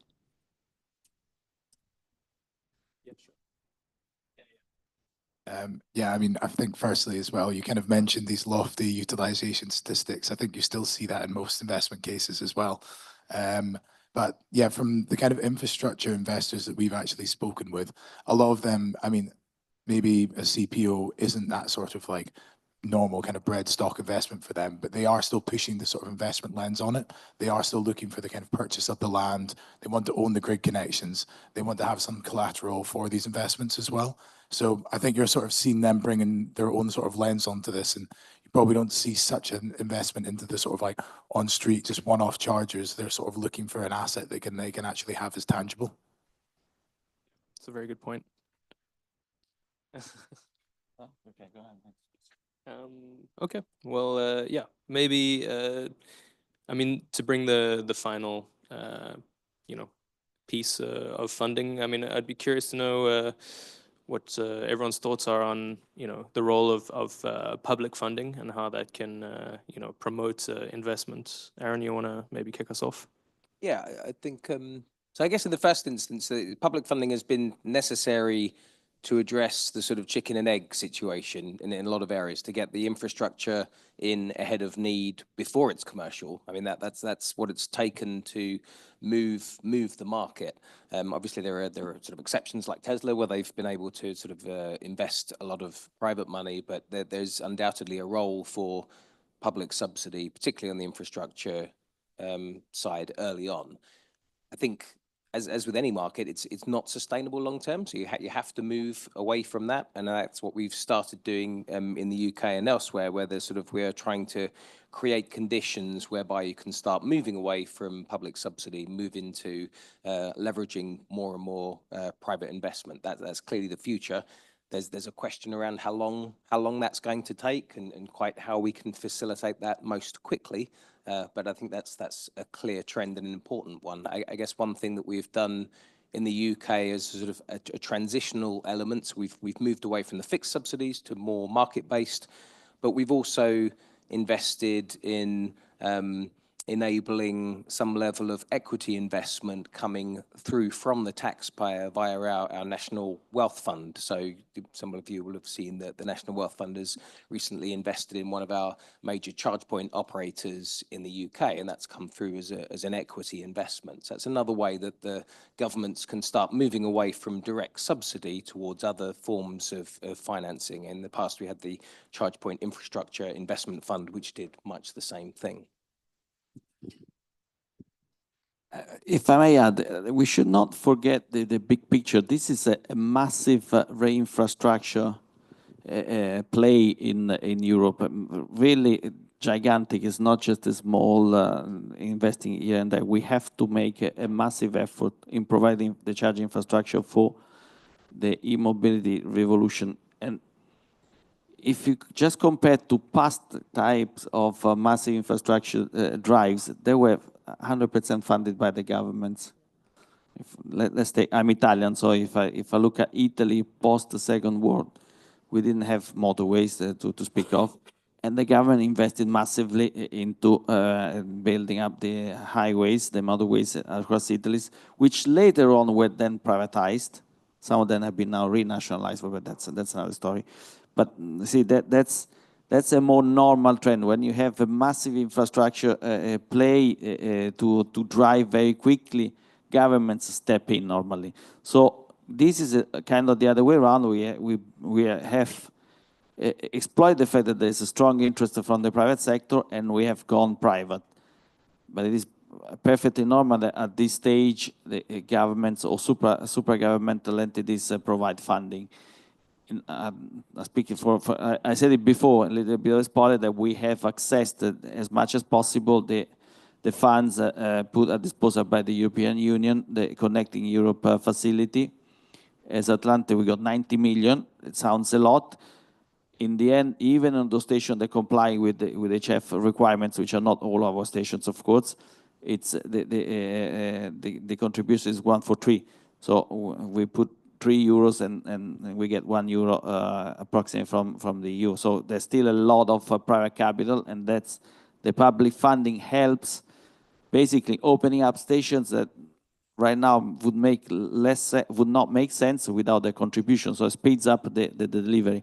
And besides, you were talking about Tesla, but strangely enough, Tesla are the #1 recipient of CHEF funding, 123 million. So they beat us but they have more countries. So even Tesla, the most private capitalistic company, but they recognize the value of the public funding. Yeah, thanks. I think it's very interesting. I mean, there's definitely a topic, this, support schemes and how they're being deployed for, different parts of the energy transition. But essentially what you're expecting is a paradigm shift in transport. And I think it's not unreasonable to request more support to get this new system, up and running in a sustainable way where it can reach a critical mass and be, sustainable without public funding. Yeah, Michael, yeah, go ahead. Yeah, I think as well, I mean, if you're going to mandate a transition, you need to provide some sort of support as well, because obviously you're going to have those people that want to transition and like the new kind of technologies, and the kind of 1%, they're always going to be doing that. But, you need to start pushing in everyone else who may not be able to afford that and may not be able to undertake that themselves. And I think it has played a role to start that transition. And it is good to see that, you're seeing that 2.3 million vehicles, battery electric vehicles sold in Europe last year. You're seeing the UK hit 1 million battery electric vehicles in the past year as well, in overall park numbers. But I think it may have it has played its role. But if you look at the Charge Place Scotland, which is a completely government-funded scheme where you're having all the electricity that's been dispersed to drivers as well completely free, and it sort of stifled the private sector in that market. And now the government are having to look back and think, right, how are we going to actually disentangle this market? How are we going to start passing this back over to the private sector? So it plays its role to kind of kickstart it, but it has to kind of ensure that the private sector can run that. Otherwise, the government are going to be held with their hands tied. Yeah, absolutely. And I guess with that in mind, do you want to add to that, Tim? No. I mean, this may sound counterintuitive, but I'm a huge fan of public support in fostering new industries. I think we don't give Europe enough credit, and also not national governments in actually helping new industries happen, like we've seen in the renewable space, early 2010s and noughties even, in offshore and onshore. And similarly also in some emerging value chains, like the battery value chain. I think there it's always more about it's a bit of a dance between the private and the public sector, and there are smarter ways to apply public money than straight out subsidies, as I think the UK is showing. But also working together with ECAs or other institutions to really make the euro or pound, whatever the case may be, stretch longer.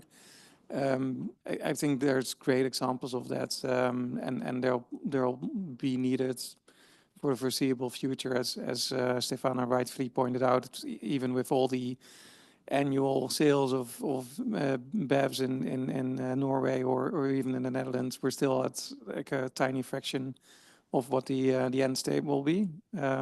So it will be probably needed for a while to come to address the market failures. Yeah, thanks. And maybe just to stick with you and switch the topic, how do you see funding changing? All types of funding. That's a very general question. So, I mean, specifically for CPOs, I think we see a lot of more debts coming in from commercial banks. So people have woken up to the opportunity and have educated themselves, etc. So definitely added that reliance on equity, be it straight equity or subsidies, is going down. We would expect. Depends a bit on how successful these financings will be, because there could be a backlash if it doesn't pan out and the projections have been or are too optimistic. And that's ultimately driven by like the wider policy developments in Europe, and in particular like what's happening with the 2035 targets, and whether or not that will be negatively affected by the elections of past Sunday. So it's a nice multi-dimensional picture. But for sure, I think that will play a bigger role going forward. Anyone else want to add to that? So I think as a general trend, public subsidy is going to have to reduce over time. Not least, I mean, it's not sustainable from a whole range of aspects, but you know, the sort of global political situation, not least, right? I think what there are though are kind of opportunities. I mean, Jeremy was talking earlier about how do you create the conditions so that you need actually less investment in certain areas. There are many ways that the government can change the picture, change the context to lower the degree of public subsidy required, and regulation is one of those methods. But there's lots that can be done in the private sector as well, thinking creatively about how do you create the conditions to lower the level of overall investment and subsidy and support required. Well, I think first of all, as in Atlantic, I was planning myself this year to start adding debt financing also in other countries, and I was preparing the file. I had discussions with the banks that normally finance long-term assets, and this would have been at portfolio level, not at the whole company level. But then I became less certain, and I put the project on hold, because with the current uncertainty in the overall picture, the political uncertainty is way too much, because in the end, everything that we present to the banks will depend on projections, and basically we need a bit more certainty on how firm the EU will be on CO2 targets. 2025, we have an important appointment, and therefore this will also determine the short term what happens to the BEV sales. So I think it's yes, ideally we would be moving towards more debt funding, but it depends very much on which countries. Yeah, thanks. I think, yeah, And sorry, on public funding, however, I don't totally agree that we will see, yeah, eventually, yes. But right now, players will become much more choosy on where to invest. And we have really seen big utilities that before used to spread charges everywhere, and they are pulling out of that business. And frankly, even abandoning what they have already deployed. And therefore, the authorities will soon have to look at social divide, because you have in big, richer cities lots of charging infrastructure, and then less affluent cities or areas without. So there's also going to be some incentives to go to the places where otherwise in a more choosy environment you will not go to. Thanks. Yeah, I think, I mean, just to circle back to the topic of debt, and I think it becoming more prevalent as we move forward. I tend to be quite optimistic about the role that commercial lenders can play in the future. I think, you know, I think very much EV charging has been a victim of overhype and overheating every time there's a new phase of growth. And I think that if there's definitely ways of setting a good precedent with lending debt and being moderate with the initial transactions, you know, so not looking at necessarily trying to be too aggressive on gearing expectations, maybe doing a blend of brown and green fields so that you have, you know, some collateralization as well as, you know, existing sites being able to, let's say, cross-support new sites as well. And maybe also having conservative assumptions on what the future of utilization is. And slowly but surely you can build this precedent. Transaction sizes can increase, lenders' appetite and you know, tolerance for risk can also increase over time. But you know, and this is not you know, we're always talking about precedent and, you know, like new technologies and new transactions, but there's a lot of precedent we can take from other types of technologies. If you look at how offshore wind has evolved, you know, it also started out somewhere vastly different to where it is right now, and the you know, that goes for a lot of different types of renewable energy and technologies in the energy transition. So I think, I mean, at this stage, we can maybe open up to the floor if there's any questions that anyone has they want to ask the panel.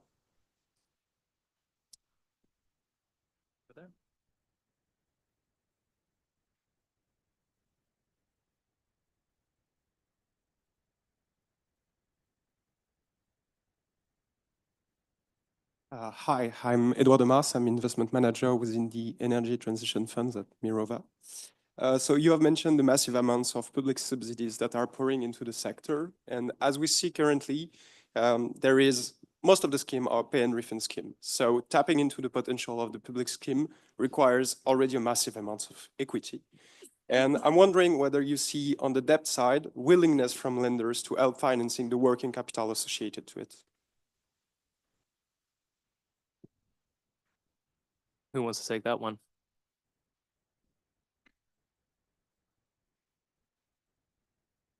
Sorry, so that was just for debt funding of a kind of government-funded scheme. Is that right? Yes, correct. Yeah, so we have spoken with CPOs on this in the past, and I mean, predominantly, yes, it is equity funded. I think what they've done is they've tried to reach out to banks and to understand, or to lenders, sorry, and to understand if they do win these bids, then will it be possible to raise that debt quickly? And in the case, yes, if they, you know, they have the modeling done and everything is there in place, but it makes it very difficult from the local authority or from the public sector side because they need to have guarantees of that funding and they want to have that funding ready to go so they can start, you know, putting in the grid connections that are going to be required or start mobilizing all the activities that need to go into place to get these charges in the ground. So for them then to have to go to the bank to then plead this case and show the modeling, because the bank's not going to listen until they get the, or the lender, sorry, is not going to listen until they have those assurances.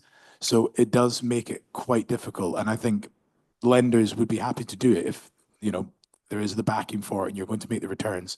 But it may then fall onto the public sector who are saying, we want to have these assurances up front. We want to have letters signed showing that you have the funding there ready to go. So slightly around the question, but yeah, it comes from both sides. Maybe I can add some optimism. We have done so in the past, but the bad news is we only do so very, very, very selectively. So it's not for everyone. I think you'll find with many banks and lenders, they'll take a wider relationship view, and if there's a bigger picture that's in which this support would fit, then there could be an opening. But as a general, like it's not for everyone. As unfortunate as that may be. Thank you. Oh, no, there's one there. Great. Stefano, I was dismayed to hear you say that the political and policy environment is not giving you enough confidence for the investment that you want to make. Given that those mandates are not going to be scrapped, but they might change the punishments or the penalties to zero, what do you need to see in the next 3 to 6 months to make you feel more confident? And Aaron, how can we make sure that this is not a problem in the UK? Well, There are actually, I believe there are two aspects to this the problem we are facing now, the uncertainty we are facing now. One is politically driven, political, and the other one is market. The market side is roughly independent, not totally independent, of course. There are aspects of the political scene also in the market one, but on the market side, there is there's something that should and could happen, hopefully, and hopefully will happen, is the fact that the automakers have invested heavily into meeting the targets of 2025, not the weighted average CO2 by fleet on 2025. Having invested heavily, now it's not that because a last minute change they will undo those investments. So hopefully those investments will come to fruition with the European automakers and will start selling seriously the new BEV models that have been released, by the way, with a perfect timing for 2025. And plus, we can see also the entry in the market of Chinese automakers, which didn't even exist until recently. And by the way, they now we are thinking about, oh yes, but there will be import duties, tariffs, or not. Yes, maybe, but this is the same as what happened 15, 20 years ago with the Japanese. Then they set up shop in Europe, end of story, and they are a bit faster than the Japanese, so they're already opening up manufacturers in Europe. So these two events are independent and could, in any case, inverted commas, save our curves. Our growth curves might be still okay if market forces continue to go as expected.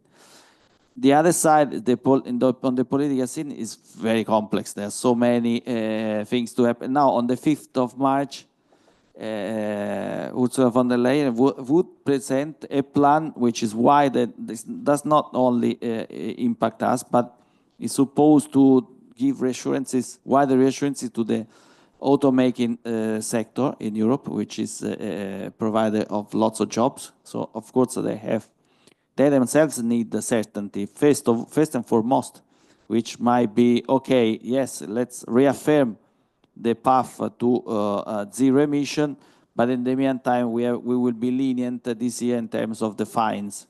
That's more or less what we expect, but hopefully there will be something a bit more ambitious, maybe even helping them invest, accelerating the transition to be more competitive with the Chinese automakers rather than just be there and wait and be massacred a few years down the line. But who knows? Yeah. Unfortunately, we've run out of time, but I think that if there are any further questions, we'll have an opportunity during the lunch break. Will you please help me in thanking Tim, Michael, Aaron, and Stefano?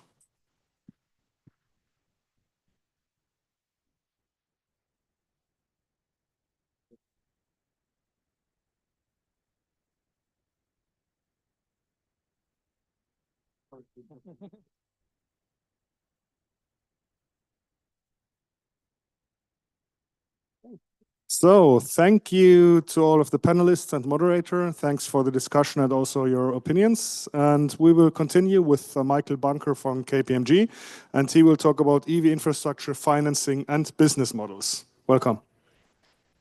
Here's your mic.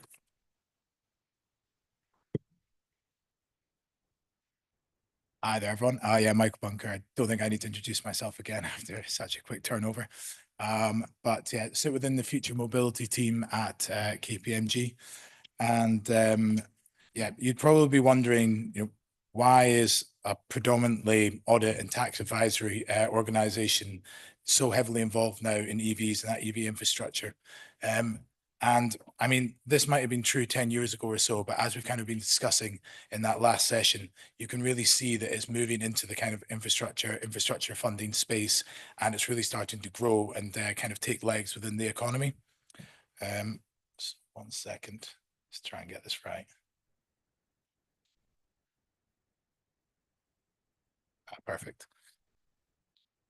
So yes, the decarbonization of transport has become one of our 3 pillars within the kind of deal advisory infrastructure team, and an area we've had significant experience advising in public and private sector organizations alike on policy, strategy, deal and design and execution, for both fleet and infrastructure across all different modes of transport. In the EV charging space, we've supported major private sector players building out charging propositions from scratch, as well as advise on CPOs, as well as advise on the acquisition of CPOs by major energy players. And then in the public sector, we've supported transport bodies and local authorities deploy EV chargers through partnerships with CPOs, some being, the commercial, the financial and procurement advisors for CPOs and CPO joint ventures with the transport bodies and also with Places for London, as I mentioned before. This Places for London joint venture was where we helped appoint a CPO to partner and roll out ultra-rapid charging hubs across London. This will start with 6 initial sites with the opportunity to scale up to a further 50 sites, depending on the success of the partnership and the viability of these sites across their portfolio. We've also helped support an array of clients in nearly every UK EV charging grant-funded scheme, including buses, HGVs, service vehicles, and passenger cars. And this is helped by using own and operate and concession models. So there's no doubt that delivering sufficient, suitable, and effective electric vehicle charging infrastructure is critical for the EV transition.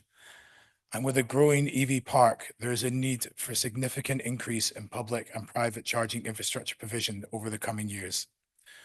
We have seen Europe's public EV charging infrastructure almost quadruple between 2021 and the present day.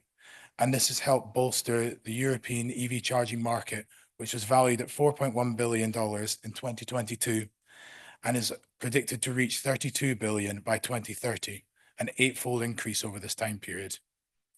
From a UK landscape point of view, we have now reached 1 million BEVs on the road with visibility to reach 15 million by 2035.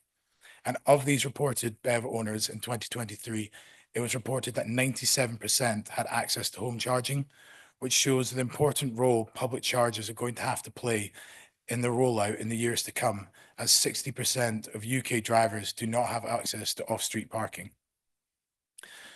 The UK has seen large growth in the charger utilization metrics over the past 4 to 5 years, with the majority of deployed sites showing commercial viability, with the average time-based utilization statistics reaching 14% for nearly all charger types.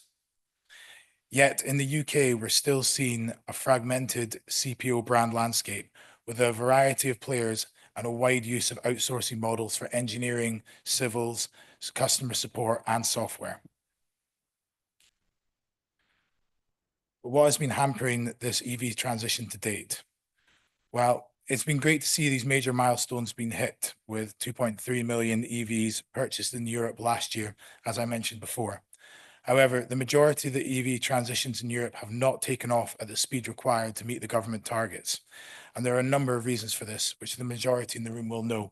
But you can see outlined across the screen here. And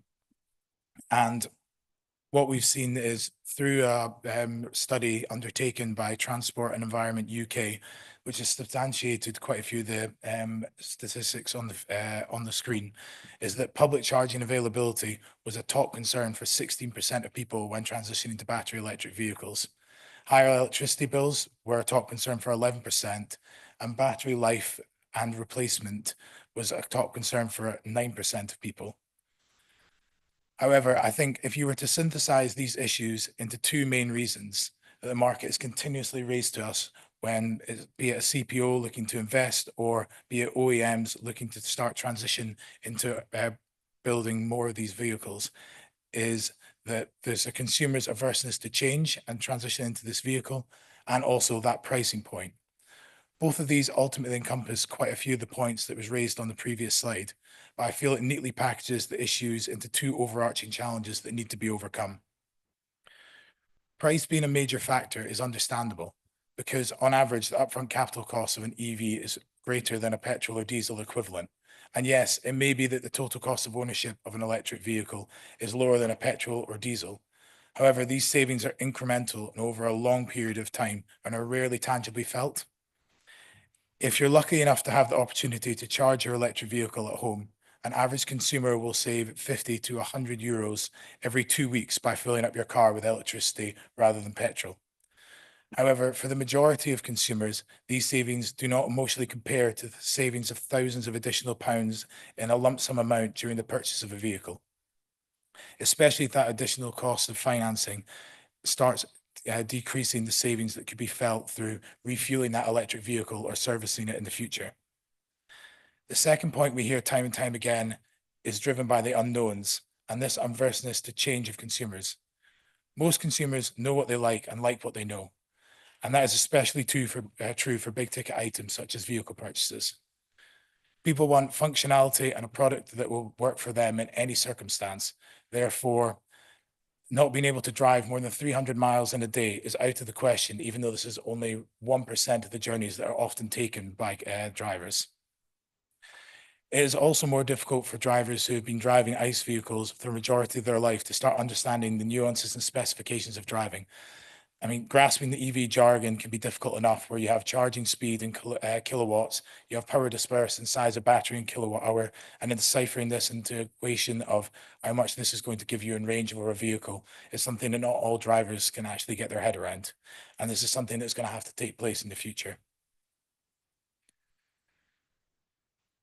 So these challenges that have been outlined have resulted in the EV charging market having to primarily react to the changing speeds in EV uptake across Europe.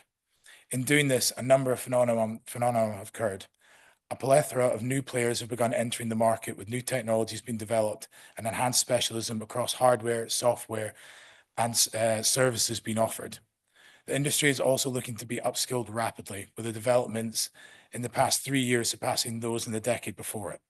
This has led to a range of new funding and financing mechanisms, such as the development and trialing of utilization and profit-linked loans, which you can see across the UK and sometimes in Europe. And it has also led to the testing of different commercial structures when developing EV chargers, such as concession contracts, joint ventures, and open operate agreements. However, one thing that has transcended the majority of European nations and assisted in progressing the EV charging rollout is the expansive role of the public sector, and the UK is no exception. The UK has looked to support through different funding initiatives, but also through new regulations such as the PAS 1899 standard, which is ensuring that all charges are accessible, the public charge point regulations, and requiring regions to publish EV charging strategies to ensure that there's a tangible roadmap for EV infrastructure rollout and give investors confidence. The government has also supported in the release of new tools, guidance, and upskilling sessions to support local authorities and public sector bodies in the procurement of EV infrastructure driven by major grant funding initiatives. You can see here that the UK government has now pledged to invest 2 billion in grant funding, and this has been undertaken over the past 5 to 10 years and will be stretching out into the horizon of the next 10 as well. As you can see, there has been a number of different schemes and a number of different acronyms to run this. These have come in the form of joint funding initiatives such as ZEBRA and ZEHEAD, which is the supporting of zero emission buses and HGVs. As well as the corresponding infrastructure. And there's also the ORCS, Levi, RCF and private charger funds, which are directly helping the rollout of EV chargers and for all different types of audiences from on the go, at work and on street.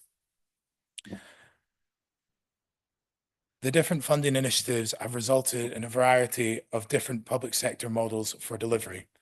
And over the past 4 to 5 years, we've seen the emergence and refinement of a fairly standardized set of commercial models. You have your own and operate the site and infrastructure. You have the site and infrastructure, but outsource operations for the chargers. Own the site, but lease infrastructure and outsource operations. And then the more standard one that has kind of been deployed out more and more these days is the own site, but tender infrastructure provisions and operations. And this is more commonly known as the concession contract. With the exception of the first model, the own and operate, which generally places too much risk on an authority, there are numerous examples of the other three. And as the Levi funding is starting to be rolled out further, as mentioned in the previous slide, it's going to become more widely used.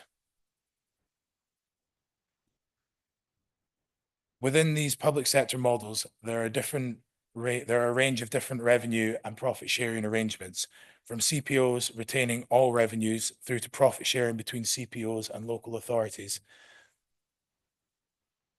Oh, sorry, I didn't realize there was not clicked up.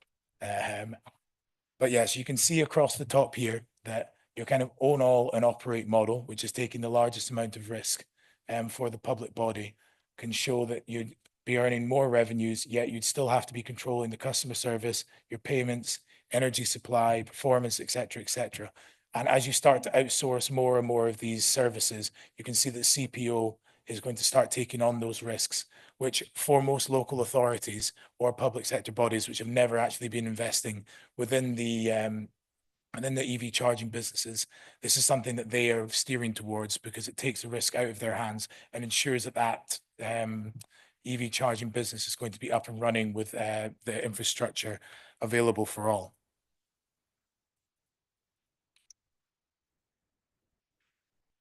So points to consider going forward, and when building out these public and private partnerships, there are a number of roles the public sector can consider and can add to these relationships. So land ownership and the ability to identify suitable land packages to build commercially viable sites will be key. A lot of local authorities or public sector bodies have a vast portfolio of land or buildings that are currently unused or currently aren't optimally used. And to be able to understand how they can leverage this to ensure that they could bring in a CPO that would be willing to invest is going to be key. Also, the ability to access grant funding or funding through preferential rates is something that the local authorities can bring, along with ensuring that the planning permission can be provided across the time frame that's going to be required, but also for the specifications that are going to be needed.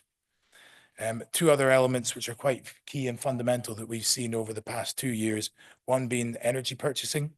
So for some authorities, their ability to extend the economies of scale that they're generating through their power purchasing agreements and also building in the sort of renewable supplies that can be built into that can be key for CPOs to meet their own green initiatives, but also for the grid to be able to have a notable demand cycle going forward.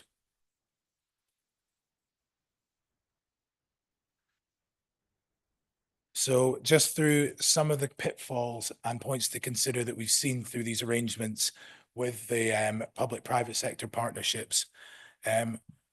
One being that, one being that a public funded charging network is going to be the creation of a new business. And this is going to be an area that the public sector have not experienced before. So having a CPO partner that's going to be able to lead them through this is going to be key. And from what we've heard from the public sector or any of our local authority contacts is that they want someone who's going to be able to build a partnership with them and be able to share the learning experience that they've had with that extensive network going forward. Also ensuring that they build out the correct commercial model for them, perhaps even beyond the concession models that have been used, look into that sort of joint venture agreement that is going to be leveraged through larger profit sharing, through increased investment from the public sector as well, but can generate returns that can be used and redistributed for other services within that local authority or public sector body. They need to ensure that they have the sort of financial due diligence and sources of funds clearly outlined for these CPOs. A lot of the CPOs that are going to market at this date are going to be bidding for a multitude of different funding schemes across a multitude of different local authorities and councils. So to ensure that they are going to be able to, if they do win 80% of these bids, be able to deliver that charging infrastructure and have the funds available for them from their equity backers is going to be key. And also, this is more one for the actual local authorities that are looking to structure these deals, but the liabilities and the risk apportionment are going to be key to ensure that you get a high quality CPO in and delivering your charging infrastructure. You can't apply contract breaches, which are going to have you then lose all your assets that you've currently put in the ground because you're not reaching the uptime of 99%, which has been stipulated across the entire network. So just going forward, and this is basically looking at how the private sector is going to have to take the lead, because as we see, the subsidies within the Europe are decreasing for EVs and the EV charger rollout. So we're going to have to lean on the private sector to ensure that there's going to be viable sites that are going to provide an equitable distribution of chargers for all those that are wanting to transition. But you can see that within Europe, the EV charging companies have actually started to attract a huge amount of investment, with 781 million of private equity capital raised in 2024. This is 5 times the size of any other region within the world, with the US coming in at $136 million. So you can see that people are starting to react to this. You'll also see as well that there's OEMs that are now new partners that are looking to enter this space. So there's a kind of further expansion of this charging network by the actual vehicle manufacturers to ensure that they can provide the EV consumer base with the confidence to actually transition these vehicles, often providing loss leader sites which would not actually be invested before. And there's further new players entering this from adjacent industries, such as your supermarkets and utility companies, which are also looking to try and build into this new and up and coming market. So what does this then mean going forward? So there's opportunities for new players and for new disruptor technologies to galvanize around the kind of changes in the driver's behavior and experience, and ensure that there's a kind of increased reliance on this private sector, which is going to be drawing on that sort of new consumer base and moving away from your typical fuel retailers, which have a kind of corner of the market at this point in time. But all of this is going to be needed to be driven through innovative commercial and financing structures, and also clear and concise policies from government to ensure that you're providing the investors with the confidence to start moving the investment over the next few years. So I want to thank everyone for your time today. And I think there's still some time for some questions, but if not, I'll be here for the rest of the day, and happy to take any in the lunch break. Thank you very much, Michael. So are there any questions from the audience, online or on site? We have the microphone here, please.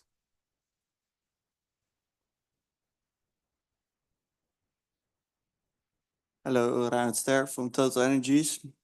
Working in the business to government, so working a lot on concessions between governments and CPOs.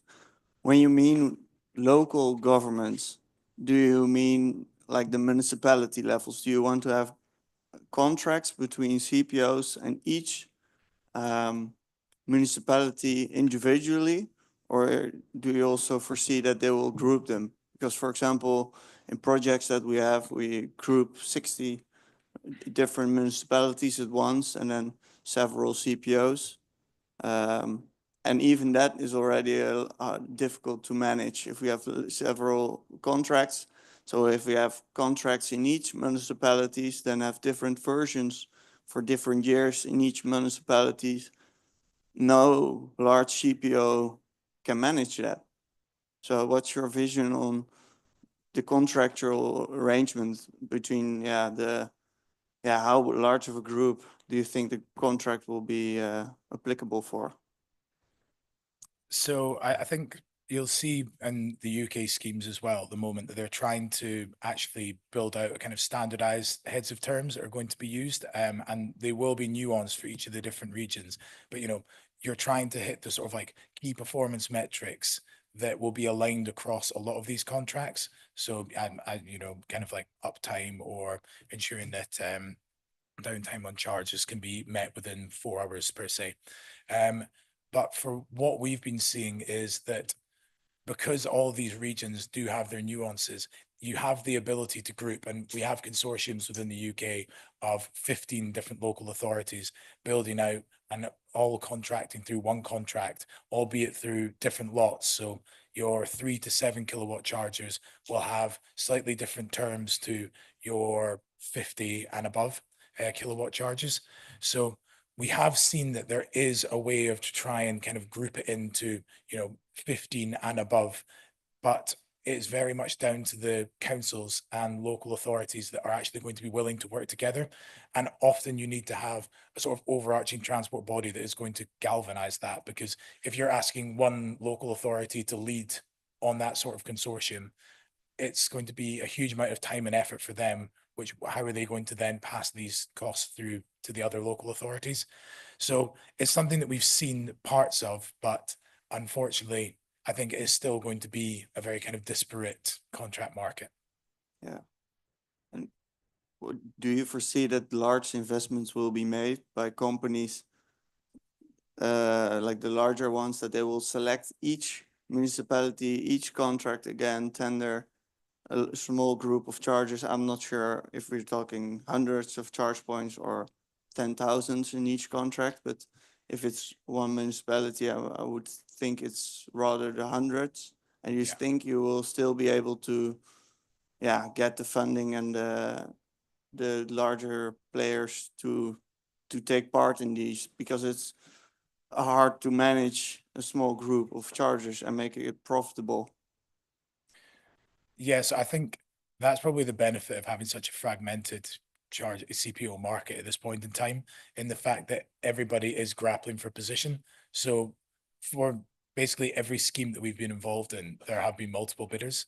So, and it's not always your key big players, often because you're tying them into contractual agreements, which their legal side will never agree to.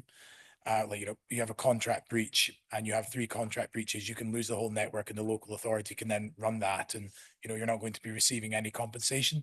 So these are the sorts of deals that you're seeing that the kind of smaller competitors who don't have as much collateral going for, and you are still seeing a lot of interest in these deals. The larger operators we are seeing moving into the spaces where it's larger consortiums, as you say, thousands, tens of thousands of chargers with multiple millions needed to be invested. There's one more question. If it's a quick one, we have time for that. Well, hopefully it's a quick answer. Michael, thank you. Brilliant summary. One of the best summaries I've seen, actually, of all of those issues. My question touches on something you raised, and that was around landlords getting involved, or essentially, the supermarkets, for example, getting involved. What's the level and nature of interest that you're feeling from landlords, and I don't mean the public sector, but from commercial landlords, about understanding how they take some value from this rather than just get an income from renting out spaces? A lot is the answer. We're getting a lot of interest from people that own sites that know there's going to be high traffic volumes, often actually wanting to build out their own charging proposition from scratch. So they're looking to outsource all the different elements because they know that they're going to get a better deal doing that than if they build out, or unless they go to a CPO for the full service offering. So you're seeing them going in and they're, getting an EMSP, they're getting installation and maintenance, they're getting their hardware providers, and they're stitching that together themselves, or they're looking at doing that. So it depends on the deals that they're being offered. And I think the sites that have the highest traffic volumes don't feel they need to do this because they have great bargaining with the CPOs. But if there are sites that don't have such a great overview, and the CPO is going to want to take large returns, then they're looking to stitch it together. Thank you. Thank you very much, Michael.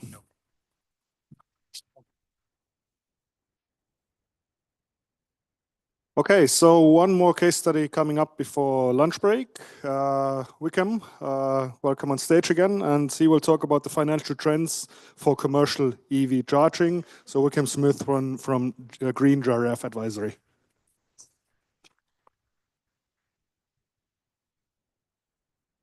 Yeah, thank you very much.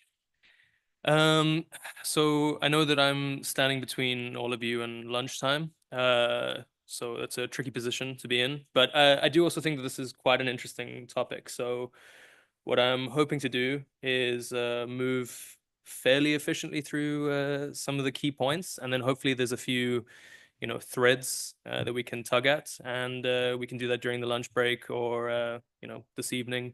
Also in the top corner, there'll be a QR code, which will link to my LinkedIn page. And I've also got business cards. So if you want to speak to me about anything, please do. So maybe just to give a quick background on Green Giraffe Advisory. So we're a financial advisor. We focus on energy transition. We've been around for 15 years. We started out in renewable energy, focusing on offshore wind, and from there expanded into other technologies. We have a global presence with offices on most of the continents. And we also have a relationship with Daiwa Securities in Japan. Our e-mobility practice, which I lead, is quite vast in the services we provide. Anything really finance adjacent. So if it's debt raise, equity raise, any M&A, strategic support or modeling, we offer all of these services, and we have a range of different types of clients as well. I'm going to be talking about commercial EV today, but we've also done passenger EV transactions as well in the past. And I think that's enough sale for today. So maybe just to start with, to kind of frame the discussion, what we really want to get to is what are the trends we see for commercial EV in terms of financing and the appetite from lenders and investors.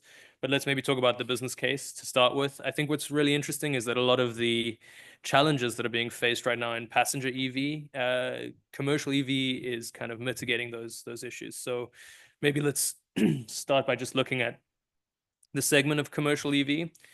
I think for today's presentation, I'm going to be focusing more on public charging. So if you look, we have essentially three different types of charging stations. You have depot charging, which is usually private charging. So that would be, on site for a fleet operator. You have hubs, transport hubs. So that could be seaport or airports, as well as a distribution center or location where warehouses are. And then you have the highway corridor. So these are the main corridors where, commercial vehicles are traveling, and it's usually connecting different types of hubs. You then also have different types of commercial vehicles. Roughly speaking, you have smaller commercial vehicles, which we'll, call the last mile. They're going from hub to endpoint. You have hub to hub. So that's a shorter distance, in the region of 100 kilometers. And then you have long haul, which is greater than 300 kilometers. So that's the long distance vehicles.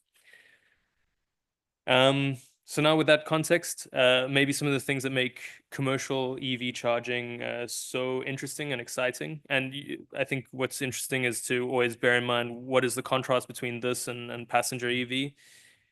So public charging is essential to the operations of commercial vehicles. So what we see with passenger vehicles is that, vast majority of passenger vehicles, it's a luxury for them to charge in a public spot at a destination or along a highway.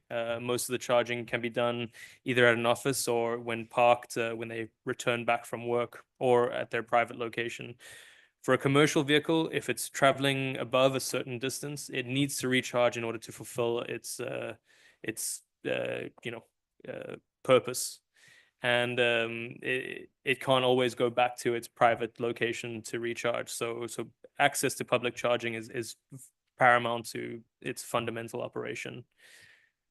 Utilization is also fairly consistent, and switching costs are very high. So what that means is that there's a high degree of certainty that if a fleet operator has an electric vehicle and has a contract to move goods between 2 points, they'll repeat that on a daily basis. And they'll be then dependent on the public charging infrastructure that's in place in order to fulfill that service. So once you see a trend where you see a certain vehicle coming to charge at a station, it's very likely that they're going to come back on a daily basis and more or less at the same time. So this is seen a lot in the empirical data. And obviously, if they can't charge there, then it fundamentally disrupts their ability to fulfill the service. So they're as dependent on the charging site as the charging site is dependent on them for the utilization.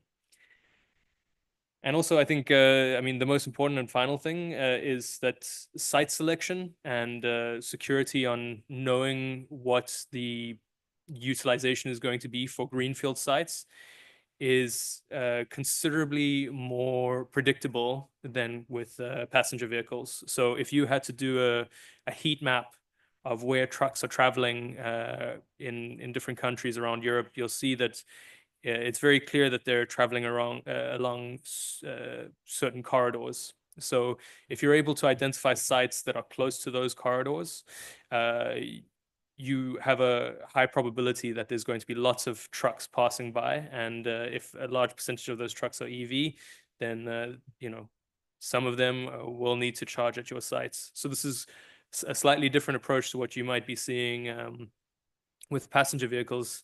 Sometimes with destination charging, it's more like you have to cast a net and you have to hope that that provides a reduction in range anxiety for the electrification to increase. Where with this approach, if you're electrifying a single route, you could go to a fleet operator and give them a very high degree of certainty that they can then electrify their fleets and be assured that they don't have to face any range anxiety. So I think another thing to maybe address, which is very interesting, is the push and pull. So in addition to there being a lot of strong EU regulation for commercial EV, the other driving factor is just the total cost of ownership. So the one thing that we've been promised with electric vehicles, and which is true for passenger as well as commercial, is that your capex is a lot higher on the vehicle compared to internal combustion, but your operating cost is lower. So for a passenger vehicle, the trends are normally that you're not doing significant distances every single day, which means that the ratio of operating costs to capital costs is significantly smaller. For a truck, especially long haul trucks that are having to do extremely long distances every single day in order to, you know, just fulfill the purpose of the truck, you see the operating costs representing a greater percentage of the total cost of ownership. And what this means is that you already have a very competitive TCO and compared to internal combustion. In an industry like logistics, where it's highly competitive and your margins are small, this is a very big factor in what is driving decision-making for fleet owners to electrify their fleets. Maybe one more point just before we jump ahead. The other interesting thing, I think, at this point is that there's a lot of comparison here on TCO between battery electric and internal combustion. And I get a lot of questions around hydrogen as well. I think that there was maybe a stage when hydrogen was considered, you know, competitive. I think looking at the current pricing for hydrogen these days, TCO is not really, the TCO for hydrogen is not as competitive as battery. And also the most interesting thing to look at is if you look at the major OEMs that are producing electric trucks or have any plan for an alternative to internal combustion, they're all heavily favoring battery over hydrogen. Okay, so I guess with that context, we can jump a little bit more into the financing trends. So I think when it comes to financing, it's a very interesting topic, and there's no real one size fits all. We talk a lot about precedent in the market because I think that helps as kind of a North Star on how things can go.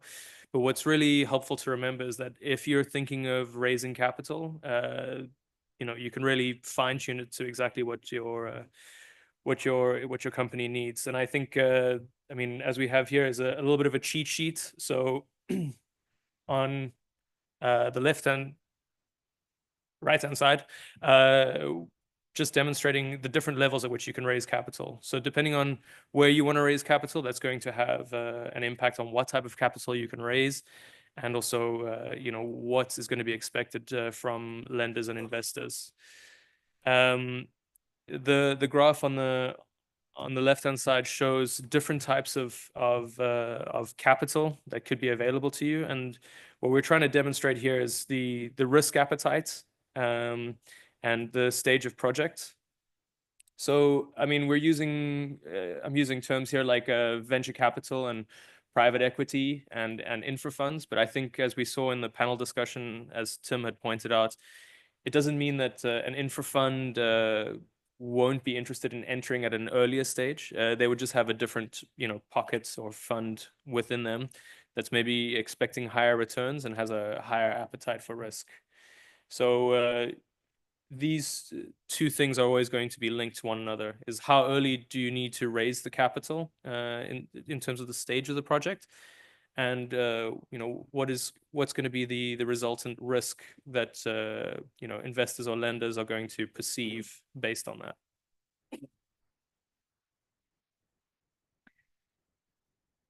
So as I said, just really trying to map some things out. So looking at the spectrum of debt and equity, I think that's probably the best way to kind of start. And I'm hoping that maybe we can look at some of these key characteristics of different types of capital. So when you look at funding potential and you're looking at debt and equity, depending on how close you are to the assets, that's going to change the potential.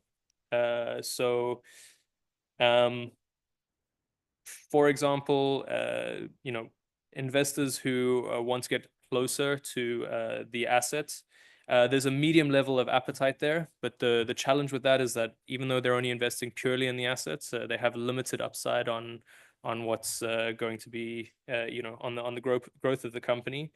There's considerably more appetite for a top co-investment of equity, just because of both the combination of the investment in predominantly being in the assets, as well as the upside of being able to capture the growth in the years to come. I'm reluctant to really go through all of the details of this graph. Like I said, maybe this information will be shared afterwards, and I think that it'll be more fruitful if you want to engage with me, and then we set up a meeting afterwards and we can go really into the details. But I think that it's just important to understand that it's always helpful to think about what level you want your funding to be at, to have a consideration about what is the cost of capital that your business model can really take on, how much execution complexity you can support, and that could be as a result of how much time you have or your internal resources, or if you're willing to work with an advisor. What is the timeline that you need in order to raise your capital? So these things take some time. It's always good to plan that in, because there's a lot of value in investing time up front on structuring and really thinking about how you refine your capital raise. And there's no one size fits all. There's always going to be pros and cons to different types of capital raises.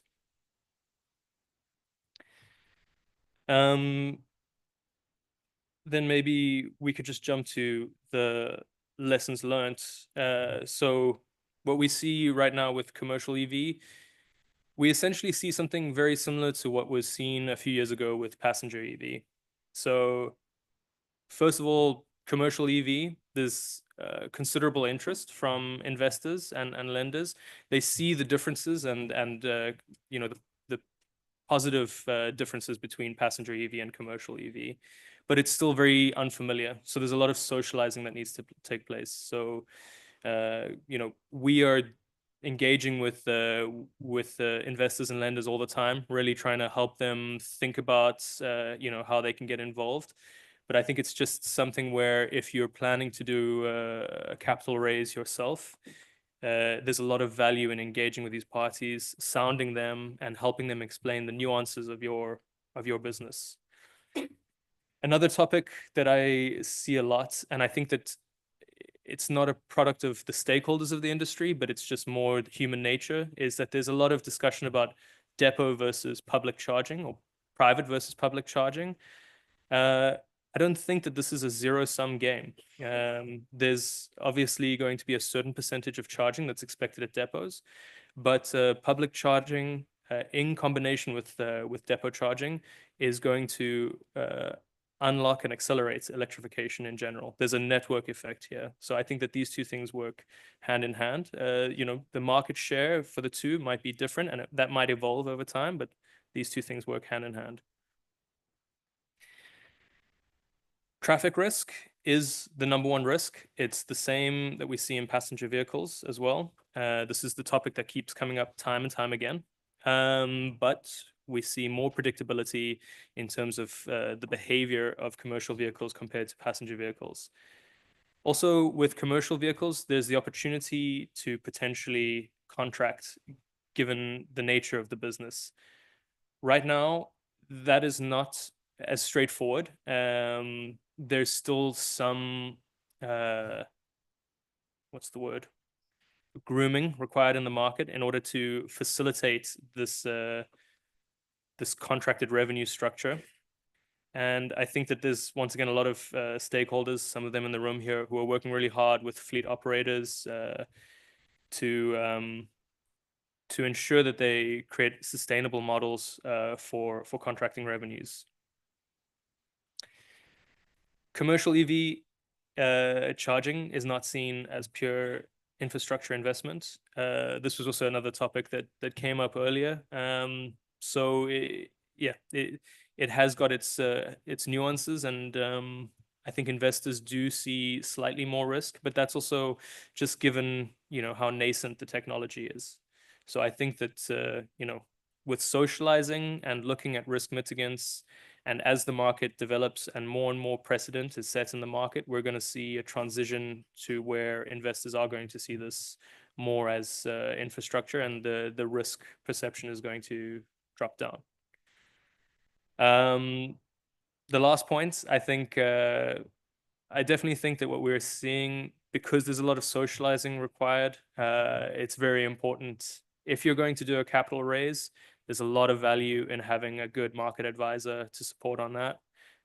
We have some colleagues in the room who are well known for providing very good commercial due diligence for commercial EV. And I think what's even more important than a good advisor is a great financial advisor. So if you're thinking about a capital raise, then sorry to end with a sales pitch, but please come and speak to me. I'm happy to talk about this topic. I'm all in. I'm very invested in this. I'm very excited about it. Hope you are too. And that's all. Thank you.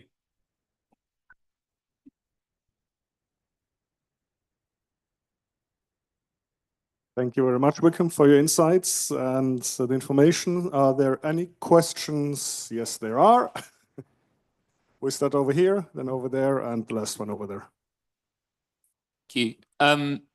Interesting presentation. I guess my question is about residual values, especially for commercial vehicles, because in the UK, you know, heavy CVs are still below 1% of the market. EVs, sort of 200 units or so sold last year.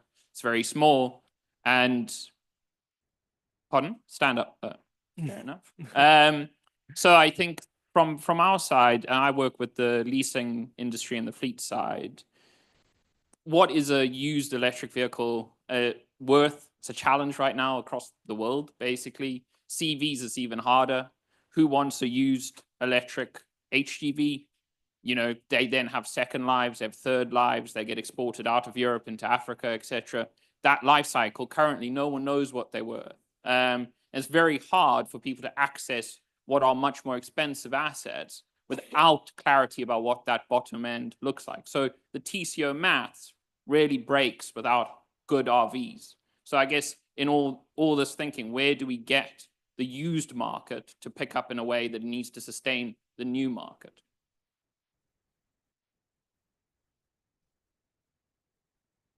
I mean, is there a used market? Not right now, no. So, so is the concern that that there won't be a used market at some point? Yeah, exactly. If you're buying a £300,000 zero emission HGV, what will it be worth the end of that first life cycle, let's say 10-year lease?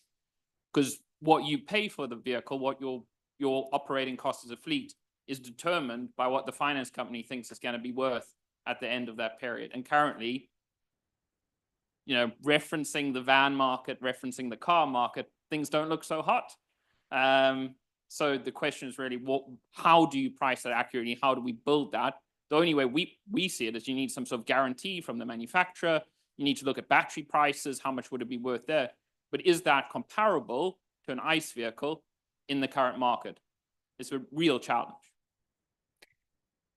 Yeah, it's a great question. To be honest, I work on the infrastructure side, so we haven't looked into the fleet. I understand that you're putting that in the context of, the TCO. Yeah, I don't think I really have a great question, a great answer for you. Fair enough. As time is pressing a little bit and lunch has already been served, sorry to cut you both, but we have now time about, let's say, to 2:15 to continue the talks and the questions here. So thank you very much so far. And well, bon appetit. See you soon.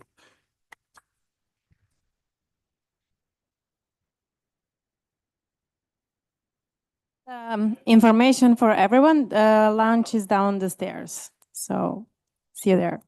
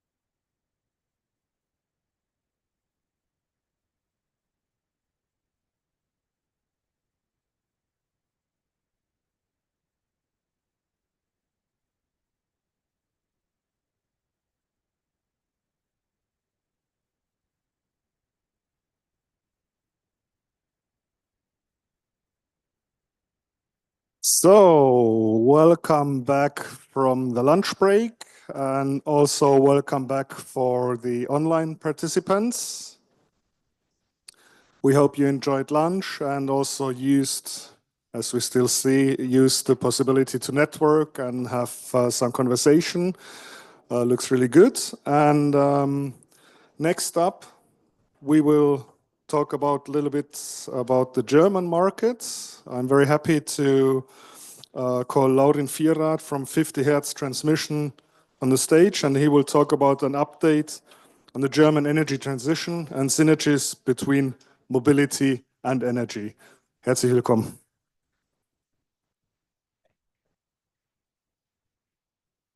Hi there. I hope you all enjoyed your lunch break, and I hope you're not too tired now. But let's make a deal. I will give a short and informative presentation, and you will give me your full attention.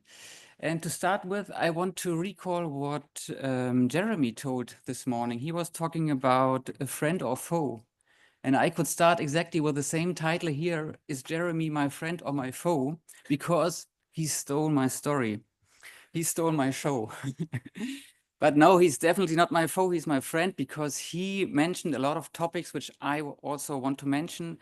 And he's even not on the payroll of a grid operator, but anyways, he touched those topics. And I think I will anyways give my presentation because they will add up very good and give both sides. So let's see. Back to the title, Energy and Mobility, A Love Affair on Hold is my title. I think they were always like a very good couple and a very good match, but something went wrong in the past years and we need to revive this relationship. To start with, I work for 50 Hertz in Germany, and we are a grid operator of high voltage grids. So this is what we do. We own the grid, we own the assets, and we operate them in so-called control centers, people sitting in front of big screens and trying to make, to let the electrons move from one point to the other point. What we don't do is this. We don't produce energy and we don't sell energy. So we are only the transport operation. Yeah. Together with Elia is the transmission system operator in Belgium. We run roughly 20,000 kilometers of grid. And in Germany, we only go down to 150 kilovolts. In Belgium, it's going down to 30 kilovolts. But what I want to mention here, I do feel and I do hear your pain with grid connections, but I'm the wrong one to blame. But just to give you an insight, we are grid operators, and the family of grid operators, we are not lazy. No, I do understand that you want now your grid connection for your charge points. But just to tell you what we have been doing, a colleague of mine, I've just texted with him to get the correct numbers. In our grid area, we are in the northeast of Germany, so we are not entire Germany, northeast of Germany. We have a load of, let's say roughly 8 to 15 gigawatts in our grid area.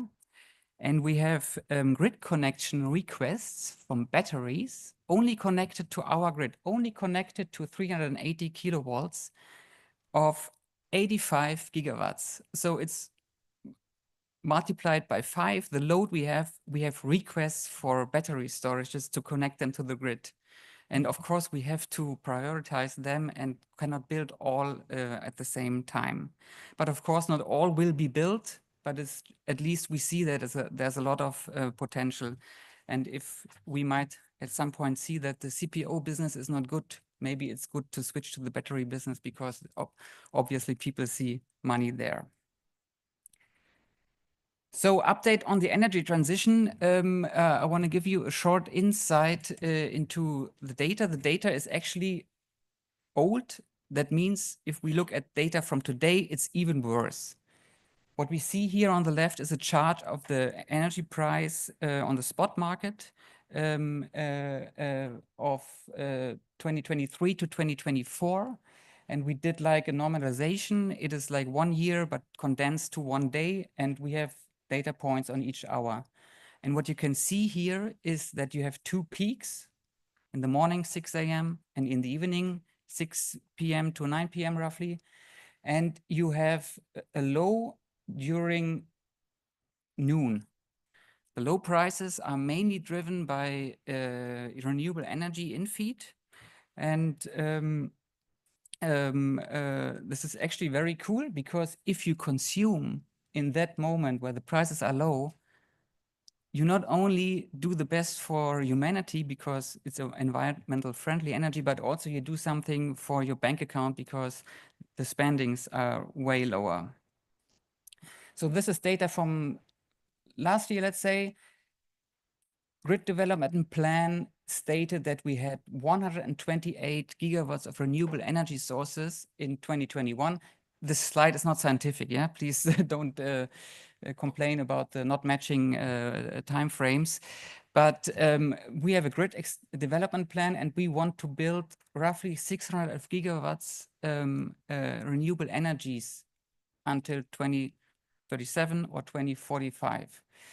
And what will happen with the energy price is this.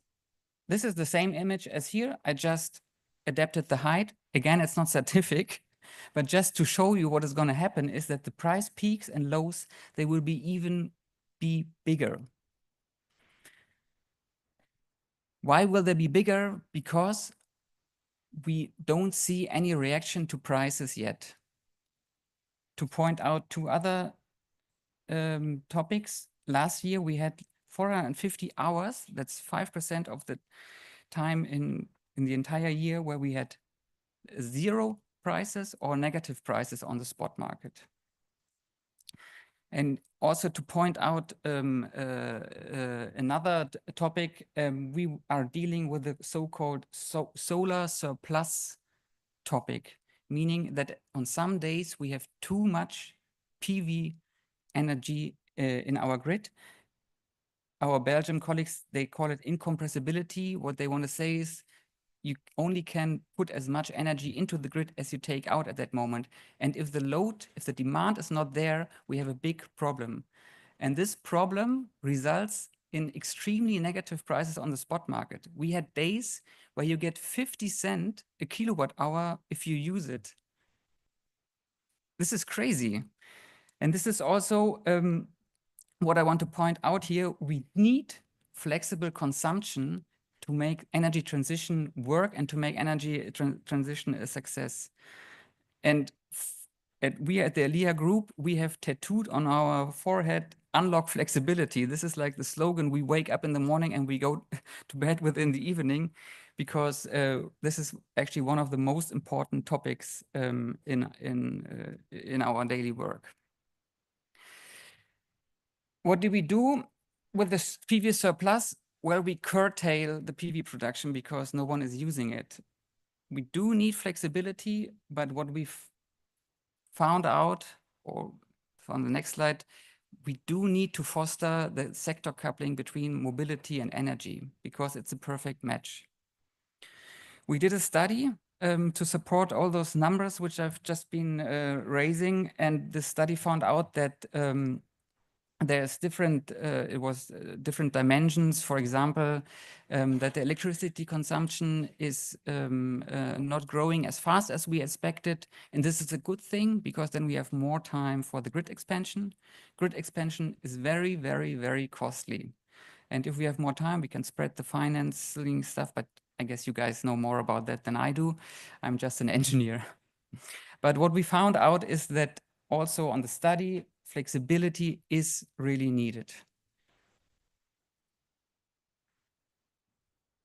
What does flexibility mean for the sector of mobility? Well, what we sell to the people is a car where they have mobility, but from our view, it's a battery storage. It has wheels, okay, but it is a battery storage in the first place, and you can make use of this flexibility.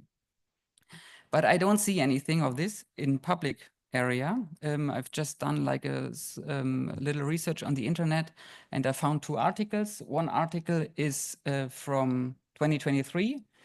E.ON, one of the biggest suppliers in Germany, says that they are testing dynamic tariffs on public chargers. It's from the innovation department. You can see that here up in the URL. I'm sorry, but I don't see any innovation behind this. This is standard processes giving a dynamic tariff to someone. Please just do it. I don't understand why they're not doing it. And even the UK, the more recent article, for me, the UK is a very innovative country, more innovative than Germany, but even there, a CEO said that it's soon to come to the UK. So yeah, I don't really understand why this is happening. EVs are definitely part of the solution of the energy transition, but they're also part of the problem, no? We call it in our department, we call it the dentist's street. So people who are wealthy, people who have a house and an electric car, they come home at 7 p.m. and they charge their car and it's, they plug their car and it starts charging. What will happen to the poor DSO? The transformer of the DSO will heat up, or the cable will be out of limits. And so there's a specific law. This is from the Energy Economics Law, paragraph 14a. In Germany, you only have to say 14a. Everybody understands what it is. And this law says that the DSO can reduce the power consumption of your steerable asset. It's mostly EV chargers, heat pumps, or batteries, and they can dim them. So the power consumption goes down to 4.2 kilowatt hours, maximum 2 hours a day, and only to solve local problems. So the DSO cannot use it to solve a problem which he has in a different grid area, but it's only if the local transformer has a problem or the cable. The DSO must reflect this activation in his grid extension plans. So the idea is that after some years, the DSO won't need this measure anymore.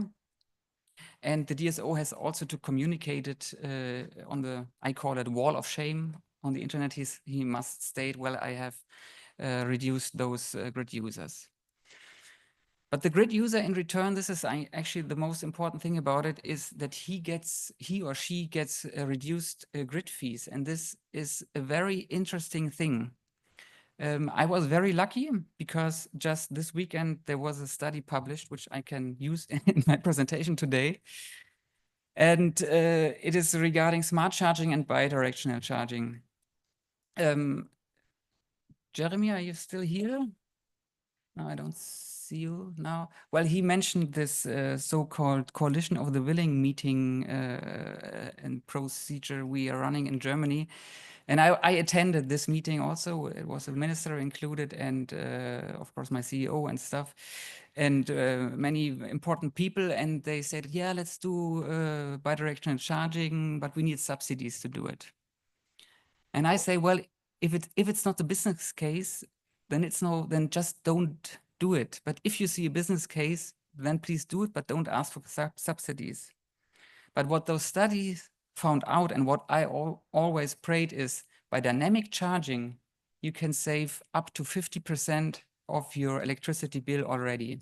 And if you combine that with the variable grid fees, which are offered to you by this 14a paragraph, then you can save up to 85%. And of course, bidirectional charging promises negative electricity bills, but then you also have this topic which we had earlier today about wearing out the battery and degenerating it. Yeah, so please start with dynamic charging. It is already today a very good business case, not only at home, but also on public chargers. Last year, I was also here and I presented you the topic of freedom of choice and bringing your own supply contract to charge poles. And today I want to stress it out again. because yeah, it was a side issue and something we only did because of our special problem, but now it really gets bigger. So how does it work? You have a standard EV charger, which is OCPI capable, and depending on the identification card you present, the energy amount is then booked to different energy suppliers. This maybe has been a special case for us as a grid operator, because you remember the windmills, I X'd them out because we are not able to deliver energy to a third party, and we are even not able to deliver energy to our own employees. So what we did is we put the chargers, and of course our company cars, they charge to our electricity bill of the company, and if an employee charges his private EV, he is billed to his very own contract. We are doing this now. We have 4 chargers operational since last year, and you can do the BYOS concept, the bring your own supplier and roaming. And we are planning to roll out 50 more chargers this year. We will, in the end, roughly have only for our company about 500 chargers at 40 different locations. The biggest problem actually was we were massaging our existing fleet operator, please do the project with us, but they said, no, we don't want. We are occupied with other topics. So we had to find a different CPO who is willing to do it, and this actually was not a big problem to find someone. This is the side issue, I know, but it's going to the big stage now, because in Germany there will be the rollout of this EV truck charging network. And they're planning to build 4,000 chargers at 350 locations on the highways. And it is backed by a public tender. And in this tender, it's obligatory to not only allow the classic supply, the roaming or the ad hoc charging, but also to bring your own supply contract. Why is this so important? Well, for us as a grid operator, it is very important that the battery is not hidden behind a wall and the supplier doesn't know how this battery is operated, but the batteries of the vehicles, they really get present to the energy grid. And this is something really important, and also something really important if you look at those fleet operators or the companies doing the cargo stuff. For them, it's way better to buy themselves the energy because it's more transparent where the energy comes from. They have scaling effects, and it's easier to do an ESG reporting. And of course, the operator of the charge point, he doesn't do it for free. Of course, he gets some money for the provision of the infrastructure. That's of course. BYOS at home, if you charge your company car at home, also has a very nice effect, because what you can do is that the amount charged to your company car is then reduced from your home energy supplier, and the company directly pays. What is the advantage? Well, the processes are easier because you don't have to interact with HR and the fleet operator there. But also there's the deduction of the value-added tax is possible, for example. This is in Germany, maybe a special case. I don't know about other countries, but has a lot of benefits in that area as well. So this is my last slide. Very easy, few words. Let's foster the energy, the sector coupling to make energy transition a success. Let's give it a try with the BYOS concept, and please give it a try with the dynamic charging tariffs, and then we will all be happy soon. Thank you.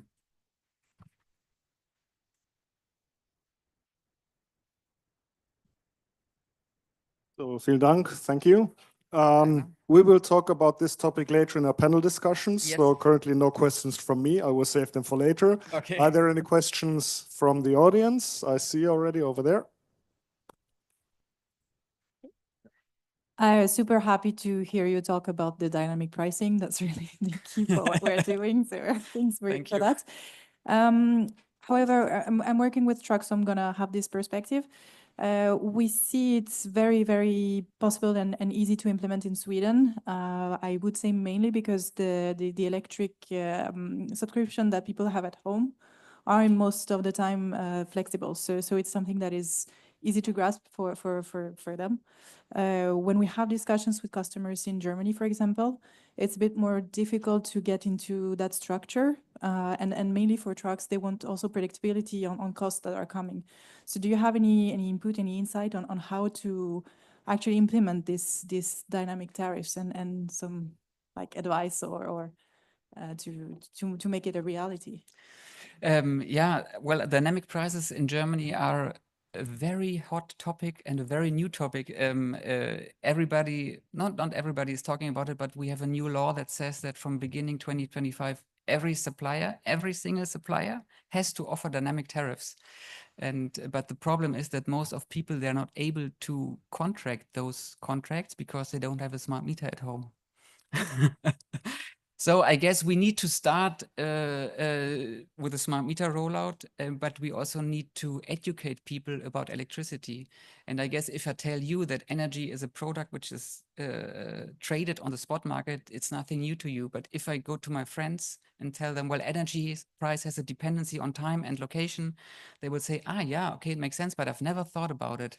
And there, I think we have a lot of educational work to do. Yeah. Good, thank you.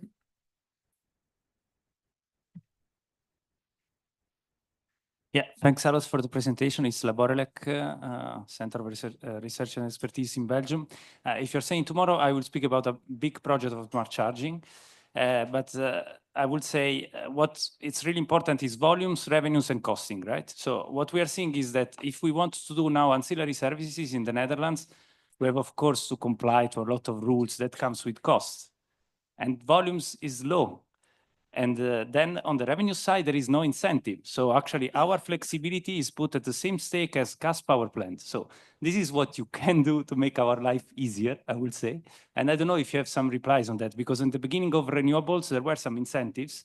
We don't speak about incentives for EV flexibility at all.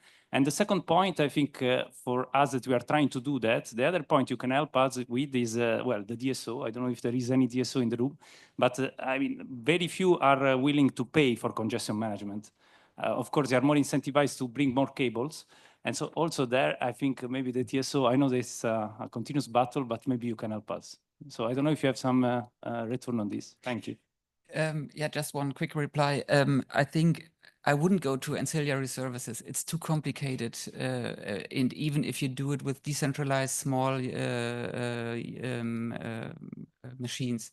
But I would just say, go to the spot market. Day ahead is perfect. Intraday not even necessary. But even there, you can, I guess, you can have 80% of the benefits with 20% of the work. If you go to balancing and whatsoever, it gets very complicated, and then you have to do the pre-qualification stuff, which is not easy. And yeah, but I do understand. Well, what I now said is only to the energy system. Like the pricing stuff, of course, the local congestions are a very different topic. There's the problem. In Germany, we have 800 DSOs. 800, so the number is correct. It's crazy. And 800 DSOs will give you 1,000 different opinions. So yeah, I cannot talk about this. Any more questions over there? Sorry, just a clarification, really. So the dynamic tariff, I think, definitely is the way to go. But to bring your own supply, how does that work on a rapid charging network that you would have an option of bring your own supply? Is that correct? I hope I got the question right, but yes, you can bring your own supply contract to a fast charger. So if I have my own home private supply, I go to a fast charger, but that charge point operator would have had to pay the capital costs. They'd be paying a standing or a capacity charge on that charger.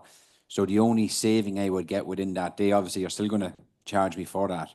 it justified a better home rate than they were getting the base line electricity cost. Is that, what would be the benefit of me bringing my own supply to a public charging network? Yes, and you might not bring your own private contract, which you have at home, which is roughly limited by 16 kilowatts. And if you go to a fast charger with 50 kilowatts, definitely you have to talk to your supplier and tell, well, what you're aiming to do and that you're going to charge at the fast charger.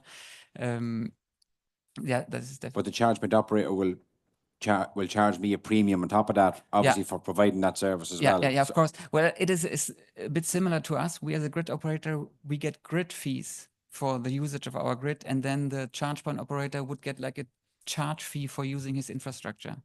Yeah. That's it, I think. Oh, there's one more question. Still have time.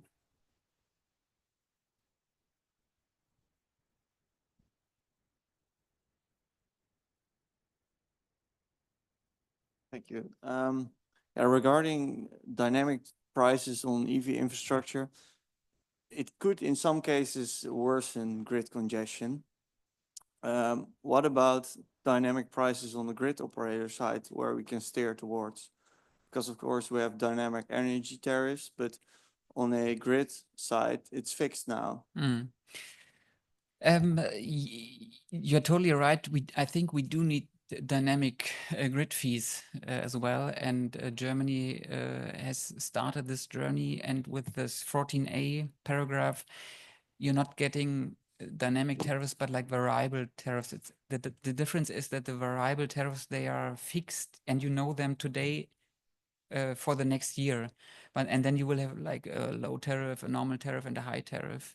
And this might also be enough, because you have to think about 800 DSO would have to implement that in their software and communicate it with the client. It's full dynamic tariff might be overshooting, and maybe you can get like 90% of the benefit just with variable grid tariffs. Same as for dynamic prices on CPOs, EMSPs, Yeah. EV drivers. We all have to communicate. Yeah, and it might be make sense to just offer a tariff with 3 different prices.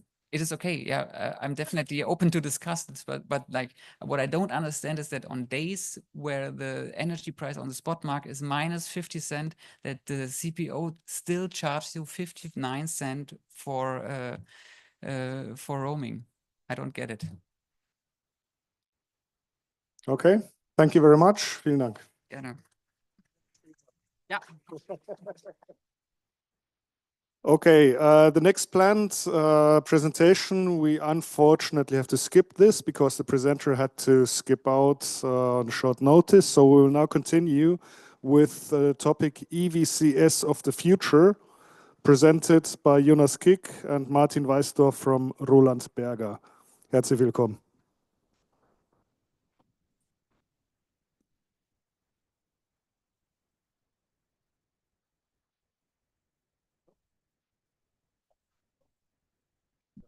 Stage is yours.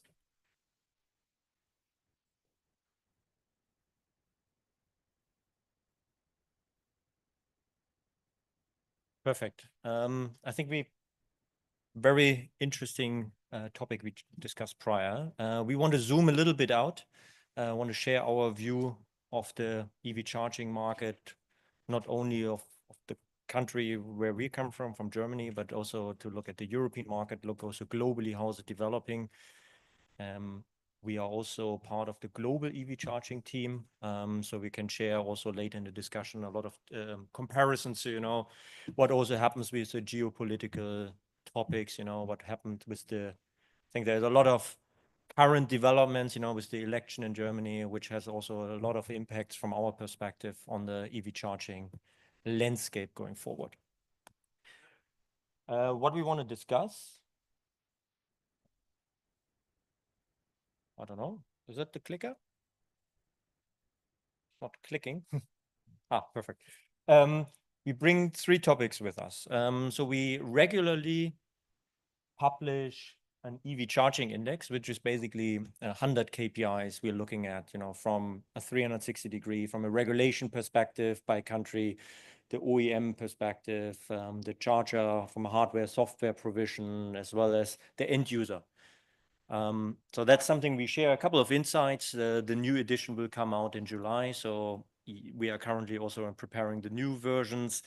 Nevertheless, we want to show you the progress and what also is the perception in the market and what is the progress we achieved already. Second of all, Jonas will talk a little bit about the European landscape. So how are the markets, how different are the markets, what are the different trajectories? And I think this is very important to understand. Each market behaves differently. Each market has a different exposure to rollout and disparity of rollout when comparing battery electric vehicle versus chargers. We saw the massive impact in France last year. We will see it in Germany. We also see it in early stage markets like Italy, but we can discuss it in a second. And lastly, decarbonization of the vehicle park and the transportation industry is not only stopping at passenger cars.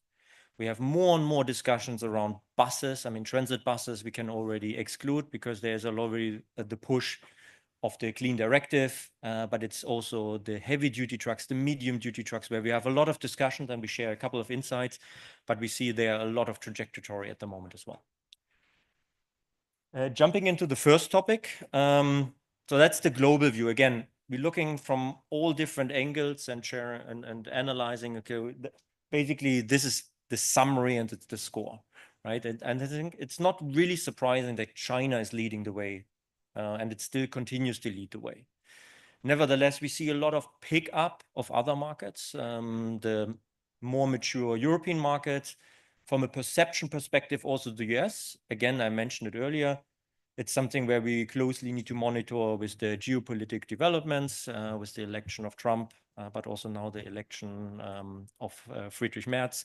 What happens in the European Union? What happens also with the import bans that are in discussion within the NAFTA region, but also across China? What is the impact in Europe, especially the Chinese cars, you know, because at the end of the day, we need the vehicles the same way we need the chargers, right? So, and if the utilization, because if the vehicle are not in, we don't have the utilization, which is not driving the rollout of EV charging networks.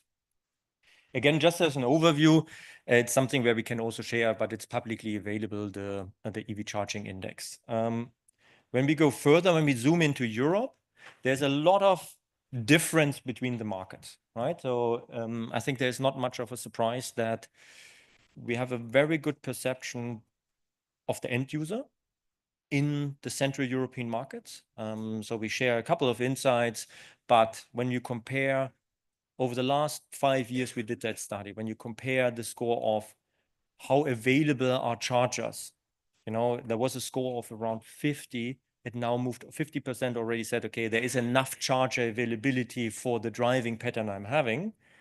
It moved now up to over 70%. So it's not the excuse anymore that there are not enough chargers, right? So that's the first message. And there's a lot of misconception in the market, you know, why I wouldn't buy an electric vehicle.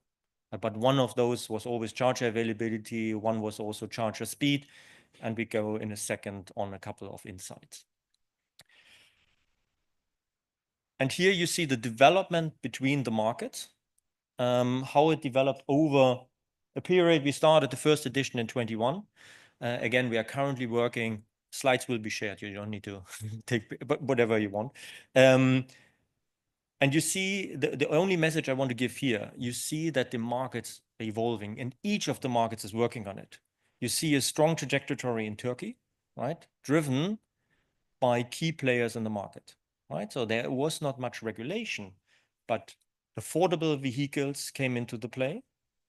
Infrastructure was pushed because it's a utility-backed player pushing into the market, providing enough charger, and that drives availability as well. You will see that in a second on an S-curve. There is still a massive difference between the markets in terms of where they're at, in terms of sales, how does it translate in the fleet. But what you see here, the markets from a score perspective, you look at regulation, you know, in Europe, obviously, we have a central regulation with the ICE ban. Some markets want to open this discussion. We don't really believe, I don't think so that we will have 100% sales in 35. and we don't see that in each of the markets, you know, when you look at the markets. But I mean, in the Nordics, you will potentially reach it, but in a lot of European markets, you will not reach that. So that's the first message. Second of all, even though you have 100% sales, it will take another 15, 20 years until the fleet is actually electrified. So there's a large trajectory for the next, until 2040, until 2050, until we have a full electrification in the entire fleet, which is very important to understand. So we have time, but we need to find the right balance. And in the ecosystem, we discussed it in the prior presentation. I think it's an ecosystem between the OEMs need to work. They need to be profitable. We need European OEMs. We need also the availability of cheaper cars, and I'm not excluding the Chinese cars here. But we also need the grid stability in each of the markets. I think that's something the ecosystem needs to work together to more efficiently roll out the chargers, but we don't have the disparity between, and what we saw over the last 24 months, where the charger rollout actually picked up or stayed on a steady trajectory, but the battery electric vehicle sales dropped significantly. And that leads to a significant pressure on the charge point operators, which need to also show more and more profitability instead of just growth. If you go on the next page, another misconception. So I already said charger availability in the public space. Another misconception is always you don't have home charger availability, so a lot of people don't have home chargers. Across the market, it's always above 80% have the availabilities of a home charger. Nevertheless, we all need to be aware the early movers who have an electric car also have often single family houses they can afford, they have a driveway. So once the market opens up and we have more EV drivers, you know, what we saw in the Nordics as well, we need also more availability of public chargers. Nevertheless, what we calculated across Europe, private charging, and that includes workplace, that includes private charging, will still be the dominant mode in 2040. But we are currently in the split of 80-20, private versus public. We move up to 60-40. So we have a strong trajectory of the entire energy demand. But there is a shift to public because you have more and more people who can afford and need to push also the sales into the wider mass. They will use it differently.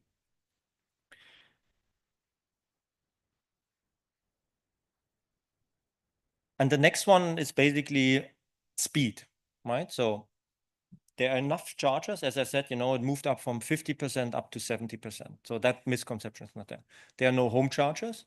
Misconception, because 80% currently have one, but we need more and different solutions going forward, and we're working on it. Second one is speed. This is something that is still to be addressed.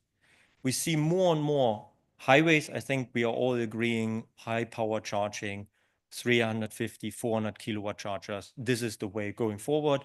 We see also all the big players moving in that direction. So Lely putting high power chargers in. If you look at the Ionity network, if you look at Fastnet, Allego, everybody moved in that direction. But it's also the destination charging in shopping malls, hardware stores, where we see more and more also in fast food chains, where we see more and more in the tenders, fast chargers included. It's the use case developed. And you and I, you know, for 20 minutes charging at a supermarket, we don't get a cable out for an AC charger. It moves towards 125 kilowatt charger or larger because people's behavior changes. And so also the rollout of the chargers will change, right? And that also the energy demand, but the use case and the profitability of those charge point operators will move. Before we go to the commercial vehicle side, we just want to share a couple of insights on the European passenger car. Thanks, Martin.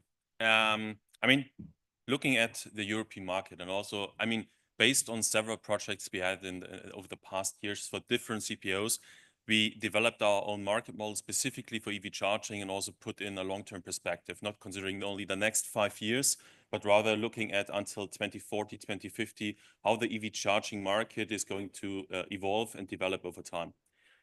I mean, looking first of all to the different countries. I mean, as Martin already said, different countries behave differently. And I think what every country has in common is that over time, they are following the same adoption curve. And basically, we would cluster those into three different waves of electrification, because also for EV charging, kind of the base factor that drives the demand for the EV charging side is actually, okay, what is my BEV penetration and BEV adoption? And at the end, what is the electrification rate of my BEV park and overall the vehicle park? So we have three different waves of electrification. And I mean, you're definitely well aware, I think, with regards to talking about the Nordics, talking about also like here in Amsterdam, in the Netherlands, that there's already an early wave of electrification that has been initiated in the 2010s. And this is kind of also visible looking at the vehicle park as of today, that there's a significantly higher electrification rate as if we would compare it to other countries. Second wave is completely Central Western Europe. And rather on the left side of the S-curve, we see clearly the Eastern European countries, where there's a lot of going on, also a lot of investors' interest into investing into these less major markets, because also the adoption curve from an AV side is still lagging behind, but it's gaining traction over time, and we clearly see that they are all moving the same path from the S-curve from the left side to the right side. I mean, looking at the base factor, which is kind of the EV adoption and EV electrification. I mean, clearly, Martin said 2035 ICE ban that is actually currently planned. If this really happens, I mean, that's still a question mark. We would still doubt it, because also looking at the different targets of the different OEMs, which they have for this year, which they have also until 2030, they sound pretty ambitious from our perspective. I mean, just looking into the newspapers, looking into historical developments of the different BEV strategies, I mean, they have continuously been updated. And we also expect that clearly for 2035, there won't be a complete ICE ban, so there will still be a certain share of non-ICEs, non-BEVs that are actually sold to the market. But that's actually still how it's currently planned. And this is kind of the base from which we are starting. So there will be a clear electrification. But I think the message is also clear in the long term. If it's not 2035, then probably some years later, but there will be at a certain point in time a full electrification. Yeah, so it's only a timing question at the end.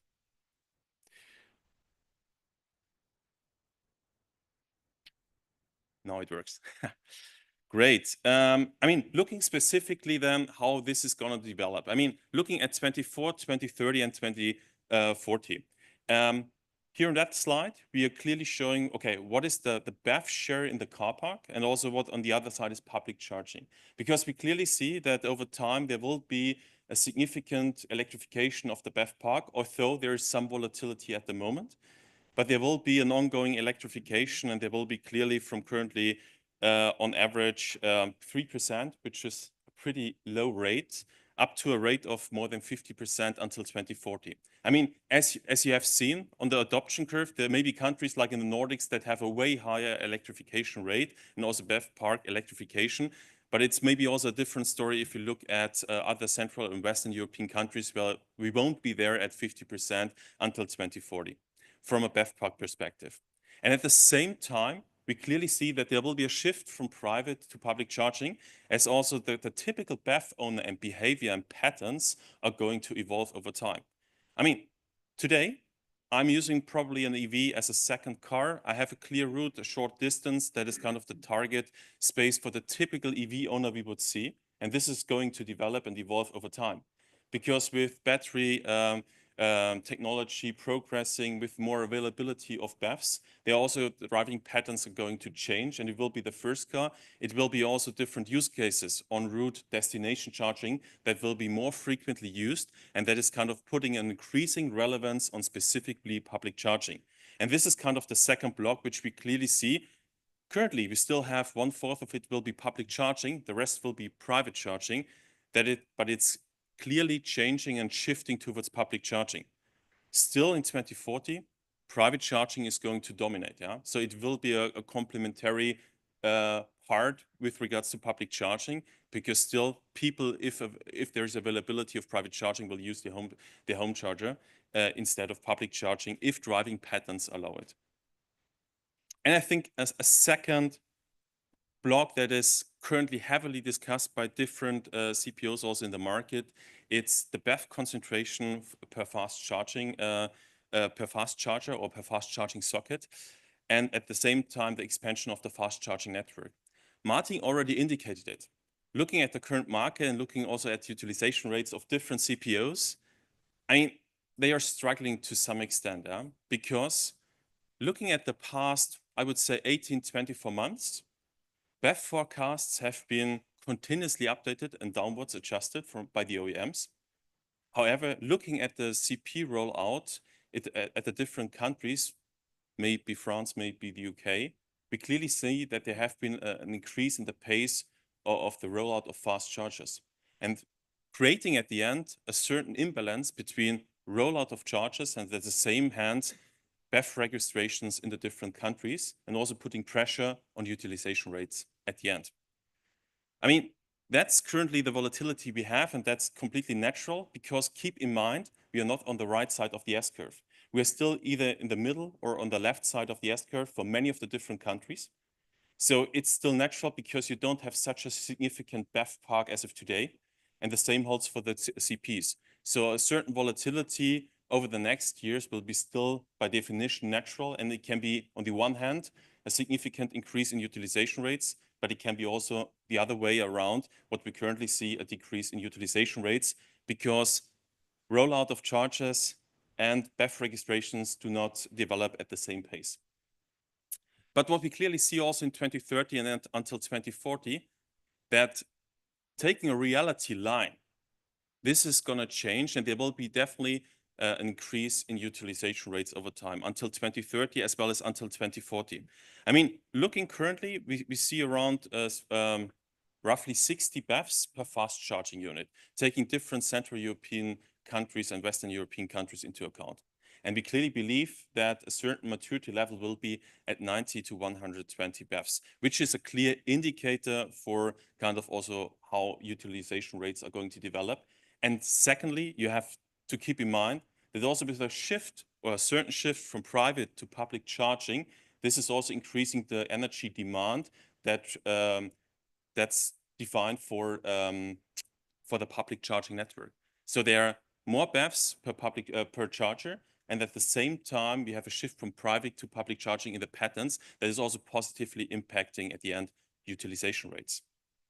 And as Martin said, fast charge roll, I think that's a clear story, because that's the way to go to also have some credibility with regards to consumers, because still, I mean, looking at current service we are doing, we clearly see that some of the people still show, okay, there could be a way more faster charges, particularly at destinations where you don't use a kind of AC charging if you have a stop of 20 minutes. So that's not really convenient and creating a lot of comfort.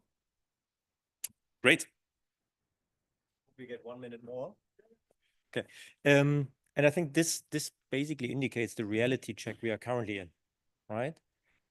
There's a lot of charge point operators where they are currently in equity, debt raising, and over the last 3 years, when you look at what happens in the transaction market, it really slowed down significantly, right? And the reality check is now moving away from growth towards performance. Investors will only provide you money with, and as it moves further towards debt financing, not 100% equity financing, even further pushes towards performance. So you need to understand the fluctuation. You need to react quickly to the fluctuation. And I think what is very important, you as a charge point operator, you're currently basing your decision, as everybody in the automotive industry, on an IHS SAP forecast. Between end 23 and the latest one in February, there was a downwards correction of 17% battery electric vehicle in 2040. What does it mean? As a charge point operator, I now make a decision and plan the rollout for the next 2 years. So I cannot react to it anymore. I based it on the decision I have now at hand, at the data set I have now at hand. So you need to be far more flexible. And the issue is really you rolling out a charge point on the belief there will be a certain utilization by charger. And then it doesn't come because the battery electric vehicles don't come into the market. And that's something where we see a lot of shift in the mindsets and a lot of flexibilization, prioritization within markets, because each market behaves differently and not a European rollout. So there's a lot of complexity in the market, but we still believe, and every discussion we have with key players in the market is that there is a rationalization and it will move towards a new normal. Again, an S-curve, and we see that in all the different industries, will never be a straight line. We always will move around that S-curve, but we will come up. And that is the key message. By 2040, we still have over 50% of the fleet is not electrified. Just keep in mind, right? We're only talking about sales. Takes a long time to translate into the fleet. I speed up the commercial vehicle part. So sorry, we are, hopefully you also grasp that we are passionate about electric vehicles, so we talk a lot about it. We don't stop at passenger cars. I think that in medium heavy duty trucks, we have a lot of discussion at the moment. Bus, transit bus, over the last 5 years, we had a lot of discussions, but the public as well as the private operators move towards it because they already have sufficient products for the homogeneous driving patterns we see there. For the medium duty, heavy duty trucks, the products are out there. There are a lot of products already in the market with the e-Actros, with other offerings that facilitate a lot of those driving patterns, the use cases. So we see a shift in logistics companies always towards electrification. More in the medium duty trucking where you have a 250 kilometer range each day, not massively heterogeneous. You're still around that 300, maybe sometimes 100 kilowatt you charge in a depot, right? And that's something we see in a second, also in the numbers. What you see here on that curve is basically, we have the passenger cars, we have a strong trajectory we talked massively about in the second section, but you also have a very strong trajectory in the heavy duty, medium duty trucking, and also in the coach segment where we have more and more offerings in battery electric vehicles. It will also contribute to the transportation decarbonization, as I mentioned earlier, and also significantly, right? But the offering needs to be there. 2 weeks ago, Alpitronic introduced a new megawatt charger. Also, the charging infrastructure changes. The products come into the market, and we see it takes a little bit longer, right? So it's a shift of 5 to 10 years where this market is behind the passenger car market, but it is a strong growing market. And this is basically the last slide I want to show. Is we are currently more in the discussions around depot charging, hub charging, because these are the use cases where electrification makes sense. For a lot of logistics players, they get subsidies for the infrastructure, or they combine it with photovoltaic solutions on the site. So the depot charging is there. We will see a drive massively in the depot charging. But as you see, we're talking here about 1 terawatt hours currently in Central Europe. It moves up to 60 terawatt hours just in medium heavy duty trucking and bus segments. So a massive energy demand. And with that, I also want to stop just to emphasizing the ecosystem needs to work.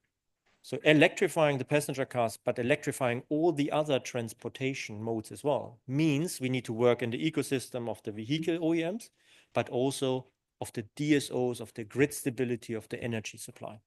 If that ecosystem doesn't work, it will always prolong the electrification of the entire transportation modes. Thank you. Martin, Jonas, thank you very much. Are there any questions from the audience over there, please?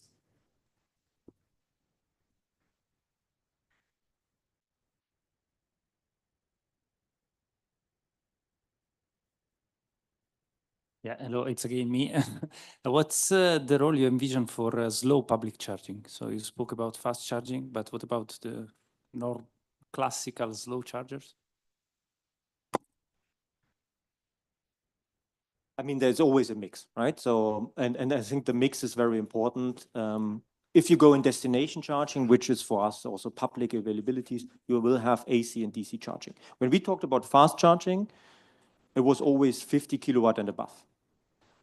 However, what we see more and more, if you would have asked me 18 months ago, you know, and you would have asked me what are the charger types you would see in a shopping center or in a hardware store, I would have told you AC. Last 18 months, massively, the consumer changes, the behavior changes. It's now, and you look at the tenders, it's the 125 kilowatt chargers because people are, the behavior changes. You know, I got the first 6 months, I went through the valley of anxiety as well, right? So people need to understand how to drive a car, how to behave with the car, and adjust their driving patterns. Coming back to your question, the mix of AC, DC, and HPC will still continue. There will be still the largest share of number of charge points will still be AC charging. But where the revenue pool is coming from, and that's the more important question for charge point operators, are the HPC chargers. Because there you get the sessions per day, there you get the energy supplied per day, and where you make the money. But you need to have the entire ecosystem to provide for all the different driving patterns. It's en route, it's parking garages, it's shopping centers, everything. It needs to be facilitated for the entire driving patterns of the mass market, because we are currently still in the early stage. It's not the mass market just electrified yet. And Martin, probably to add. I mean, you also need to have in mind that CPOs are focusing on the dynamics and behavior of consumers at the end as well. What is specifically the demand? What is the skepticism with regards to EV charging, also from a consumer side? And yes, you clearly see that currently everyone heads towards fast charging and implements everywhere a fast charger. But we also would expect that at a certain point in time, there will be a natural normalization of that trend, because not for every use case and for every situation, you would actually require a fast charger as well. So yes, currently everyone is rolling out fast chargers at a very fast pace, but for on-street charging, it could still make a lot of sense to have simply the AC charger. Or consider about if you're at a train location, if you're at the airport. There's so many different locations where it totally makes sense to have not a fast charger of, I don't know, 250 kilowatt, but a slow charging mode, yeah? And this is going to clearly happen also going forward when people are happy, when driving patterns normalize to some extent, that also kind of that, what is really for each of the different use cases the perfect strategy, what to be rolled out, yeah? And there will be also for AC and slow charging, definitely a specific role for that.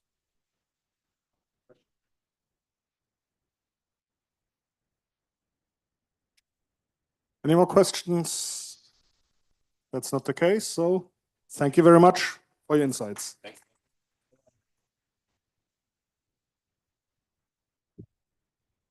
Next up, we will hear a case study, Accelerating Tomorrow, Why DC Networks Will Shape the EV Future, held by Louis Chamosseret, and he is the General Manager Benelux of Electra. Bienvenue.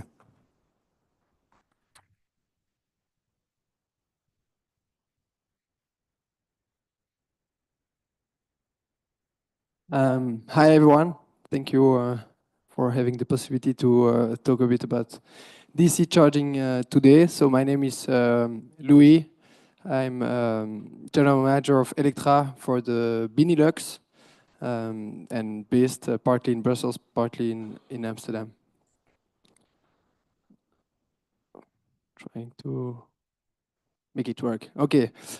So today we will discuss about Electra, a short introduction about what we do, who we are, some specificities about the Dutch market, what we see in other countries, because Electra is active in other countries too, what we see as possible pockets of growth in the coming months and years on DC charging, especially in the Netherlands, and then some aspects on the fast charging demand in the cities. To start about Electra, so Electra is a fast charging point operator born in 2021 in Paris. And we recently opened activities in the Netherlands in 2024. I opened activities in 2022 in Belgium and now more recently in the Netherlands. So we really have the ambition to become a European leader in the fast charging. We are active in 9 European countries today and continue to expand and have more or less 2,500 fast charging points in use. En we zijn ook een beetje deels Nederlands, thanks to PGGM, who actually invested more or less 300 million and is actually a large investor in the company from a total of 700 equity funding that you have raised in the last years. Our model is classical fast charging CPO in the sense that it's a third-party investment. So we own the capex, we own the opex, and we get the revenue from the kilowatt hours that we sell. We are more or less a team of 220, a bit more in the meantime, people. One specificity of this is 1/3, 1/4 is working on the software. So all the backend and all software aspects and communications between the charger, the car, the payment systems, etc. is all in-house.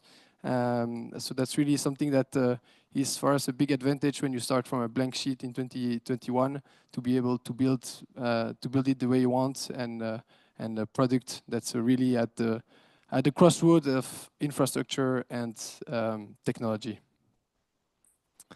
I said our ambition is really to becoming a major European player. We aim at top 3 position in each of the country we are active in, and we'll continue to develop. So today we are the largest network, both in charging points, in stations, in Belgium. We are the 3rd largest in France, 15th in Italy, but the target is really to have this becoming top 3 player in each of the countries we are active. So we are young. We created the company only 4 years ago, but still have this ambition to continue to grow fast. There are a lot of CPOs, a lot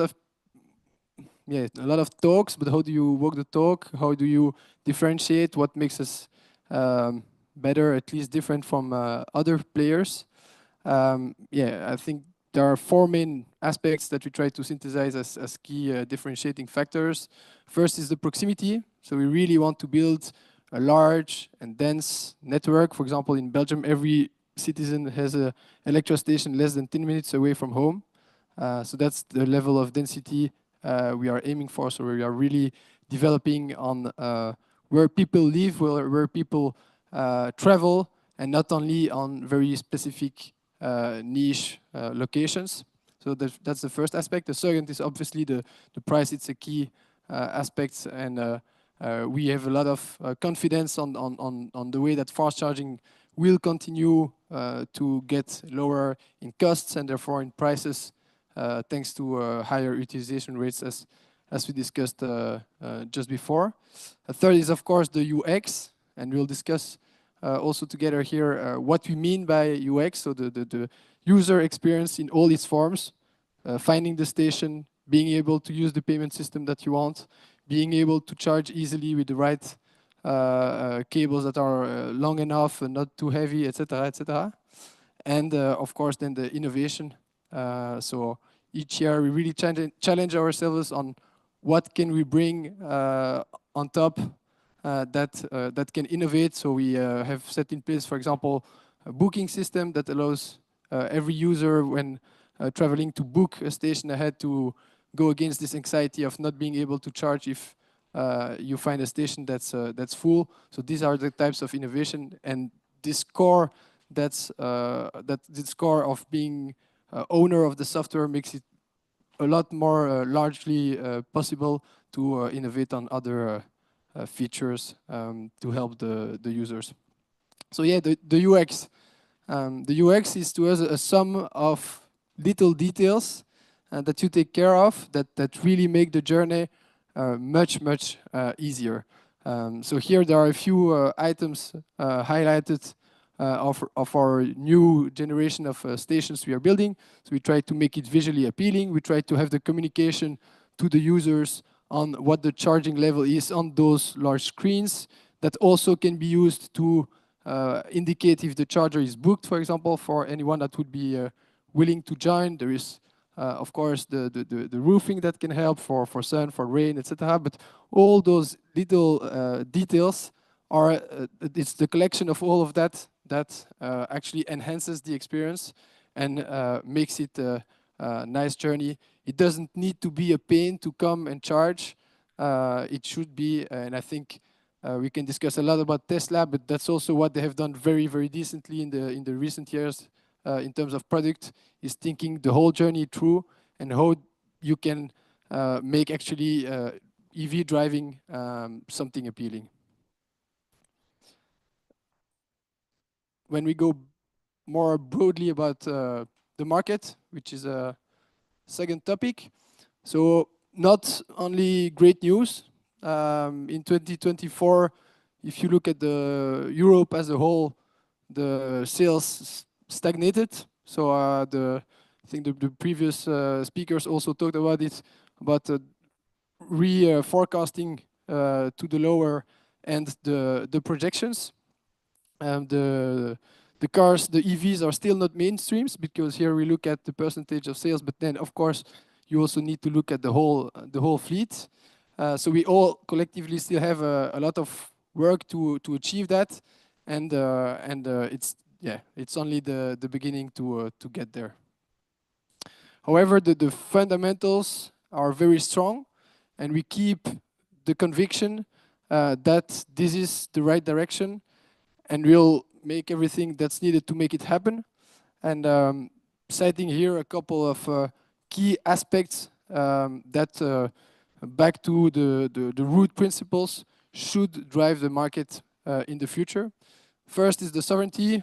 In those days where there's a lot of discussions on geopolitics about made in Europe, made in X, we actually here have the possibility to be much more sovereign about the way we transport ourselves with electricity made in Europe, made locally. Netherlands is a country that has an extremely high number of solar panels per square meter or per inhabitant. It's also a way to produce electricity that's going to be used by Dutch people themselves to transport. So that's a first aspect that's for us a key driver that can help to drive electrification. Second is the sustainability. There were discussions previously, but I think that now everyone starts to get it, that if you want to decarbonize, it's not going to be for light commercial vehicle with hydrogen. If you want to decarbonize, electric cars are the solution, and battery electric cars, I mean. And yeah, I think that's more and more being accepted. And if you believe that we want to decarbonate at European level, there will be no other option, and that's a second fundamental that will drive the market. A third one, which is definitely one of the most important, at least for the customer, for the user, is the affordability. We see now that driving an EV can be more competitive. If you look at how much it costs you to drive X kilometer, if you compare oil and gas, and if you compare electricity. However, the prices of the cars remain high. There are tax also that sometimes can balance in one or the other way. But batteries are most likely one of the fields where there is today most investments worldwide in terms of R&D. So every week, every month, you hear news about new records being broken about density, about cost per kilowatt hour, about technology that should help the costs of the car to get lower, to get more performance at the same cost. So the direction is here also very positive, and we believe this fundamental should also, in the medium term, drive the market in the right direction. More or less 1/3 of the cost of a car, of a battery electric car, is the battery. So imagine you divide this battery cost by 2, you have 1/6 of the car. That's immediately a cost saving, which is quite important. There is a Europe at different speed. You could also see it partly in the previous discussions. Yeah, you have Southern Europe, you have Northern Europe, you have all the countries in between. And I think that for the Netherlands, we have the opportunity to really position as a leader. What we are looking at here is the percentage of EV sales. As said, it's not done. There is still a lot to do, and that's only the sales and not the full fleet penetration. But I think, yeah, I think we have an opportunity here to pave the way and show what's possible towards other European countries that probably are a bit lagging behind. In terms of OEM industry, Netherlands has an advantage in the sense that it has less of those German OEMs or French OEMs that are fighting against and so on. So you have an opportunity here to stay very non-partied in the discussions and really get to the rationale on what's the best solution to move forward. And I think it's an opportunity that every one of us should use to drive the market to further, like they are doing, for example, in Norway.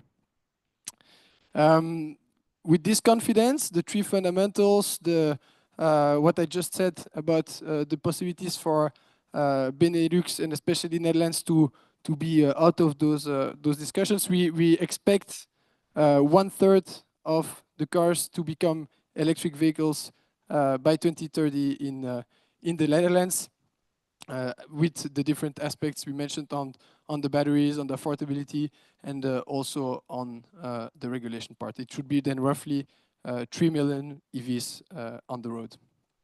Then when we look back a couple of years ago, so Netherlands has been one of the first movers on EV charging. And when we look at the capacity of EV charging installed per battery electric vehicle, it's quite high. It's quite significant, which is a positive sign because you need to break the chicken and egg of building the infrastructure, having the cars that need this same infrastructure. So in this sense, I think it's very positive that the Netherlands started early on. However, when you look at the share of that in terms of power, in terms of fast charging power, you see that there is significant room for improvement. And you have this aspect that the earlier mover used first generation technology, and then they need to push themselves to switch to what's coming up, being the fast chargers, among others, today. Like the speaker said just before me also, 18 months ago, you would be using AC at a retailer. Now you're using 125, if not more. That's a bit the spirit we are in. And that's an advantage for countries that are a bit latecomers that actually use straight those second, third generation technology. And I think is a pocket of growth, back to the introduction I had, remaining for the Netherlands in terms of what's possible for the development of the infrastructure. The market will shift, continuing on this pocket of growth. Market will shift from early adoption with all those people that have those lanes in front of the house, the possibility to charge at home, to more mass market and all the others that don't have this possibility. And this should therefore drive public charging, and public charging should also, in terms of volume, drive fast charging for evident reasons on the experience and the way that it's more convenient to charge fast. So we see a big shift that's coming up, moving from this early adoption that's more focused on private AC to fast charging public in terms of mass adoption. When it comes to the costs, if you compare the costs of running a charger from different power, you will see that, of course, you'll have a direct correlation between the utilization rate and your costs. The more your charger is used, the more, the less cost you have per unit of kilowatt hour, and the better you will have the economics. And what we see is that in certain circumstances, when the utilization rates get higher, and that's what we expect for the fast charging, actually you can have chargers that can run at a lower cost than AC. And what we expect to be the future is, will it be in 1, 3, 5 years? It's a bit hard to assess today, but we see today that some fast chargers already have better economics than slow chargers, and therefore should be able to offer a better price.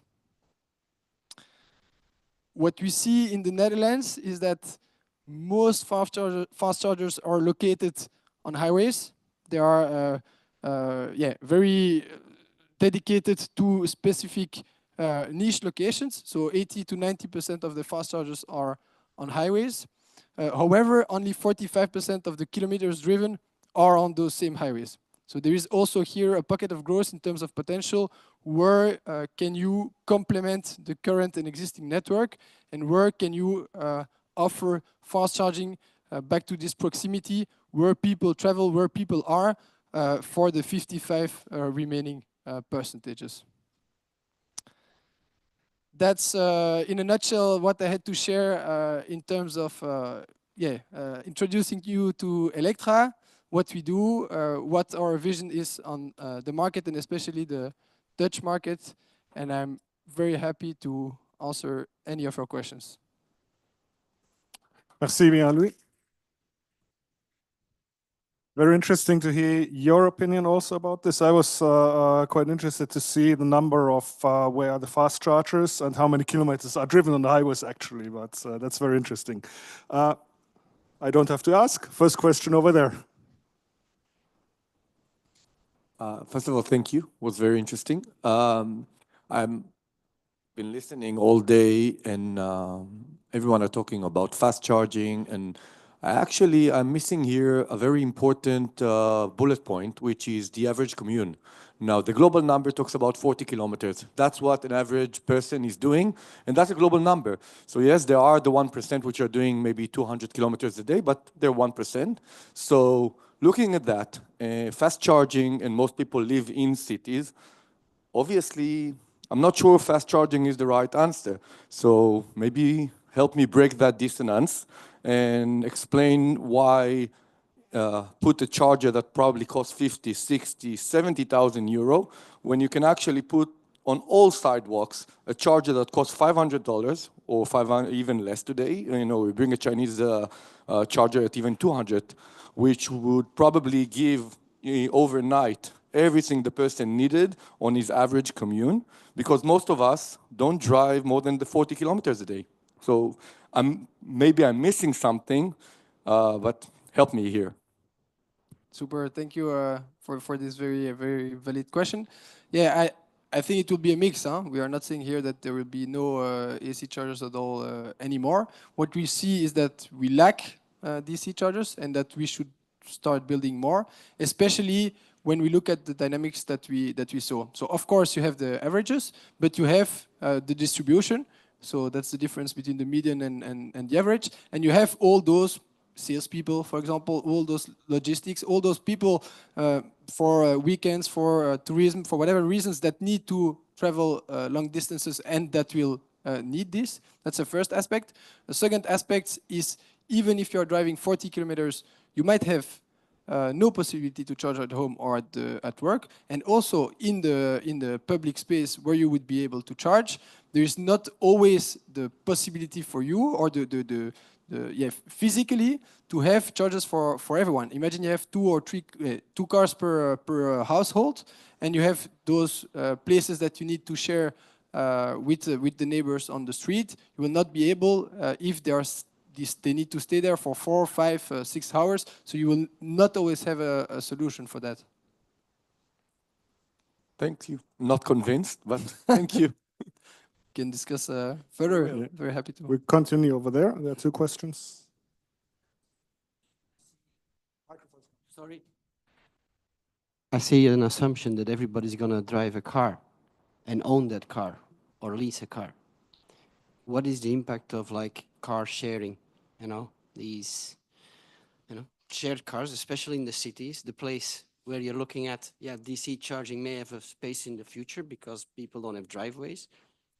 Aren't those people just going to use car sharing and speed pedelecs and other modes of transportation rather than relying on buying a 50K vehicle that needs DC charging?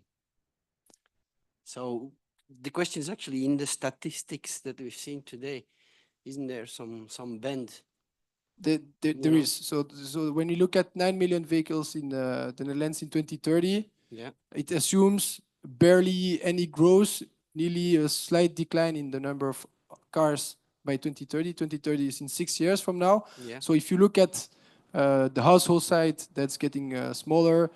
It should mechanically drive the number of cars. So somehow it's captured in this aspect. Okay, thank you.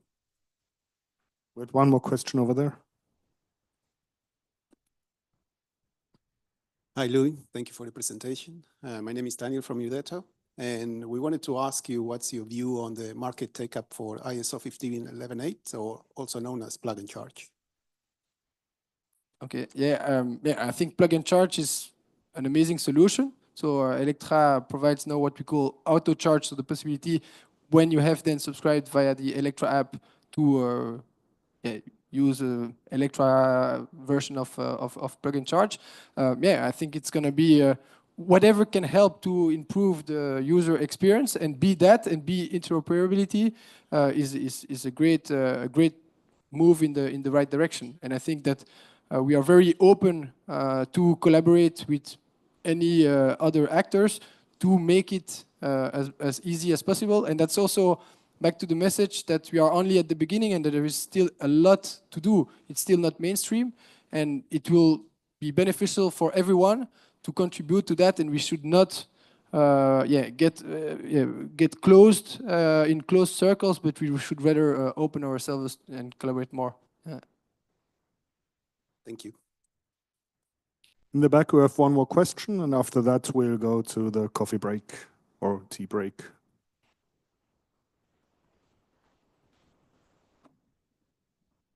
Thanks. Probably one comment to the question before, because I think it's super interesting, but I would say still that fast charging has such a low share currently that there's still a huge potential. And looking at, okay, what is really the share of AC versus DC, it's a clear overweight for AC still, yeah. And secondly, looking at Utrecht, there are also examples that you have DC charging hubs also in residential areas where there is no access to private charging at all. So this is also kind of driving DC charging behavior or demand at the end. My question would be, looking at Western and Central European countries, we saw over the past years a lot of, I would say, land grabbing strategies, where many CPOs that have been active at least secured the different spots, put their one charger, not 4 or 5 chargers, but simply one charger so that the specific spot has been secured. And the same holds for looking at motorways, that you have a lot of utilities that also have by definition attractive spots where they could offer fast charger experience. I mean, how do you assess still that potential looking at a comparably late market entry like in the Netherlands, but also looking at Germany, still the potential for fast charging networks if you don't have a certain market share yet, and considering that land grabbing strategies of others? Okay, changing question. I think there is a lot to say on this. Yeah, so I think definitely the first steps when entering markets is capturing the right positions, the right locations. I think locations is not the only thing. Of course, there's also other aspects we mentioned on the uptime, on the user experience, but definitely building a network and building these proximities is a key factor of success. So we look at very different ways, including M&A, when we enter markets to quickly develop the land grabbing strategy, if it answers your question. Yeah, thanks. Okay, thank you very much. Thanks for your insights. And next up is the coffee break, networking break, and we'll be back around 4:15. Thank you very much.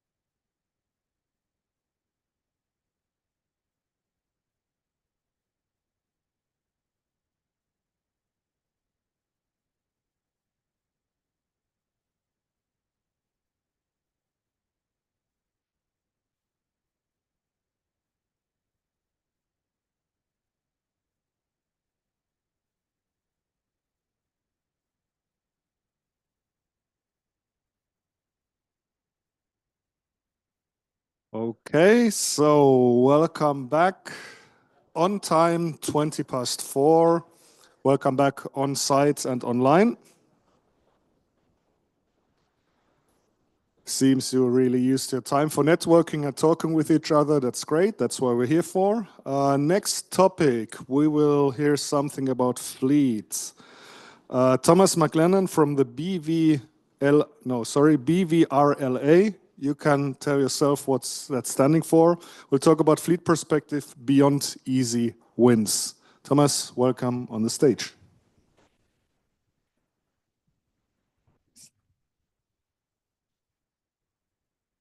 Thank you. And there's a bit of an internal discussion around our name. We are the British Vehicle Rental and Leasing Association. So we do exactly what we say on the tin. And I'm a big proponent of camp rebrand, but there are others who quite like it.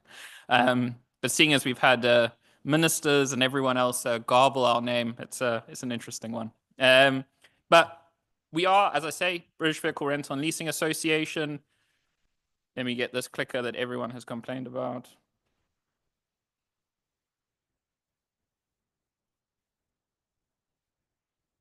There you go. Who are we? We represent the leasing and rental sector in the UK, which is rather niche sounding, but broadly, our members have over 4.3 million vehicles and a lot of EVs. Our members are the major funders, be they banks or smaller lease cos, leasing brokers, rental firms, household brands, smaller ones. It's about mobility provision. So other people might be using their vehicles, but at the end of the day, it's our members who own them, take the risk on them, and get them out into the market. So this is going to be a slightly different perspective to the speakers you've heard before, because we don't really do charging, but what we do is hopefully supply your customers. And one of the key barriers that comes up time and time again is the charging network. But what is the broader challenge? What is the broader environment we're operating in the UK? And why is the UK relevant at all? Which I think is an interesting point that's come up a few times over coffee. There are a lot of UK people here. Also a number of South Africans in the UK here, which is interesting. But I think one of the key points to make right at the start is that regulation drives this market. You know, I'm sure we can look at Norway, we can look at the Netherlands, we can look at Germany. All these markets, the shift to EVs is regulation driven. The biggest factor for us in the UK to date has been the government's taxation approach, which sounds really boring. And when I talk to my friends about it, because I can't stop talking about it, they tell me it's very boring. But what it means is that vehicles have become more affordable for company car drivers, for those who access vehicles through work schemes like salary sacrifice, where you give up pre-tax income. And what we saw was the government did this very bold step of dropping the taxation on those to 0% from 2020. And basically the market supercharged, but it's been driven broadly by fleet, broadly by our members. Now, the actual customers might be private users. You might be someone who uses a work scheme, but it's broadly the fleet. What we then have seen is a follow-up piece of legislation, which was already mentioned in earlier talks, but the zero-emission vehicle sales mandate is, I think, the most ambitious piece of legislation in a major EV market around how we are going to shift into EVs year on year in the UK. And what we've seen is that the market has just followed. There was a natural boost with the big changes, and that's followed through with the mandate now pushing up greater supply. Challengingly, the van market doesn't have the same kind of incentives, so it's sat in a sort of very different place and is struggling a lot more. And when we look at other markets, Belgium has similar BIC rules, and they've seen an explosion in demand. Netherlands had BIC rules before the UK did, saw an explosion of demand, changed BIC rules, saw a bit of a slowdown. So this is a fairly established pattern. If you create the right regulatory space, you will see demand, or if you want to push supply into the market to create the market, you can do it. But regulation is the most powerful bit of it. What does that mean for our members? So our members are quite diverse. We've got everyone, there was a mention of Car Club, hooray, that's a great thing to talk about. That's another form of sort of shared mobility, just like rental and part of our membership. You got company cars, you've got vans, etc. And what we have seen is this sort of rapid transition in some elements of our membership. And this data is about to be updated. So apologies, there's a little bit dated now. We'll be releasing it in the next 2 months or so. But basically, what you've seen is that rental is struggling to make the transition work, whereas salary sacrifice is basically fully transitioned already. And, you know, in absolute numbers is actually pretty big. So what this is really about is we're not going to see any homogeneous movement. And especially in a market that's starting to mature, we heard about it earlier, how the UK is, you know, well beyond 1 million vehicles now, 1 million BEVs. It's no longer about those easy wins. It's no longer about you're a wealthy company car driver with like a great tax break going on here, and you got charging at home, and it's all really easy. And, you know, why aren't you in an EV? You know, that's an easy sell. We're now starting to get into the territory of trying to convince those who sit outside of those regulatory norms, who sit outside of those user cases. I think one of the things that comes up to me a lot is you can see on paper that often EVs might work for groups, but in reality, we struggle to see the take-up from those subunits. So the EV transition to date, from our perspective, has been leasing powered, and I use that. It's not been rental. The incentives really work, and we've seen this differentiation between vans and cars. What we see as the biggest challenge, and this will be a sort of callback to the question I raised earlier, is this graph, which is basically what's happening to used EV prices, and that's for cars. Basically, you've seen this complete collapse in used EV values, and that is really interesting. While everyone saw a bump during COVID, during restricted supply, that used values went really, really strong. There's been a sort of massive realignment with EVs and a smaller realignment with ICE.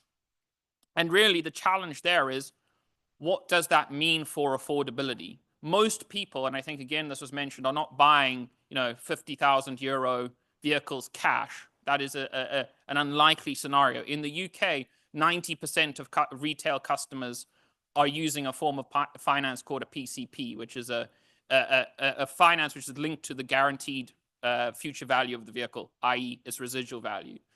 Businesses are using leasing. The more the economy is under pressure, UK, we're definitely under pressure. We're quite low growth at the moment. We'd like to change that. The more under pressure we are, the more firms are looking to sort of make things more affordable. Folks move away from massive spends on these assets and look for other forms of financing. And that's where the used value really matters, because all financing really is your usership of that asset for the time between its purchase and its disposal. And if the difference between those becomes sharper and sharper, you've got a real challenge on your hands. Because even as prices might fall in the absolute, and we've seen cases where companies have cut prices of vehicles, but the lease rates have gone up because the RVs have declined in line. So for us, the real challenge is the used market. How do we make charging, how do we make everything work for those second users, those third users, those who aren't generally incentivized, whose companies probably don't have ESG policies, you know, who are the quote unquote purer market? And how do we get the ball moving more strongly there? And I think, you know, one of the big pieces of work we've done is, you know, why does that happen? Well, as we push more vehicles into the new market, the used market will grow. Necessarily, people have to dispose of their vehicles, but it doesn't necessarily mean that there is actual demand to match the inevitable supply. So we've got to flip it on its head a little bit to move away from a focus and fixation on the new market and talk more about the used market, talk more about the market as a whole. It's also the more inclusive market. It's the space where vehicles are more affordable. It's more realistic. If we can make the transition work in used, we can make the transition work full stop. And we think there's some real risks. We've done some research. We have a lot of data from our members, and we've done some pretty extensive modeling. And basically, huge numbers of new BEVs will be lost because they'll become unaffordable if we see used values not start to get shored up or see some stabilization there. The volatility in and of itself of the used market is able to basically create pricing conservatism, which then increases the need to sort of build in barriers, which makes new vehicle financing more expensive. But it's also creating innovation, which I think is really interesting. We're seeing a big growth in things like second life leasing in the UK, where instead of disposing of assets, we're trying to keep them longer. What does that mean? What does that mean for vehicles which are under management for longer periods? How does that interplay when you're looking at things like longer relationships with charging providers, etc.? More control. I think it's a very interesting question. And I think the idea that we're going to see more technology, more innovation, and more adaptation is definitely going to be driven by the financial pressures that the used market are creating. Throughout that, we do see infrastructure as a critical enabler to all of that. Your average used vehicle purchaser needs to have confidence in the infrastructure. We think it's going pretty well in the UK from a sort of overarching picture. This is sort of just tracking the charge point deployment. Again, it's getting updated. But one of the things that we're very concerned about is not necessarily the number of charge points. And I think one thing I also have as a plea for people in this meeting is how do we make sure we get the right charge points in the right places? And I think there was a very interesting point made by those presenting just before the tea break about how demand types change and how individuals' preferences change. You know, there's some classic cases in the UK of retailers putting in charge points at 7 kilowatt and then having parking restrictions that you couldn't stay parked in the parking lot for more than 2 hours or whatever it is. And it's like, let's have coherent, full thought. So one of the pieces of work that we do, and you've already heard about the Levi Fund, one of the pieces we do is we annually send out a freedom of information request to all local authorities to understand what is it that they are thinking about and how are they thinking about that broader usership in the UK to understand what it is that, we need to do to try and increase the voice of fleet, because that's effectively what we try and do. So I think one of the key facts in this, the wash through of those Levi individuals from the capacity funding, which is absolutely key, making sure that the folks who are doing the tenders have the skills to be able to see what's what. One of the things which we would say is that we've actually seen some pretty good spread of local authorities who are so key to all of this, having plans or trying to think of a plan. Just in 1 year, we saw a pretty big rise in folks engaging with that. And similarly, we've seen a really strong improvement in having named contact people, which for us and for our fleet members is absolutely vital. If you're talking to the machine or you're talking to the person who also looks after bins and also looks after potholes and all sorts of things, it starts becoming a much more complicated picture. The area where we think folks are missing a trick, and I would say this, is that we see very, very little engagement with those people who actually have the vehicles which will give the economies to make charging work. So we think that is something of a missed trick, that the vast majority of local authorities and those actually implementing charging are not necessarily talking to the people who actually have the vehicles which need to charge, and trying to create that cross collaboration. And I think that's something, again, which I would say this conference and many others, we need to make sure that we always hearing from the voices of others around how we can make sure that this all works, because it's not going to happen overnight. One of the things we looked at was how do we create resources for local authorities, etc., to be able to understand the needs of fleets? Because again, fleets are really varied. When you say fleets, it could be everyone from a parcel delivery firm to a company car driver to, in the UK, we have a disability scheme, which is a fleet for disabled members of society. So you have all these different things. So we've tried to create understandings about how you need to think about it. And I think we have always pushed this idea of getting the right charging in the right places with the right systems, and not trying to rush for land or rush for just putting in charge point numbers. And I think one of the groups who've struggled the most in the UK, and we came to this earlier, are van users. And that's because charging is often inaccessible. You know, you can't fit a van into a charging bay. I was looking at the presentation earlier with the pictures of fuel forecourts, and the sizes of those bays were magnificent. You know, you could definitely fit a van into them. It's often the challenges, you know, might have a charge point in a shopping center parking lot, but there might be an access restriction or a height restriction. So the van market, as I showed you earlier, is really flatlining at the moment in the UK for e-vans. We saw a little bit of a bump in January, but we need to flesh that out. And I think this comes back to that point about regulation driving the market. If we're going to regulate a market to change, we also then need to see action to support it. So we, and alongside a number of others, have launched a campaign last year to try and get vans first and foremost. And I must say, there seems to be a lot more government attention on vans at the moment. We just saw a Committee for Climate Change published their 7th carbon budget. I think it's the 7th this morning. Clear mention of the need to work with fleets and with vans to try and resolve it. It's just too complex.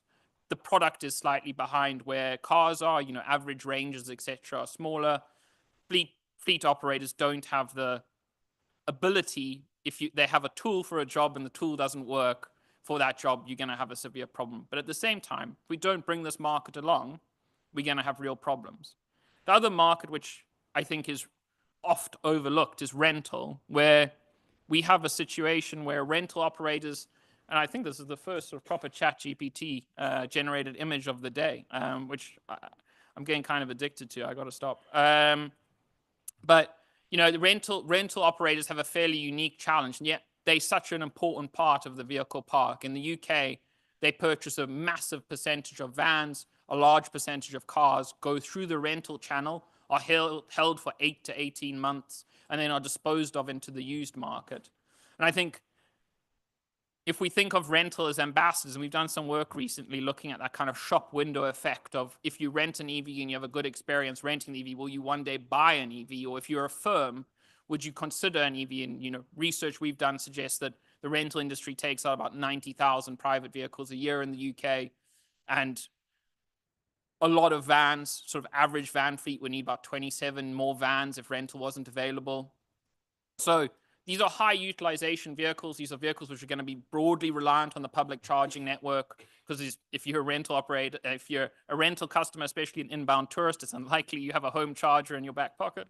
And that group has very little specific thought around them and very little specific support.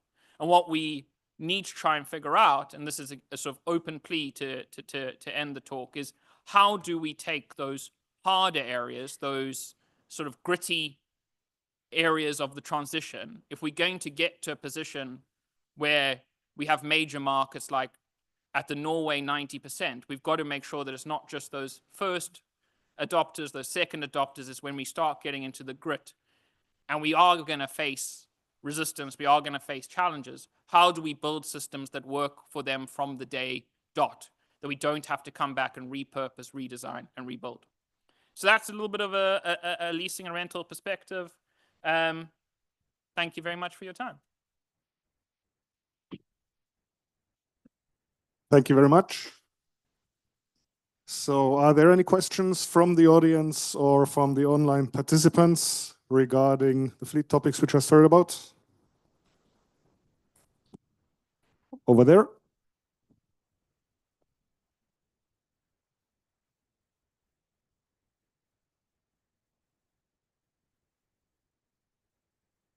Thank you. Hi, Thomas. Neil Durno from Voltempo. The charging of vans and the availability of facilities to do so links back to one of the topics earlier around local authority engagement. Within the context of the van plan, can you share more about the thinking around how to manage that, avoid that conflict with public charging for private vehicles? Because we know we've seen some challenges around that at times in the UK. What's within the van plan to help overcome that potential conflict for charging assets? Well, I think it's an interesting question. So parking politics are a big thing in the UK. I don't have off-street parking. I know if someone takes the bay, which is outside my house, you know, think, oh, that's my bay. It's the street, you know, it's everyone's bay. But that becomes very, very intense. And a lot of van fleets in the UK, drivers take their vehicles home. So it might be a liveried vehicle. So it might look like it's for someone, but that's someone's vehicle that they, you know, parking outside their house, etc. And I think what we really need to try and do is make people aware that it's not delivery company X or Y who's decided to park up their fleet outside your house. It's your neighbor, you know, it's someone in your community. And I think what we have seen a failure of is communication, especially from local authorities around what it means to have charging in the public. You know, if a vehicle is there and is plugged in and is being used by a community member, I don't think there's any reason why that's inappropriate. You know, we should be looking at all the solutions we can to try and make sure people have equitable access to charging. One thing we push a lot is bookability. You know, if there's a problem with access or how people are using charging, we should think about making the access to that charging more controlled in a way that is fair. So I think one of the challenges has always been that sort of, this is a huge task. It's incredibly complex. It's a skill set which generally hasn't been there. I think the Levi Fund's doing an amazing job, and we do feed that in all the time. I'll say it again publicly. And I think the capability funding segment is the most important bit, because we've seen a complete transition in how the skills within, honestly, what wasn't perhaps one of the most sort of, people weren't flocking to go into local government to work on charging. They were going into local government to work on other things, you know, and we're seeing that knowledge and that all change. And so hopefully as we go, that will resolve itself. Over there, and then in the back also. Hi, thanks. Angus Webb from Dynamon. Obviously, with new vehicles coming out with better technology in the future, there's potentially this kind of wait for the future before going in now in the used market world. One way to mitigate that is to get fleets to hold on to the vehicles for longer, so that they get more of the useful value out of them. And obviously, you'd expect an electric vehicle to last a lot longer than an internal combustion engine. As the association that represents millions of vehicles, are you able to collect data on service, maintenance, repair, reliability, etc., to encourage your members to hold on to vehicles longer? And are you able to share any insights on that today? It's a really interesting point, and we do work on that front. I think naturally lease terms will be going out, but at the same time, if you've got pressure on the front end through things like the ZEV mandate, not to try and villainize it, but just to say, you know, there is pressure, then you want people on that purchase travelator, right? If you're an OEM or you're a dealer, if you're relying on making sales and making targets, you want people, especially people who are in EVs, and all the research suggests they stay in EVs, you want them to come back in and buy another EV, and that EV that they were in to go on its merry way into the used market and green the park as a whole. So you want to keep that travelator functioning. So freezing that with the first group who are able to buy EVs and just saying, stay in them forever, folks. You know, it's the same demographic who buys new cars. It's the same demographic who accesses cars through company car schemes. It's a new demographic, and actually a much more equitable demographic who uses salary sacrifice. So that's a growth area. But broadly speaking, we need to keep that travelator moving if we're going to have any chance of greening the park as a whole and reaching our carbon goals. That said, we will see a slowing down in it if the used market doesn't work. If the used market is weak and there isn't that demand, it's sort of just tipping off the end, then we're going to see that slowing. But I don't think that's a good thing. From a maintenance side, the research we've been part of and sort of looked into, from what we've seen so far, it looks broadly like maintenance, sort of service parts, it's cheaper and easier and they stay longer. But for repair, when there's an accident, is more expensive, takes longer, and is more challenging. Now, there are lots of reasons for that, potentially. The EV's off the road for longer, potentially because, you know, there might be fewer battery qualified technicians, or there might be insurance rules around fires that mean you have to put it in the side of the yard for an extended period. Well, I believe in the German market, you have to dunk it in a tank of water. So, you know, you've got elements which might be slowing that process down, encouraging write-offs potentially if the insurer has to pay for a replacement vehicle, which is expensive, They're looking at the maths. We've also seen new entrants into the UK who didn't bring a full parts network. And then you had a situation where people would have a minor accident, need a minor part, but have to wait 6 months for that specific part to come. Easier to write the vehicle off because from a cost perspective, definitely not from a sustainability perspective. So it's a complex one, but hopefully as the whole ecosystem aligns, unfortunately, it keeps coming back to us is like we need the used market to feel strong and secure for us to keep that travelator going. But one more question in the back. Jakob Rukstadius, Research Institutes of Sweden. So the final part of your answer there was that you want the BEV residual value to remain very stable, right?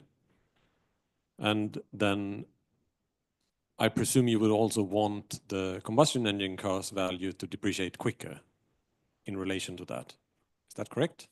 Well, I think what we're trying to say is that we need to see greater stability in the EV1. Like there's not currently a challenge with ICE. So what policy could drive that? There are quite a few. The one I'm quite passionate about is some sort of residual value guarantee from government, where in the UK we've had other sort of loan schemes, etc. during COVID, where we've had sort of, first loss might go to the bank, but losses beyond a certain level would be taken up by the state. You have countries like Australia who actually set the RVs for their product because they want affordability. So at the end of the day, you've got different routes. There are lots of tools. I would say sort of RV guarantees for the volatility point is best. But equally, we've seen how the tax structure has worked so well. We could create tax measures to encourage people into used EVs. If we dropped BEC on used to zero, it would be very powerful.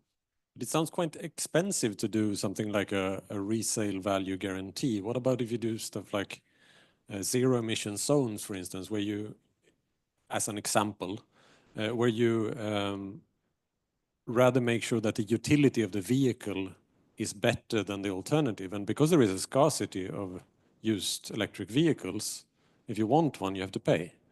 So increasing demand. Yeah, so I don't think there is an exclusivity to options. We have the options which work within the wheelhouse of our membership, but we're just one voice, right? We represent the leasing and rental industry, so we say what we think would work best for that sector. But there are lots of routes to try and make the used market stronger. All we would say is that the demand, while growing, does not meet supply and certainly doesn't meet the supply that we're going to see come through in the volumes in the next few years. Because if you look back at the graph, 3-year holding period, 4-year holding period, we're just at the tip of the iceberg. At the same time, we're seeing lots of new entrants with better technology and lower list prices coming into the market. You've got a strange situation where, unlike anything where the sort of hundreds of years of pricing of how ICE vehicles have worked, we're now looking at a situation much more similar to something like mobile phones, whatever, that the technology is improving rapidly while the price is coming down.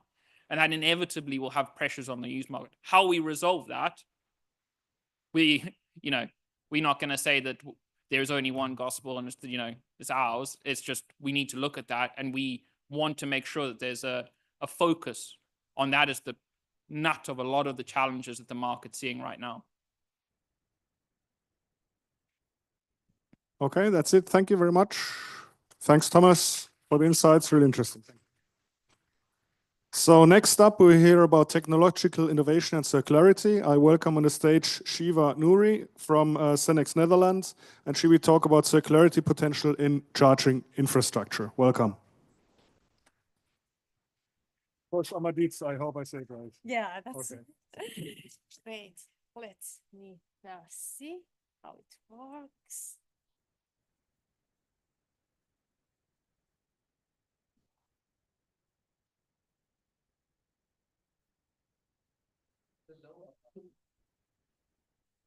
Oh, yes.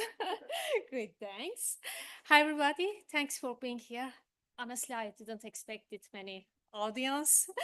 Most of the time when I talk about circularity and sustainability, I am one of the last who presents, and there are just a few audiences. But today I'm lucky that there are many here. I'm from Cenex Netherlands, and first let me introduce Cenex.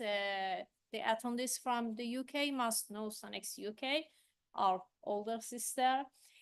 But we are here in Amsterdam, and we are both non-for-profit organizations, research and consultancy, and I think it's very important for us that we are non-for-profit. We have no economic benefit, and we try to provide unbiased consultancy for our customers in zero emission mobility.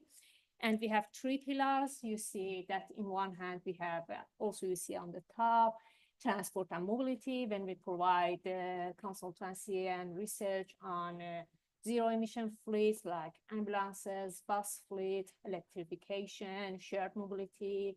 And on the other hand, in the right side, you see that we have infrastructure, charging infrastructure and energy infrastructure, and we provide services like this forecast we see today, like strategy, like advice to local authorities, for the regional authorities for charging infrastructure. But I'm not talking about that today. I'm talking about the middle pillar today, about circularity, circular mobility. And yeah, the Netherlands is famous for being leader in charging infrastructure, but also for being leader in circular economy. And that's why at Sonex, we decided that, okay, this is something we have to try, and we have to see what does it mean circularity for mobility sector. We provide circularity strategies, life cycle assessment, procurement support, and I will talk about that later. And that's why I joined Sonex last year, to bring my industrial experience and research in industrial ecology to see what does it mean, this circularity in mobility context, and specifically today in charging infrastructure. But being one of the last speakers, I'm lucky that whatever I want to build my story upon that have been already told. So since morning, we have seen a lot of more beautiful and more detailed graphs that we see growth, we see demand in this sector. And actually, we are here because we see this growth. We are here talking about that because we see that this sector is growing. And we see that this correlation between this sector, charging infrastructure, and sales of BEVs. And first point here, when we see this growth in supply, in a few years, 10, 15 years, we'll see also growth in the waste streams. And if we don't come up with the solutions like Second Life that Thomas just talked, so what will happen? That's the first thing. But it's not only about the growth, we also see the shift. And we tackled that since morning from different perspectives, from the first presentation about user acceptance and user expectation about charging time, also many other studies about bidirectional charging. Jeremy talked about that because of peak shaving, because of grid congestions we have here in the Netherlands and all over the Europe. We are shifting towards that. On the other hand, we are shifting towards fast chargers. And yeah, that's true. So we have the growth and we have the shift towards bidirectional DC and fast chargers. And I'm going to tackle that from another perspective. So what does that mean from material perspective? What does it mean from material need? When we shift from that AC chargers, slow chargers, home chargers, towards more complex, faster, and smarter chargers, what does it mean from materials? So when to talk about AC chargers, of course, we have some material, copper, aluminum, plastics, and components, but not many critical raw materials. And there's a confusion. We talk about critical raw materials, strategic raw materials, rare earth materials, but what we mean that the materials are needed for the economic growth, but on the other hand, are vulnerable to these changes in the geopolitics, what we have seen in the last few years with Corona, with Russian war, we have seen that. Then we go to DC fast chargers and we see that we have higher temperatures, so we have more materials in semiconductors, in cooling systems, we have more critical and rare earth materials. In the design, I'm not talking about a specific design, but in general, and we have high CRM content and because of the semiconductors and so on. And then, of course, we have wireless charging. These are on the lower TRL on development stage, on a research study, but those wireless chargers also need another demands for different raw materials and critical materials like gallium nitride, like silicon carbides, and vehicle to grid solutions, bidirectional charging. Of course, we need them. We have discussed that in different sessions today that we need them. But again, when we need them, we need advanced power electronics, and we need advanced inverters. So we need more and more critical raw materials in those components. And of course, high power megawatt chargers for heavy duty fleets and so on. And again, we have copper, aluminum, and again, we have silicon carbide, gallium nitride, and rare earth materials, and they are very high in critical raw material content. So what's the whole spectrum we see is that the shift to our faster charger, to our, smarter charger solution, that also means to shift towards more critical raw material. And now we see that in the agenda every day. We see that after more than 2 years of war in Ukraine, now at the end is all talk about minerals there, and the solution is there. So that's critical for us. That's something that we have to be careful about. We are going to expand the sector. We are going to expand the system. And what are the solutions if we don't think about the solutions to recycle, to reuse, to reduce the content? We'll face problems. That's one aspect, but there is another aspect. I think we are all curious about that, and it is very unclear for many of us, and that's regulatory drivers and policy frameworks around the whole sector of charging infrastructure. So we have charging infrastructure in different regulatory frameworks. Morning, I was talking about EFIR with the colleagues here. They're not here anymore. So this charging infrastructure have been referred in this alternative fuels regulations, have been referred in building and energy performance regulations. There are regulations there for charging, but what I want to focus today is on the two latter, because I want to tackle circular aspect on that. And one is the V-based electric and electronic equipment, and the other is ESPR, Eco Design for Sustainable Products Regulation. And see, we have these regulations at EU level. What does it mean for charging infrastructure? What are the recommendations and what are the obligations? What is there that we have to be prepared for that? First of all, waste electric and electronics. What does it mean for charging infrastructure? Of course, charging infrastructure is falls onto this category of electrical and electronic equipment. So what is applied there applies for charging infrastructure as well. And one of those is extended producer responsibility. What does it mean? Extended producer responsibility is something that we deal with in our daily life. For instance, when we take back all the bottles and cans to the collection points in supermarkets and get the deposit back, that's kind of EPR, that's extended producer responsibility, that producers put this to encourage us as users and make it easier for us to take back and to make it to the recycling, to put it in the recycling and reuse process. And also in many others, of course, EPRs for battery are more advanced, but not advanced in any country, in different situations in different countries. We have different EPR schemes based on the requirements, size of the economy. But that EPR, I will tell, that is highly linked to this ESPR, because when the producer is responsible for the end of life, they have to think from design stage. What does it mean for recycling and recovery? And what does it mean for reporting and data traceability? And eco-design, this regulation was in force last July 2024, because before that it was eco-design directive, so it was not a regulation. Now it is a regulation, but it is dynamic, it's growing. So it came into force last July.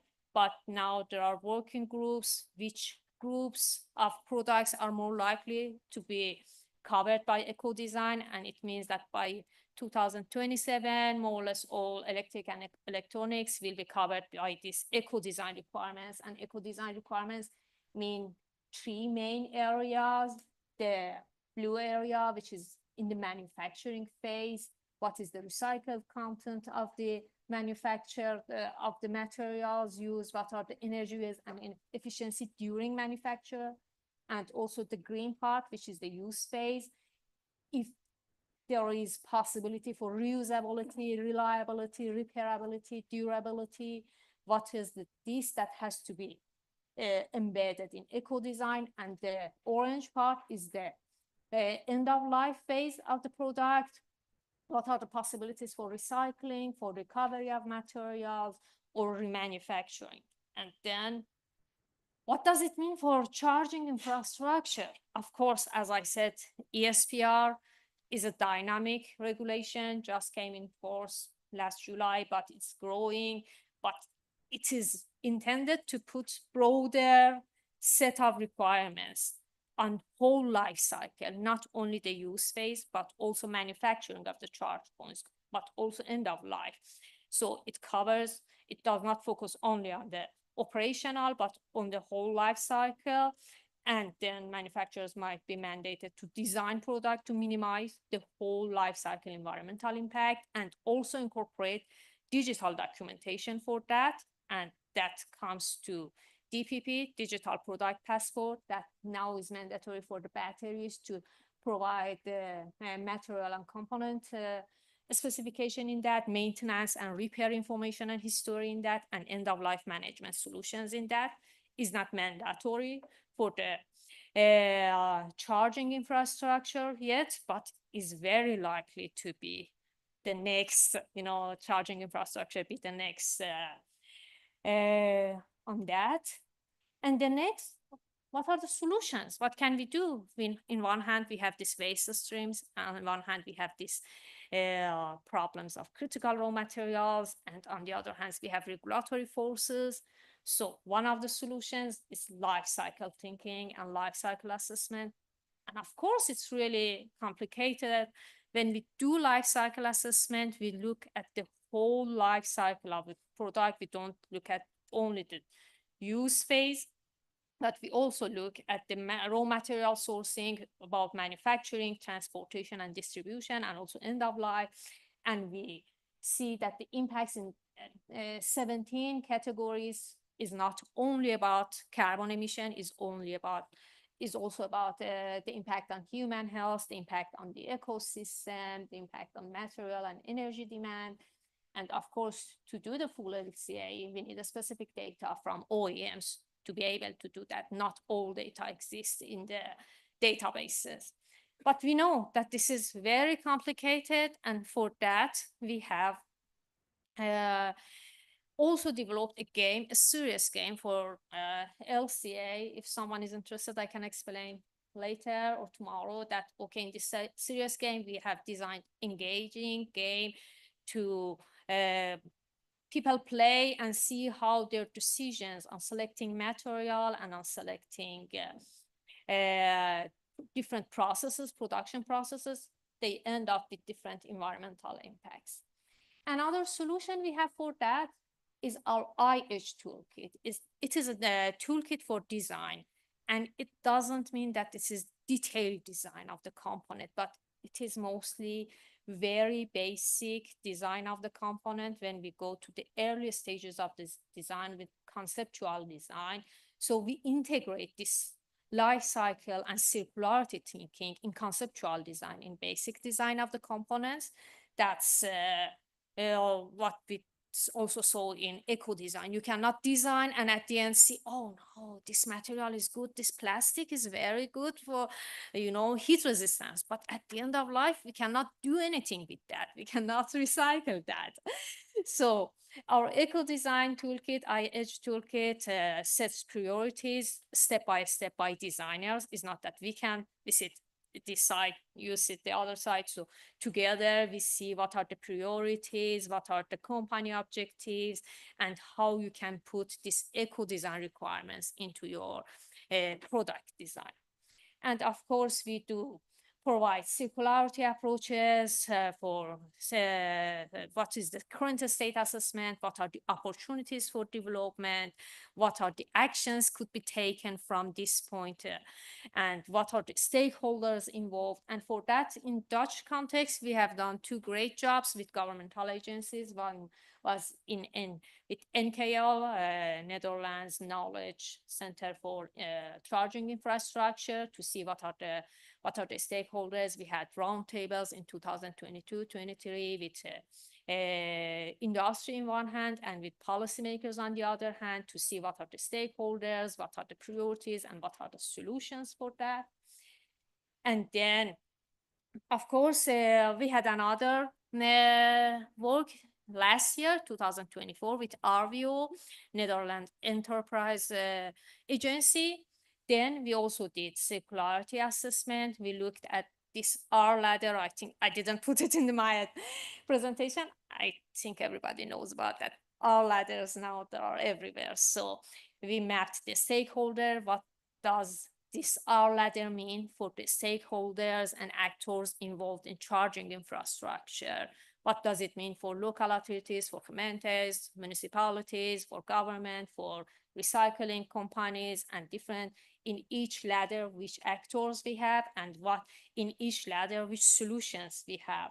So with this, we also provided solutions on reduction of resource use. What are the possibilities? Of course, it was high level for government agency, but it could be done also specifically for OEMs and different actors there, how we can replace some fossil-based or primary raw materials with bio-based or with recyclable material. What are the possibilities to extend the lifetime? What we talked about second life use. Now we are talking about battery second life, but I think we have to think about second life possibilities also for charging infrastructure, also how we can make it modular, maximize component reuse, how we can make it repairable, and how we can make possible value retention of the materials. These were the aspects we provided for RVO, specifically for charging infrastructure, and I'm not sure if the report is publicly available, but the report with NKL is publicly available in their website. You can refer to that. That one is shorter, but very important. And that's it. And my last message is that, okay, we see this energy transition, but this energy transition is moving from fossil fuels, but shifting towards critical raw material. So we are translating our energy challenges to material challenges, and we have to prepare for that. We have to find solutions for that. Otherwise, we'll face problems that we have faced during Corona. We had this semiconductor shortage, and that affected the BEV manufacturing. We had this Ukraine war. We had all these worries about Chinese and Central Asia critical raw material supply to Europe. And that's the message. And I'm happy to hear if there are any suggestions, any questions on that. And of course, we have more events. I will be here also tomorrow. We have our Lenteborrel here in Amsterdam in May. If someone wants to join, we are more than happy. And we are also our Cenex Expo in UK in September, when we discuss these topics in more detail. Okay, that was it. Thanks for listening. Thank you very much. So thank you for this really interesting stuff, because I mean, e-mobility is about sustainability. So it's good to hear really about those topics as well, what happens with everything when it's an end of lifetime. Yes. Are there any questions from, yeah, already there? Adam, was it right? Yeah. No, I agree. A really, really important topic. I think just because we're working with sustainability, we think that we sort of have done our part, but it's definitely more to that, as you described. Do you have any concrete examples from a charger manufacturer or a CPO that has worked in a circular way that you can share, or done a pilot project or so? Yeah, we are currently doing with one CPO. Actually, that's confidential for them. I cannot. But we did LCA for 2 different AC chargers, public chargers for them, and we looked into the hotspots. What are the hotspots? For instance, one of the models had 45% recycled steel, so it showed better performance in manufacturing, but also in the use phase, because we have this standby energy use and we have this efficiency, and we saw that surprisingly, although it is very small, but it plays role. So we did this for one CPO in the Netherlands because it was required in the Netherlands. I asked in the morning that, is it included in the procurement tenders? In the Netherlands, it's going to be asked more and more. And that's why they came to us, asked us to do LCA for them for different models from different OEMs. And we did that. And we did hotspot analysis for them. And we saw that, okay, these critical raw materials, even a small amount of them has huge impact on the life cycle environmental impact. So that's a solution. Do you have any replacement for that? This recycled content, we did it. Okay, if you increase recycled content, what is the impact on the whole life cycle? And also, if you work on the efficiency, what are the impacts? Yeah, we did it recently. Is it okay with one more question? Yeah, sure. Follow up, please. I'm working for a vehicle OEM, and we're pushing that we need a lot of MCS chargers. And I sort of caught from your presentation that those are the worst in terms of critical raw materials. Have someone done the life cycle analysis on comparing the benefits with a lot of MCS chargers and the CO2 reductions with the sustainability impact of manufacturing all these MCS chargers? Not what I am aware about that, because we have a lot of LCAs and sustainability assessment about batteries, but not much is done about charging infrastructure. And that's why we have decided to do so. Yeah, at least I'm not aware of that. But for AC chargers, recently CDELF did one, we did one, and also in Chinese context, I have seen a paper in a reputable journal on that. Any other questions? That's not the case. Thank you very much about the insights about circularity. Very important topic. Thank you.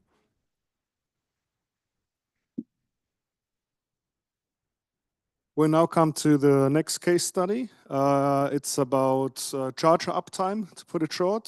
David Cornish from Techniche will talk about how can CPOs make better use of charger data to deliver reliable customer experience. David, welcome.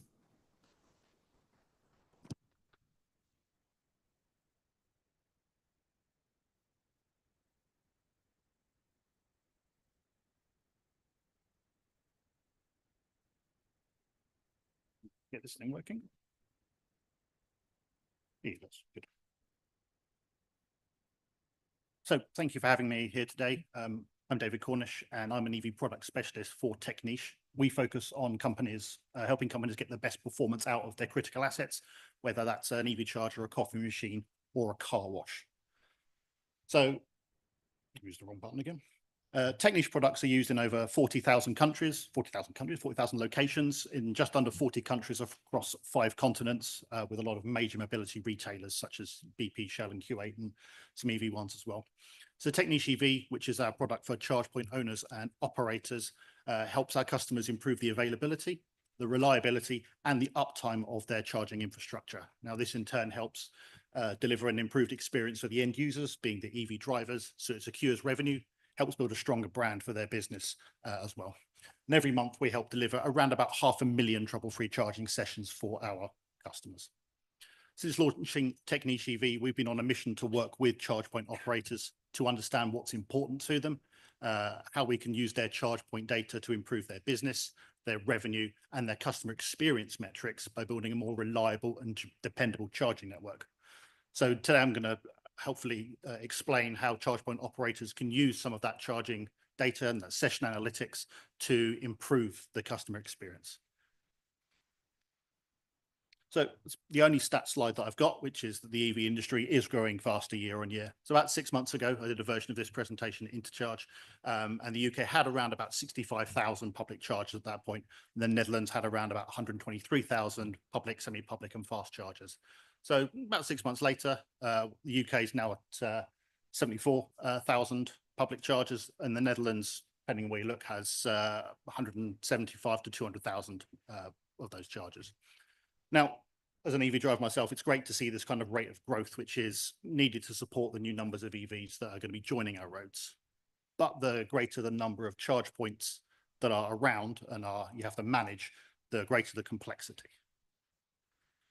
Now, from an EV driver's point of view, there is kind of a bit of a major challenge that we have, which is that the EV charging has the reliability problem, or at least the perception there is a reliability problem.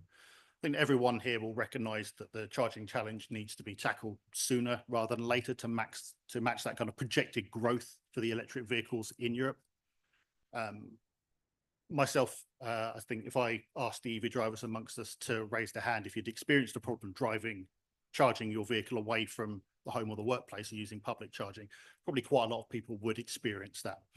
And from my own anecdotal experience, in the 25,000 kilometers that I've driven my EV in the last 12 months, I've only used public charging about 11 times, but I've had issues in kind of 5, 6 of those times, which is not a great experience. And that's from things like the chargers being offline when you arrive, authorization issues, interrupted sessions, and in one case, a charger latching onto my car and I had to use the emergency release to get away again. It's not exactly a great customer experience. So even, as I said, for me as a strong advocate and transition to EV and greener mobility solutions, it's kind of difficult to dispute the perception of the poor reliability of public EV charging. And it kind of goes beyond the anecdotal experience too.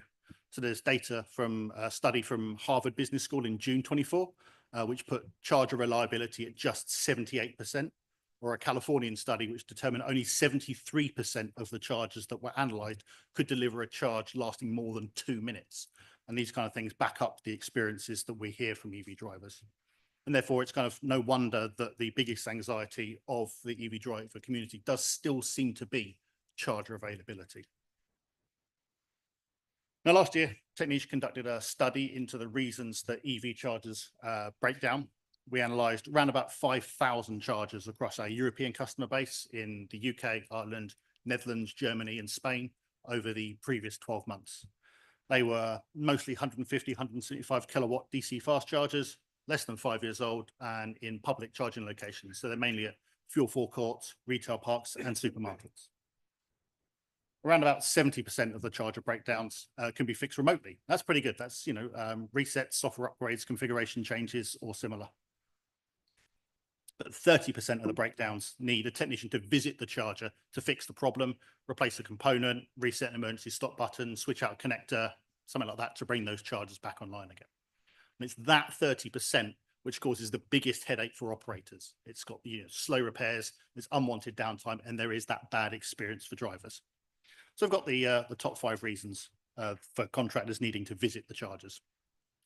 And kind of straight in at number 1 are the power errors and failures. So nearly a quarter of all technician visits that we saw were for grid, substation, battery back storage failures. It's a new category that our customers are monitoring, and with pretty good reason as well, as having reliable power to a charger is pretty fundamental to being able to charge an EV. Now, the second largest cause are the payment terminals, with just over a fifth of all technician visits for that. Often fixed with a kind of remote reset and sometimes needs swapping out. But with governments, such as the one back in the UK, having mandated payment terminals and card readers on many public chargers, it's an area that kind of does need real focus. Therefore, interrupted charging sessions and the repeatedly low peak and average charging rates make up about 20% of the technician call-outs, and are, again, a common frustration for EV drivers.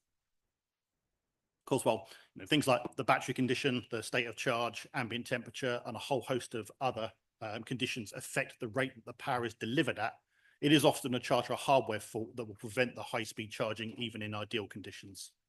One of our customers had a problem with a kind of 50 kilowatt charger that would often have a faulty power module, meaning it wouldn't be capable of charging above 25 kilowatts. And they also weren't registering as faulty in their back-end system. So without looking at those kind of data things, you wouldn't really know that that's what the problem was.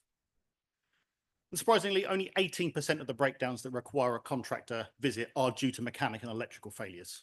From that mechanical and electrical point of view, the chargers are pretty reliable, but like anything else, they will fail from time to time. And so that figure does include hardware other than the actual unit itself, so display screens and connectors and things like that as well. And the final one being communication errors. Communication dropouts are kind of part and parcel of operating an EV charging network. They will happen from time to time, but sometimes the chargers, they just drop offline and they don't come back again. So they could be, causing issues with authorizing the charging sessions and leaving drivers frustrated. About 13% of technician visits related to that group of errors. The study kind of indicates that there's a decent amount to do on improving the grid infrastructure in particular, with power issues being the single largest reason for callouts.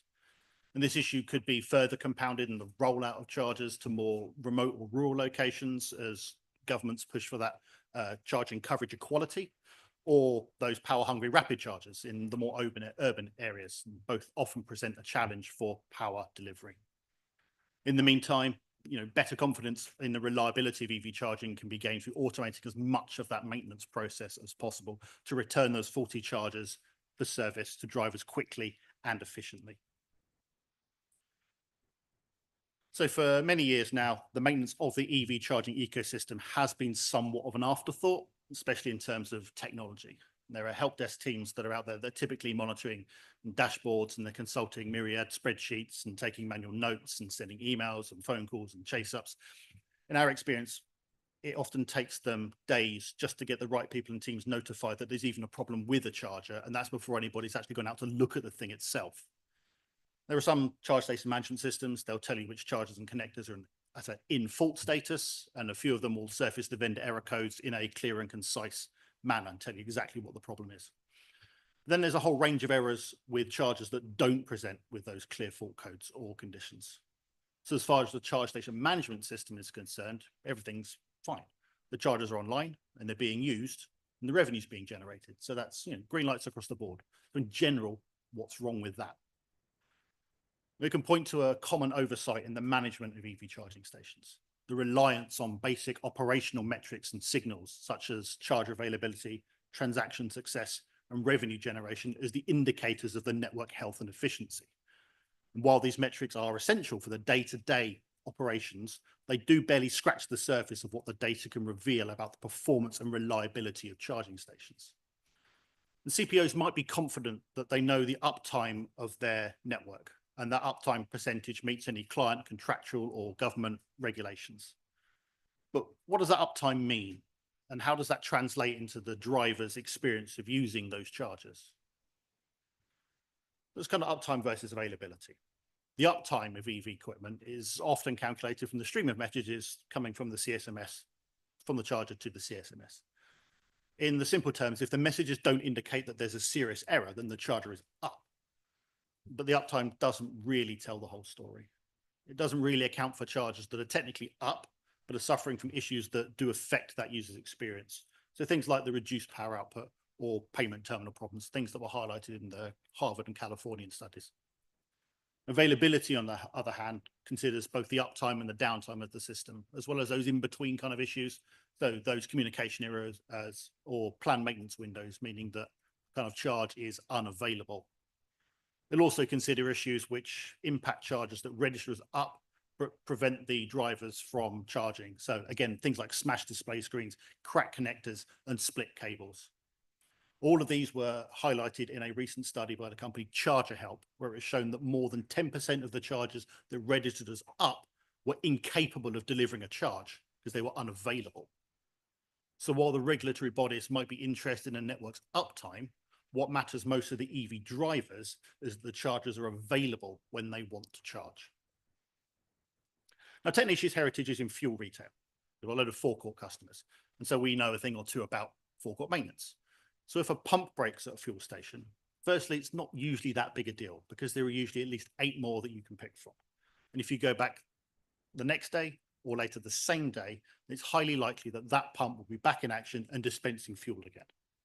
And fuel retailers, obviously, they understand how critical their pumps are to their customers, their reputation, and their bottom line. Our Techniche fuel retail customers already enjoy an annual uptime of more than 99% for their fuel dispensing assets. They've had more than 100 years to get there, which is a little bit longer than the EV industry has had. But when an EV charger breaks, it's often down for weeks, and they can usually only 1 or maybe 2 others to use instead.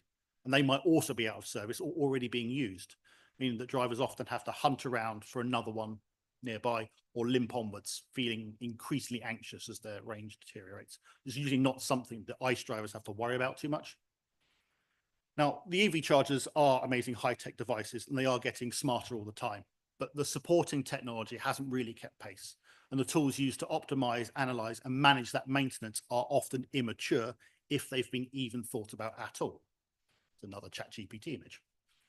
Relying on uptime measurements from the charge station management system alone means that charge point operators are often missing out on a range of availability insights that could be used to improve the customer experience and grow revenue. So, like the iceberg lurking below the surface in all that session and transaction data from the chargers is a whole host of useful, insightful, but most importantly, actionable information. So even when the charge station management system indicates that everything is operating smoothly, there are probably underlying issues that, if left unaddressed, would lead to bigger problems. And combing through this massive amount of session and transaction data to identify the anomalies and patterns plays a critical role in identifying such issues. The deep dive into the data reveals that there are issues that don't trigger that in-fault status or a vendor error code in the back-end system, but they could significantly impact the charge performance, customer experience, and their satisfaction. So the issues could include those successful charging sessions, but they only lasted a couple of minutes, or they only delivered less than a kilowatt hour of power, or they had that unusually low peak power output. Now, those instances don't often flag an error in the backend system. And as kind of a one-off, they don't need to. They don't necessarily indicate a problem with the charger. And there are so many different interconnected pieces of equipment and systems in the loop when charging an EV, including the car itself, that an session occasionally failing or not being ideal is to be expected. And it isn't ideal, and it will frustrate the customer, but it will also happen from time to time. But within all that noise, kind of what happens when a pattern starts to emerge, or what about when a pattern does emerge? What about things like a charger whose sessions obviously often only last a couple of minutes, or a charger that regularly only delivers a kilowatt hour of power, or a 50 kilowatt charger that stops peaking above 25 kilowatts? Now, all are deemed successful transactions, but anything but successful as far as customers are concerned. And I picked these because I've experienced all of these in the last year. Surfacing these issues and others like them can allow charge point owners and operators to take action, whether that's an on-site inspection to see just what is going on with that charger, or there's an investigation by an internal team for a more in-depth analysis of the data so that the issue can be resolved before the unit fails completely. So this level of detailed analysis supports not only immediate operational improvements, but also strategic decisions regarding infrastructure expansion, charger placement, and technology upgrades. By identifying and rectifying the subtle issues that degrade the user experience, operators can ensure high usage rates, increase customer loyalty, ultimately greater revenue generation. By moving beyond the basic operational metrics to understand the nuances of each charging session, operators can ensure that their networks are not just operational, but truly optimized for the best possible service. After all, the customer experience and satisfaction are key to an EV driving network. I mentioned at the start that Techniche EV helps the charge point owners and operators improve the availability, the reliability, and uptime of their charging infrastructure. So we've had some comments that people think that Techniche EV is a charge station management system, but it's not. It monitors that data stream between the chargers and the backend systems for all the issues and errors, triaging and suggesting or taking the appropriate corrective actions. It can remove the often complex and time-consuming manual processes by introducing automation, and it gets the chargers working in a much shorter time frame than ever before. We're all about using the automation to help improve the EV driver experience. And one of those things is around using intelligent resets and a bit self-healing for faulty chargers. They're smart devices, the chargers, but quite often the manufacturers will recommend that you turn them off and on again. So we see around about 70% success rate with these automated resets. That's really good. That's getting chargers back online automatically without any human intervention. It's pretty cool. But we can, we'll make sure that you log all of those resets to make sure that you're not having to reset a charger too often to keep it up and running. So through that feature alone, one of our customers saves time equivalent to 1.5 full-time employees. That's a pretty good amount of resource that you can redeploy to other areas of your business. It's a really great saving. And if the reset isn't successful, then you can automate the resolution of the issue, which could include raising a work order to a manufacturer for warranty work, or dispatching to a third-party contractor, or to an internal team for a deeper investigation. One of the more common limitations that we see in work with our charge point operator customers is getting the chargers up and running again quickly. And that's the human resource part of that. So the availability of staff. All too often, the investigations, the triages, and things like remote resets are delayed due to staff availability, leading to an increase in charger downtime and a poor customer experience. But if a glitch with a charger occurs at the most awkward time, and it should be a remote reset, then we do that whenever. And it'll do it there and then as well. So you don't really need to wake anyone up in the middle of the night. And just coming to the end, I hope that I've given a couple of little insights into how the data generated by some of these high-tech devices can be used to improve your customer's experience, and how by analyzing the session and transaction data, we can move to a more predictive approach to diagnosing the faults and resolving them before they impact the end user. And in the process, build reliability into the networks. It's good news for customers and good news for brands as well. One of our more recent customers, who are a primarily AC charger operator, saw more than a 5% boost in their availability metrics after 30 days of using Techniche EV. Now, for them, that was an extra 10,000 days of availability per month that they were getting out of that. And solving plug-in EV charging is today's problem, and also tomorrow's too. But what are kind of the next 5 or 10 years look like? There are loads of other EV-based technologies that are in use and being tested around the world. We've heard about a few of them today. So whatever the future holds in the terms of how we power our vehicles, we know that customer expectations will become ever more demanding. And so as the sector develops, ensuring the reliability of EV charging infrastructure and delivering that superior customer experience should be the focus for charge station owners and operators. Thank you very much.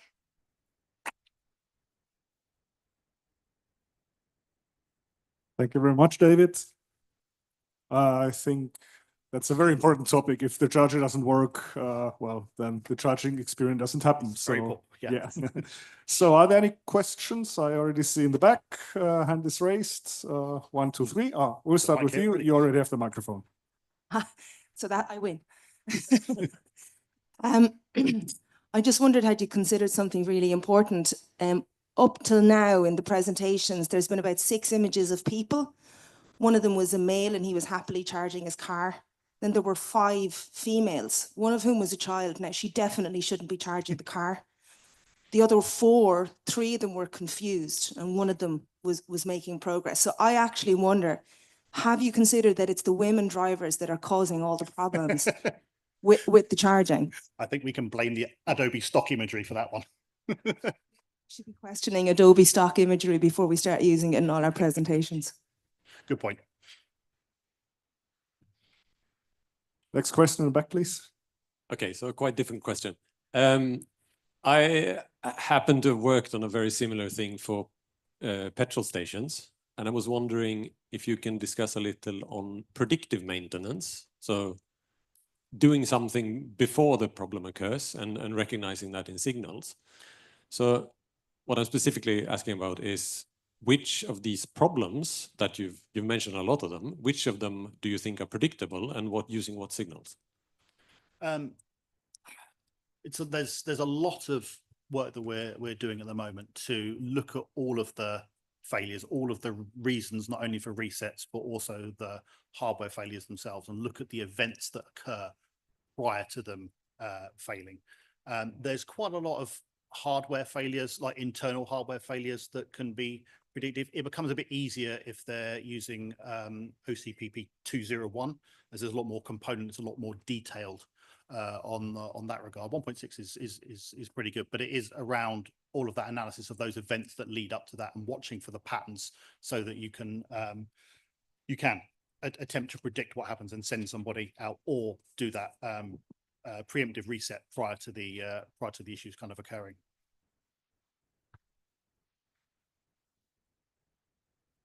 Yes, I have a question on how you can distinguish between faults generated by the charger and faults generated by the vehicle. I mean, obviously not our vehicles, but our competitors' vehicles. But there's a lot of data that comes back and forward between the chargers and the manufacturers. The charger manufacturers themselves will indicate often what the error is, and we have a bank from about 17 manufacturers, about 6,000 different error codes that can be raised by these chargers at the moment, and they are from everything from there are dangerous things that you need to you need to halt the charging, stop immediately, right down to the vehicle isn't in park. So we know when there's an error caused by the vehicle. There's a whole host of errors and scenarios that are pointable to, that you can point at being the vehicle. But a lot of them are even if it's a vehicle error, you kind of have to watch to see whether that issue reoccurs within a certain time frame with different vehicles as well. So if you're seeing a particular error code on that comes from a charger that is probably a vehicle error, you could ignore it the first kind of time it happens because it's probably a vehicle error. But if that happens more frequently, then there's potentially some kind of problem that's within there. So there's a lot of kind of pattern recognition that you need to do as well, and to watching out that you're not just ignoring it because it's supposed to be a vehicle fault. Any more questions over there?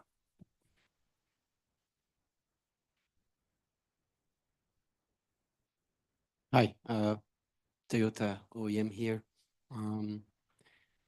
The data that you need to enable these type of analysis and supporting the use case, is that all standard OCPP 1.6? Do you get it via OCPI? I mean, is there anything proprietary about this, or you'd say just this is basic industry standard and you just need to put a pipeline in place? Yeah, we use the industry standard data. We put the pipeline in. If there's additional systems that we can get access to, such as Kempower's ChargeEye, they've got some more detailed diagnostics and stuff from there, then absolutely we'll do those as well. But we can do as much as possible with the standard OCPP and OCPI data. Thank you. Okay, thank you very much. Now we'll have the last scheduled point of the day, and that will be a panel discussion about next steps for EV charging infrastructure in Europe. So I will welcome the panelists on the stage while the stage is being prepared. That's David again, who we already saw from Techniche. Then it's Laurin Vierrath from 50 Hertz Transmission. Claudio Vittori, S&P Global Mobility, Louis from Electra, which we saw earlier, and I will be moderating the panel discussion. So see you in a bit.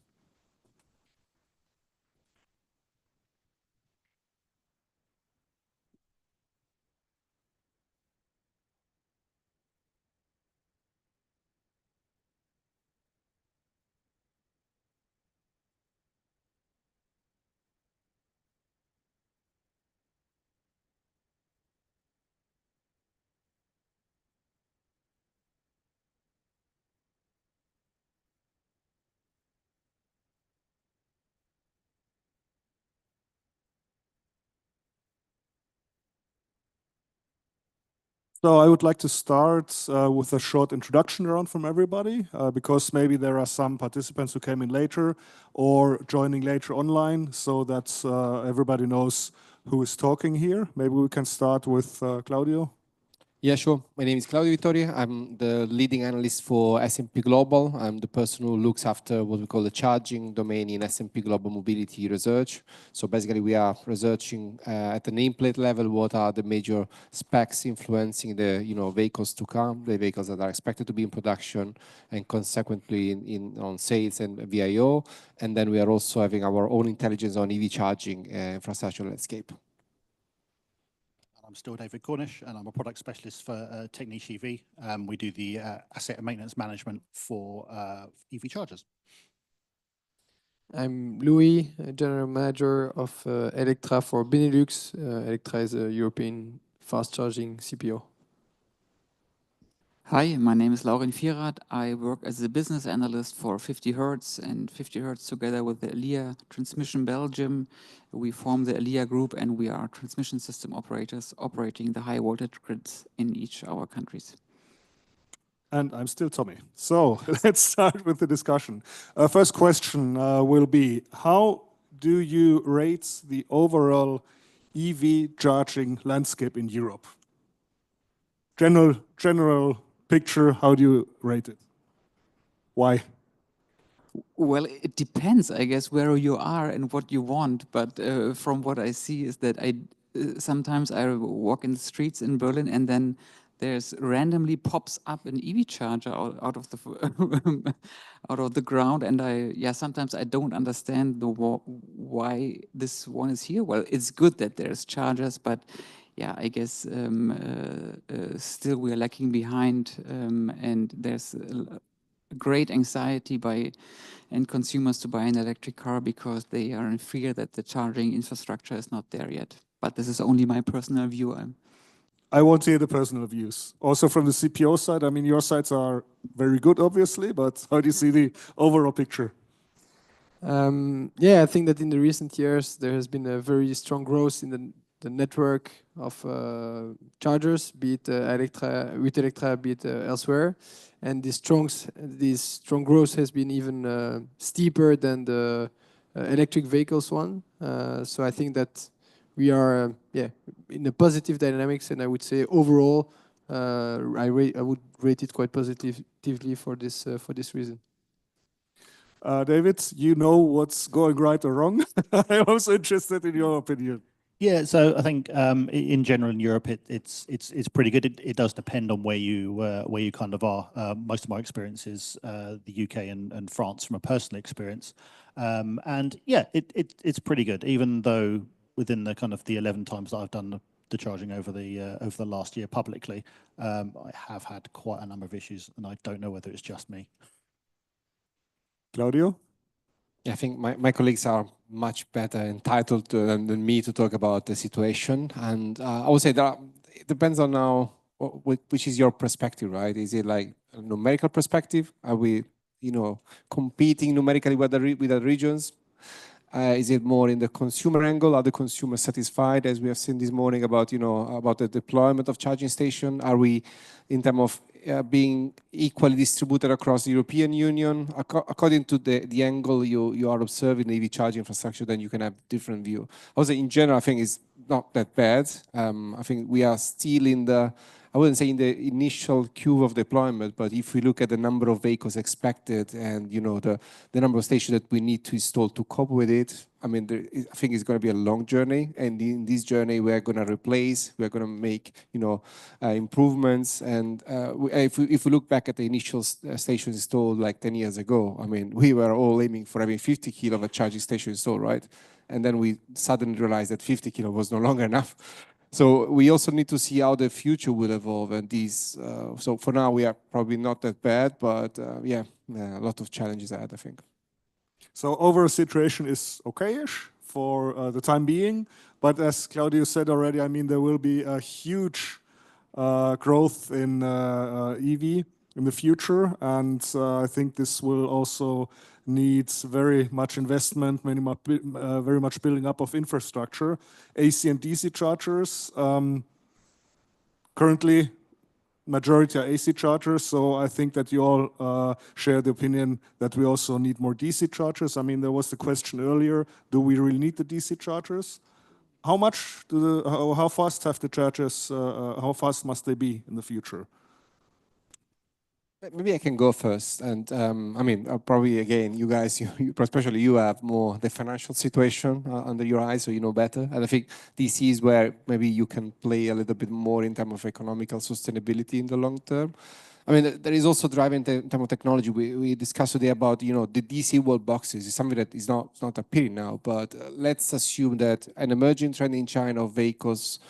And this is not something that comes randomly, but if you talk with an OEM, I think we have few guys in the room. I mean, wow, the onboard charge is somehow paying for them.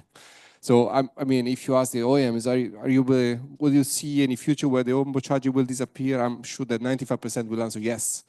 And of course, if you look into the infrastructure angle and the consumer angle, then it's going to be a huge game changer, because you need to shift all the, you have to foresee a future where the charging will happen in DC, okay? And again, this means, cost of DC has to drop, the feasibility of having DC network connection has to be much more sustainable. But again, it depends a little bit on how the technology will evolve, both into the vehicle side as well as into the charging development side. I think that the AC still does have a part to play. I think there's definitely, you need to think about that when people are charging, they're not necessarily charging to 100% or 80%. They can be charging to make their way home again, which it could be good enough for like 30 or 40% range. And I think if you're going to, if you're going to the cinema and you're going to go watch a film, it's like 2 hours long, and by the time you've added the queuing and all the adverts at the beginning, you're up near 3 hours. And a 7 or 11 kilowatt charger for 3 hours is pretty good. It'll get most people home again from where they were, which is not bad. So I think there's definite mix of AC and DC. Yes, so I think I connect quite good to what you guys said. I think we need to have something compatible both on the charger side as on the car. Today, the bottleneck is the car. We are installing 400 kilowatt chargers, and many cars are still on 400 volt platforms, not accepting that level of chargers. So I think there is some work on the OEM side to, I don't see any reason why cars should not go to 800 volts more broadly and more largely to accept those higher powers and reduce as much as possible the charging speed. And then when you come back to what you said, to charge enough for being able to go to your destination, if you are charging today with a 400 kilowatt charger with a car that accepts 800 volts, you already are at 10-15 minutes for what you need, and you're getting pretty close to what you would have in a more combustion engine experience. So I think we are getting close to what we need. And the work is more on scaling what is possible on the OEM side than really coming up with extra power and having an inflation in the charger side. Well, the question was how much charging power do we want or do we need? Yes. And I say again, I'm sorry to repeat myself, but it depends, no? Well, if you look at people who live in flats, people who live without an own parking space, they somehow also will to have their car charged, no? And I'm more thinking about, like, why don't we develop a charger which does really slow charging, let's say 1 kilowatt hour. It is enough to charge 20 or 40 kilometers during the night. And also what I wanted to say, I was installing 4 charge points last year. Have you ever seen the inside of an AC charger? It's only a relay. It's only a switch, which is sold for roughly €1,000 and more. Sorry, I don't understand this. This can be way cheaper. I want to talk a little bit about the CPO side. So in Europe, we've heard earlier from the CPO sides, we have a very different pictures in different countries. As we heard earlier, Germany, we have about 800 or 900 CPOs there. Other markets with, less bigger CPOs. How will this develop? So will only the few survive? Is being a CPO a rentable business currently? Okay, I'll take this one. To your question on profitability, we have some countries today at Electra that are already profitable on their country basis. So yes, I think it's a profitable business. You need to make it happen, and it's an equation with a lot of parameters, be it on, of course, driving traffic, but what you said also on the maintenance and the cost side is also, of course, key. To your question on the number of CPOs today in Germany, for example, I definitely believe there is going to be a very strong consolidation in the market. I don't see any reason why there would be so many actors in a business where you have huge scale effects. And yeah, it's a network business, so I would expect strong consolidation in the next years. Yes. Talking a little bit about the grid, I mean, we just talked about fast charging, everything. We often hear the question, where does the energy come from? Do we have enough energy? What can we do regarding this? So we heard a lot about buzzwords like V2G or Power to X or things like that. Yeah, do we have enough energy also for the future? And what do we need to do to ensure this? Well, I guess we do have enough energy because I've presented the numbers on how much renewable power plants shall be built in Germany until 2045. I think it was roughly 600 gigawatts. So I guess we do have enough in Germany, and also we have like the connected markets with the neighboring countries, and this actually works quite well. But in the end, to ensure it is to make like a profitable business for the people who run or who own those power plants. And in the end, I think the market works quite well. And if there's not enough power plants, well, the price will rise, and then investors will see, well, I can make money here. I guess that works quite well. The question is, do we have enough energy in the right moments? And this is a different one. And this is a, definitely more complicated one. I was telling before that we definitely do need more flexibility. So consumption, which reacts to the prices, which has both two benefits. One is the price is low, and the second one is that the CO2 emissions are very low. So there is a benefit doing this even today. And this is the bigger question. And then we also have this question of the local congestions in the grid. Yeah, of course, a problem. There's many concepts right now. For example, in Germany, we have one bidding zone. That means you can buy electricity in Bavaria from the coast, which physically cannot always be transmitted because of congestions. There is ideas of splitting the price zones into 4 or 6 elements. The same way I think Norway has 6 or 7 bidding zones. There's also concepts who say, well, we have like nodal pricing, meaning that my city has a different price than my neighboring city. I think we will see many things there in the upcoming years, and we definitely do need this for more flexible reactions in the market. Okay. I also wanted to talk a little bit about, I mean, you just presented how important it is with the uptime, so software, data, everything. If we're talking with CPOs, how big does their charging network have to be that they see an effect on this?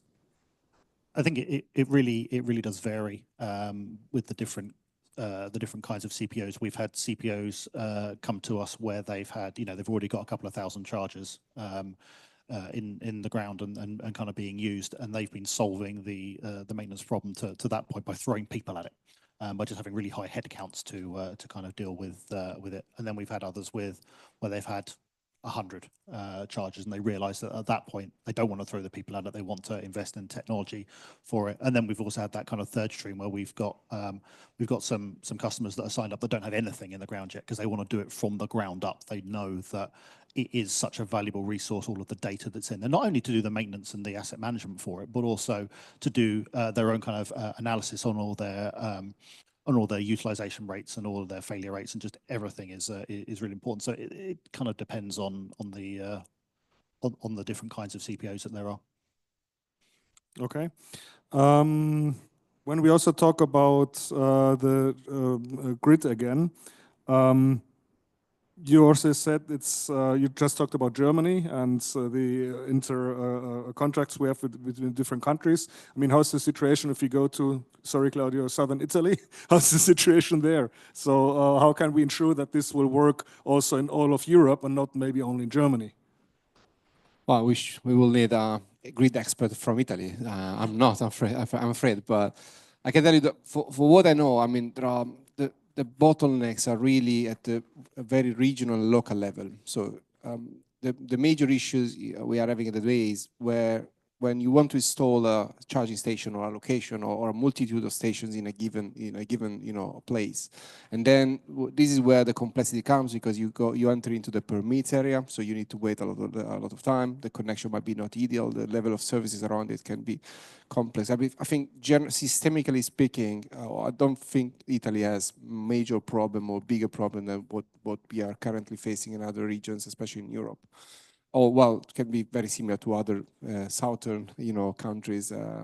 So I think it's something that has to be more treated at the CPO level, in the sense that you guys need to take care about where you're going to install, and if the plan of installing there is the proper plan, right? It's more a planning issue rather than a sustainability or grid perspective, concern. You got something to add there, or? Well, I'm not an expert on the Italian market, but what I do know is that you have at least 7 bidding zones, which is very good, because then you don't have those physical problems which we have in Germany.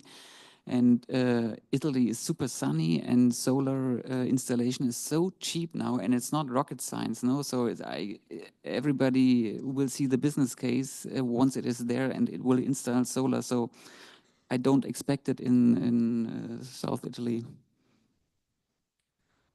Next topic I want to talk about is again the EV adoption in general. I mean, how many cars we have out there will also determine how the market with the chargers and CPOs and everything will develop itself. Germany, as the biggest market in Europe, is lagging behind. I mean, we have smaller markets like Norway leading the way, but what do we need to do to get the people to adopt EV more? Where's the tipping point? Is it like only that we can reach the people through saving money, that everything is going to be cheaper, or how do we reach the people? As a CPO, for example, how can you tell, hey, come to our point? How can you be like the CPO they want to use compared to the other CPOs? Okay, that's a second question. But on your first question, I think the tipping point is the affordability. I think most of the people react to prices, like in most of the markets, and I expect people to behave, driven by the prices, and that's also what you have seen. Impacts of subsidies in a positive, in a negative way, when they're coming, when they're gone. And I expect this to drive the decisions further. The chicken and egg issue of we need chargers to buy cars and so on is, for me, less and less valid. So it's more and more about the question of the price. Can you deliver some data from the automotive side there? I think he's right. I mean, maybe the only point that we should add is, the reliability of the infrastructure. That's something that is, I'm not sure how familiar you are with the technology or people, exposed to technology, but one of the major concern is, I don't know, I've been to a station and this was out of order, and I tried to call the service and nobody was answering, was picking up the phone. So sometimes, there is also a perception of the efficiency in the infrastructure which is not sufficiently good. And it's not a matter of deployment, it's more a matter of providing to the final users a more seamless experience while charging, right? Charging shouldn't be a concern, it's something that is going to be part of your daily routine. And numerically wise, I think we really need to get a scale, and I was mentioning the 1 million of cars a day, right? We really need to get a scale where the number of BEVs is significantly higher, where we can look into the results of these steep increase of cars, right? When we have a sufficient amount of cars, then we can really realize how the infrastructure is, is coping with the numbers.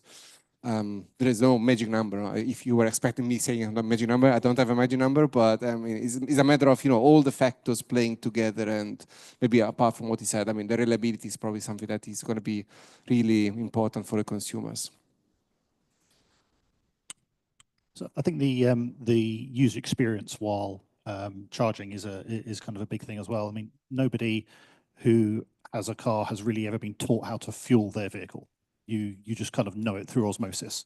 You turn up and it's the same for everything. You put the nozzle in, you squeeze, and you're kind of done. But it's all different with EVs. They're all different kind of apps. There are really some real basic customer experience issues, such as, if you're trying to start with an app, then the identifiers don't usually, if you're using a roaming app, don't often match. So you have to try and figure out which one you're at. And if you're, I can't imagine my mother-in-law, who's 75, trying to use a charger, like a 350 kilowatt charger, because the really kind of, and it's just physics. The cables have to be have to be heavy because there's so much power going through them and the way that they're cooled. So there are just some issues that are like that, which is kind of interesting for the kind of that kind of older generation. But it's just the general experience is so different from between different stations and different brands, compared to fueling that kind of ICE vehicle, which is the same no matter where you go, really.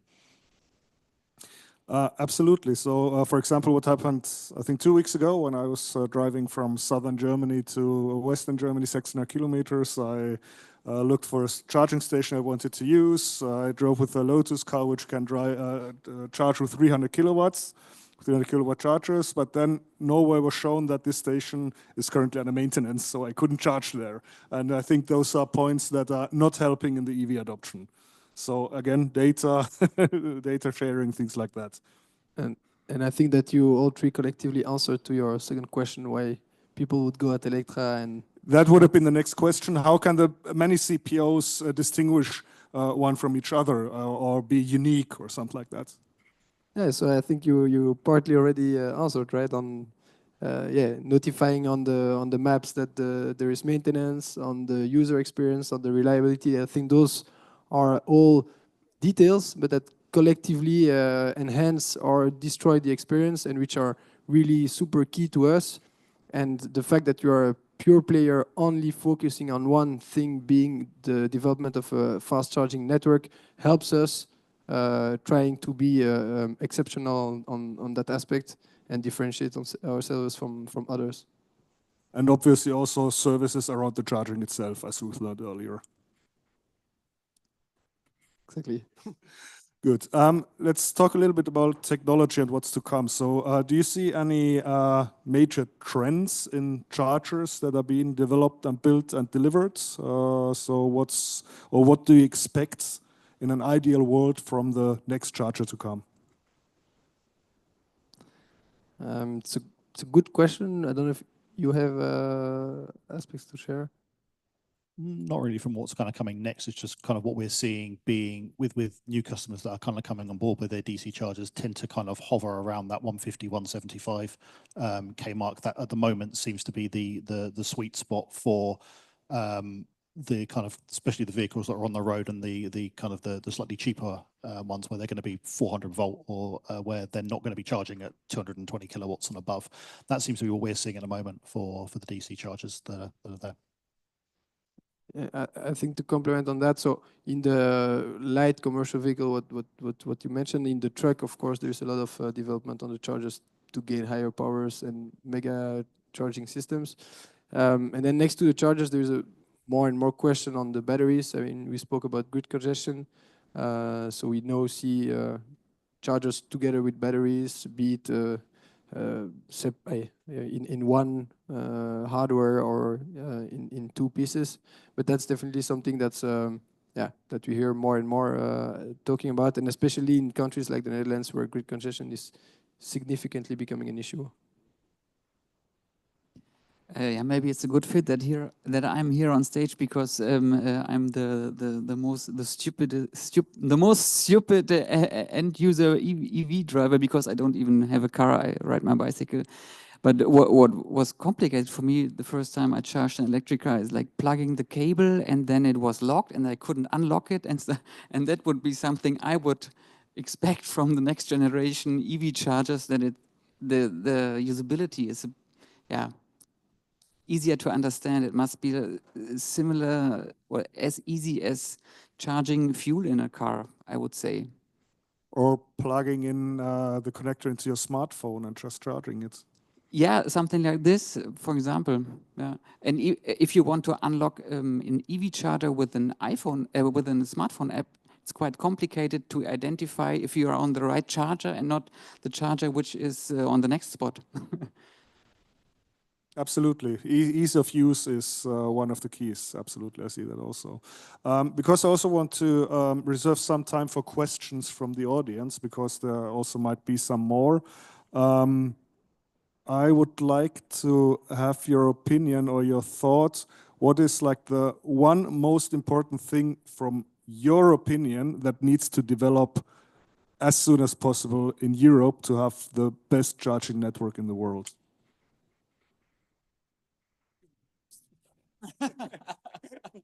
I'll try. I mean, there can be also 2 thoughts or 3, but your main point. I've got to find one first.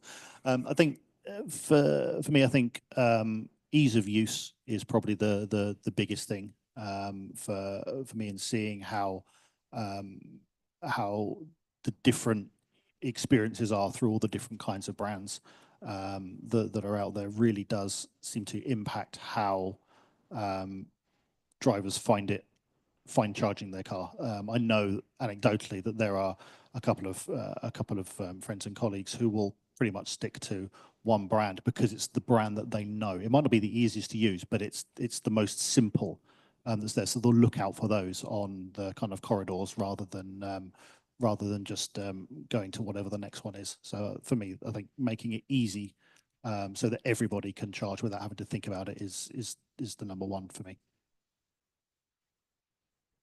I think there are 2 things. One is for our CPO friends, which is like accelerating and improving the timing for installing charging stations. I mean, if you compare Europe and China, unfortunately, Europe takes much more time to have the station installed on the ground, takes months.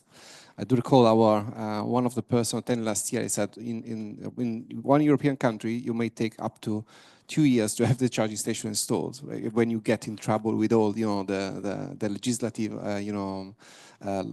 paperworks. And this will probably speed up the process and will ensure that we have the station where we need and as soon as possible, because it's not a matter of, and also in terms of feasibility, financial sustainability. I mean, if you install a station and you have to wait 2 years before getting revenues, then I mean the math is not helping you, right? So that's on the CPOs and players. And the other one, as I mentioned before, reliability of charging stations is the other key. I mean, on the user side, having a reliable and charging infrastructure available for users is what is going to definitely enable a smoother transition.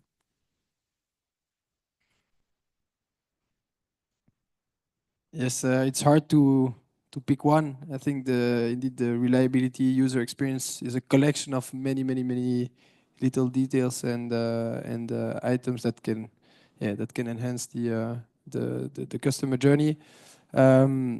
Still, plug and charge could be one. So interoperability. You said about people selecting one CPO because they trust it, they know it works, like they do with Electra, for example. But it's important to have this interoperability being possible, for people to be able to switch from one to the other without having to reconfigure everything on the payment system, etc.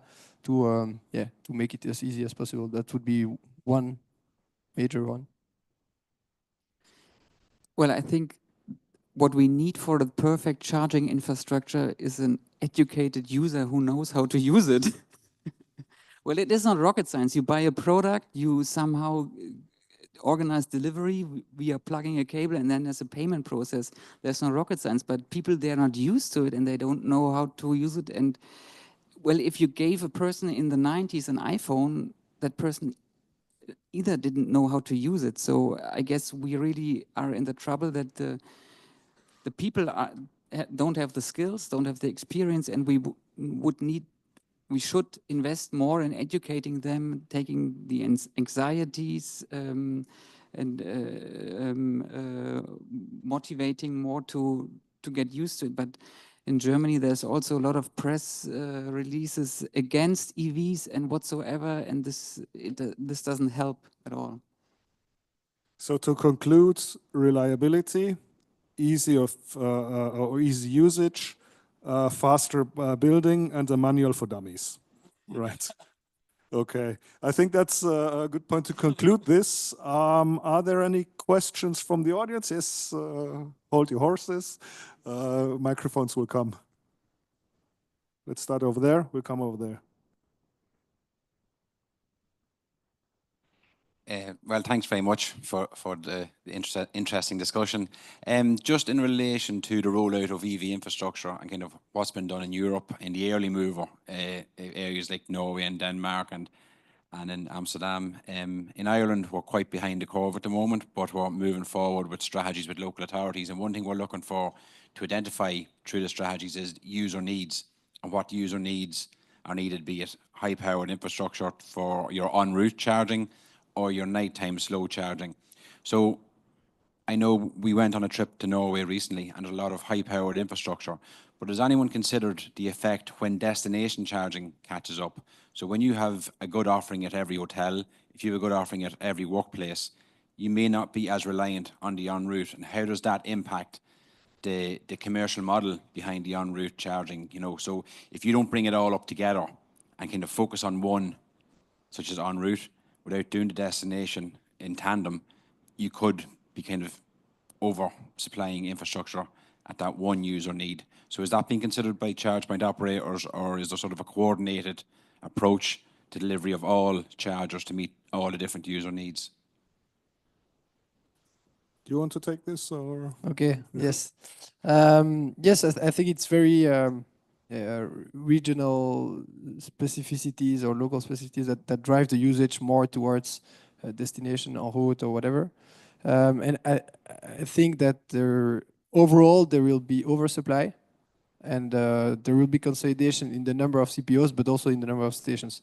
I think we are building a lot, which is why I think that we should rate ourselves positively in that sense. But I don't expect all stations to survive. And depending on the locations, some survivors might rather be en route, rather be destination, depending on the specificities locally. You believe there'll be some fall off, so basically some won't get the utilization, and after the end of the concession or through, it'll just kind of cut them off. Yes. Okay. Thank you. From my perspective, at least. With question, yep, there.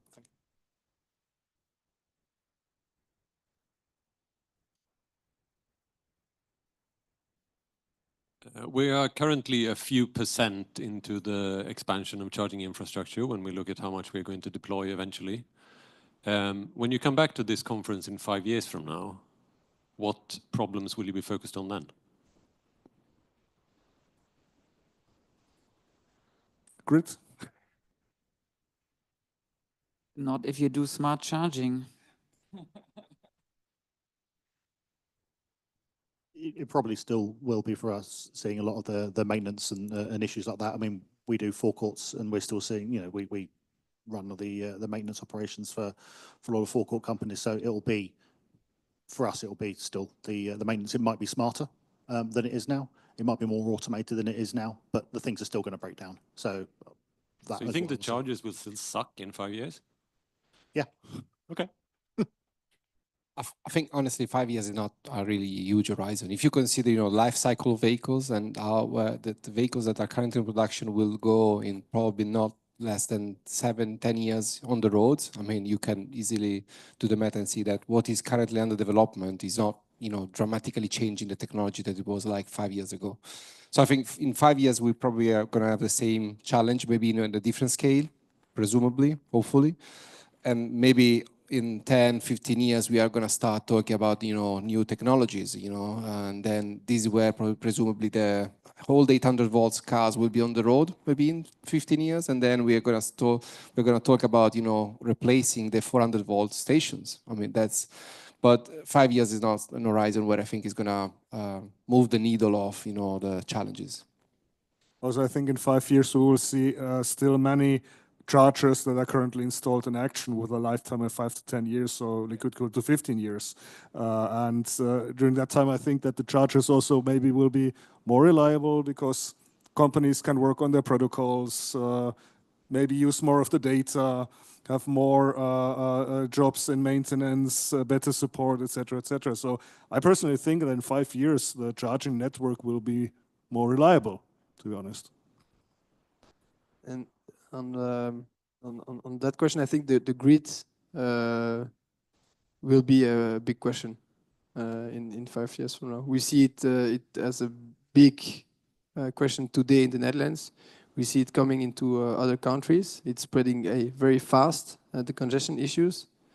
And if we don't find solutions, smart charging is part of it, but also developing the infrastructure, bidding zones, other alternatives, we are really going to face strong issues. And not only for EV charging, but for data centers, but for heat pumps, for local production. I think it's going to be a growing challenge. Just to reply on that, I'm not sure whether it will be a growing problem or growing challenge. It might be still the same, but we are not sleeping, as I told you before. And just 50 Hertz for Northeast Germany, we are investing 5 billion euros. So each year, so 25 billion euros for your 5 years you ask for, just in our grid area and just in the high voltage area. So there's 800 DSOs who also invest, and there's 3 other TSOs in Germany who also invest. So there will be development in the grid, and I hope that in 5 years you will be happy with us. I think there was a question here also.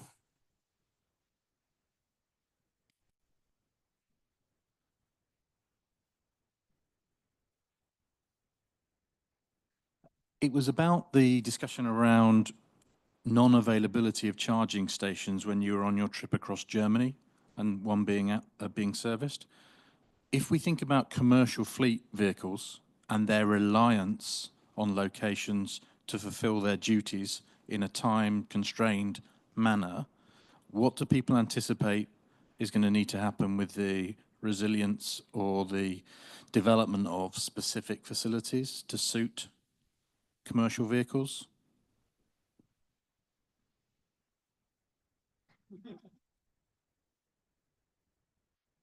Only from existing customers that we have. We've got a couple of fleet customers, and they are, for some of that purpose, building the charging within their own depots. So rather than relying on the public thing, so that's from delivery vans, that's from buses and coaches, and those kind of things are all going for having the charging at their depots rather than that, so that they control that whole life cycle for it, and they're able to spec out exactly what they kind of need. And that's just what we're seeing from the customers that we've got.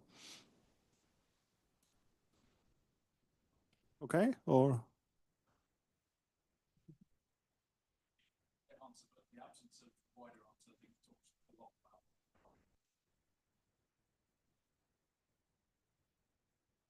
There's one more question over there.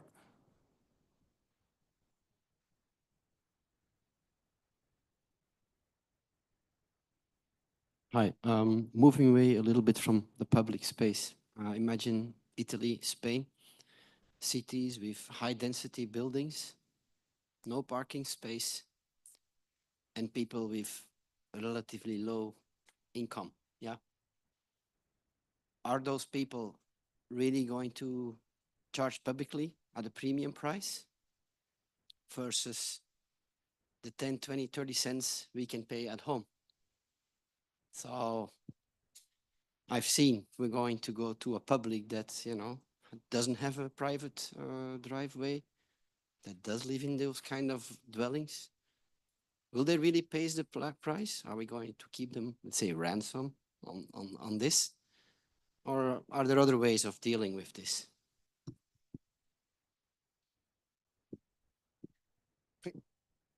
I think it's more for, again, for our CPO colleagues, but I think, I mean, I usually refer to Milan, right? I mean, if you go in Milan, you have plenty of guys parking, into the green areas. Like there are no parkings there. So sometimes when I pass through, I said, thinking loudly, I said, how is going to be the future of EVs, right? Where they're going to charge. You can't really install a charging station there. So I'm partial with you. I mean, there is probably an horizon where, the municipalities, the local authorities have to take care of it. It's not a matter of installing stations, but it's a matter of finding a social solution to take care of this situation. But that's something that goes beyond the industry, the deployment of station, the technical deployment. It's something that, and I really appreciate the UK, our UK colleague this morning said that they are now working towards, the dissemination and this, the dissemination of culture towards, the local authorities on being prepared on how to establish the right infrastructure. And that's something that we really need to take care. I mean, not us, right? But the municipalities and governments have to take care of. Sorry, you heard that. That needs really to take care of it, and that's something that into the next 5 years is something that will really play a role, and especially for the people not really coping with the financial situation of it, because there is a volatility that cannot be under control, right? So I'm with you. Yeah, I think it's more on that front of the business, in my opinion. Okay. Any more questions to the panelists? Okay, I think we're good. So then I think we can wrap up day one. Thank you to the panelists and for this discussion. Thank you very much. And I think we've heard very interesting insights, information, details, etc., about the different topics like technology, market development, sustainability, the future of EV, what are current problems, what we need to do in the next steps. So I'm really looking forward to tomorrow. And we now have, Milica, you will take over, cocktail reception outside, and there also the possibility to do some more networking, talking, and yeah, getting to know each other. So thank you very much for day one, and see you later and tomorrow again. Thank you. Thank you very much, Tommy, for your help today. It was amazing. On behalf of Litvent Group, I would like to thank to all the speakers for your commitment and interesting presentations, and also for all the participants for coming here and joining the discussions on this conference. We look forward to receiving your feedback. If there would be anything else we can do as organizers, please do not hesitate to contact us. Please join us for the cocktail and have a beautiful evening in Amsterdam. Thank you.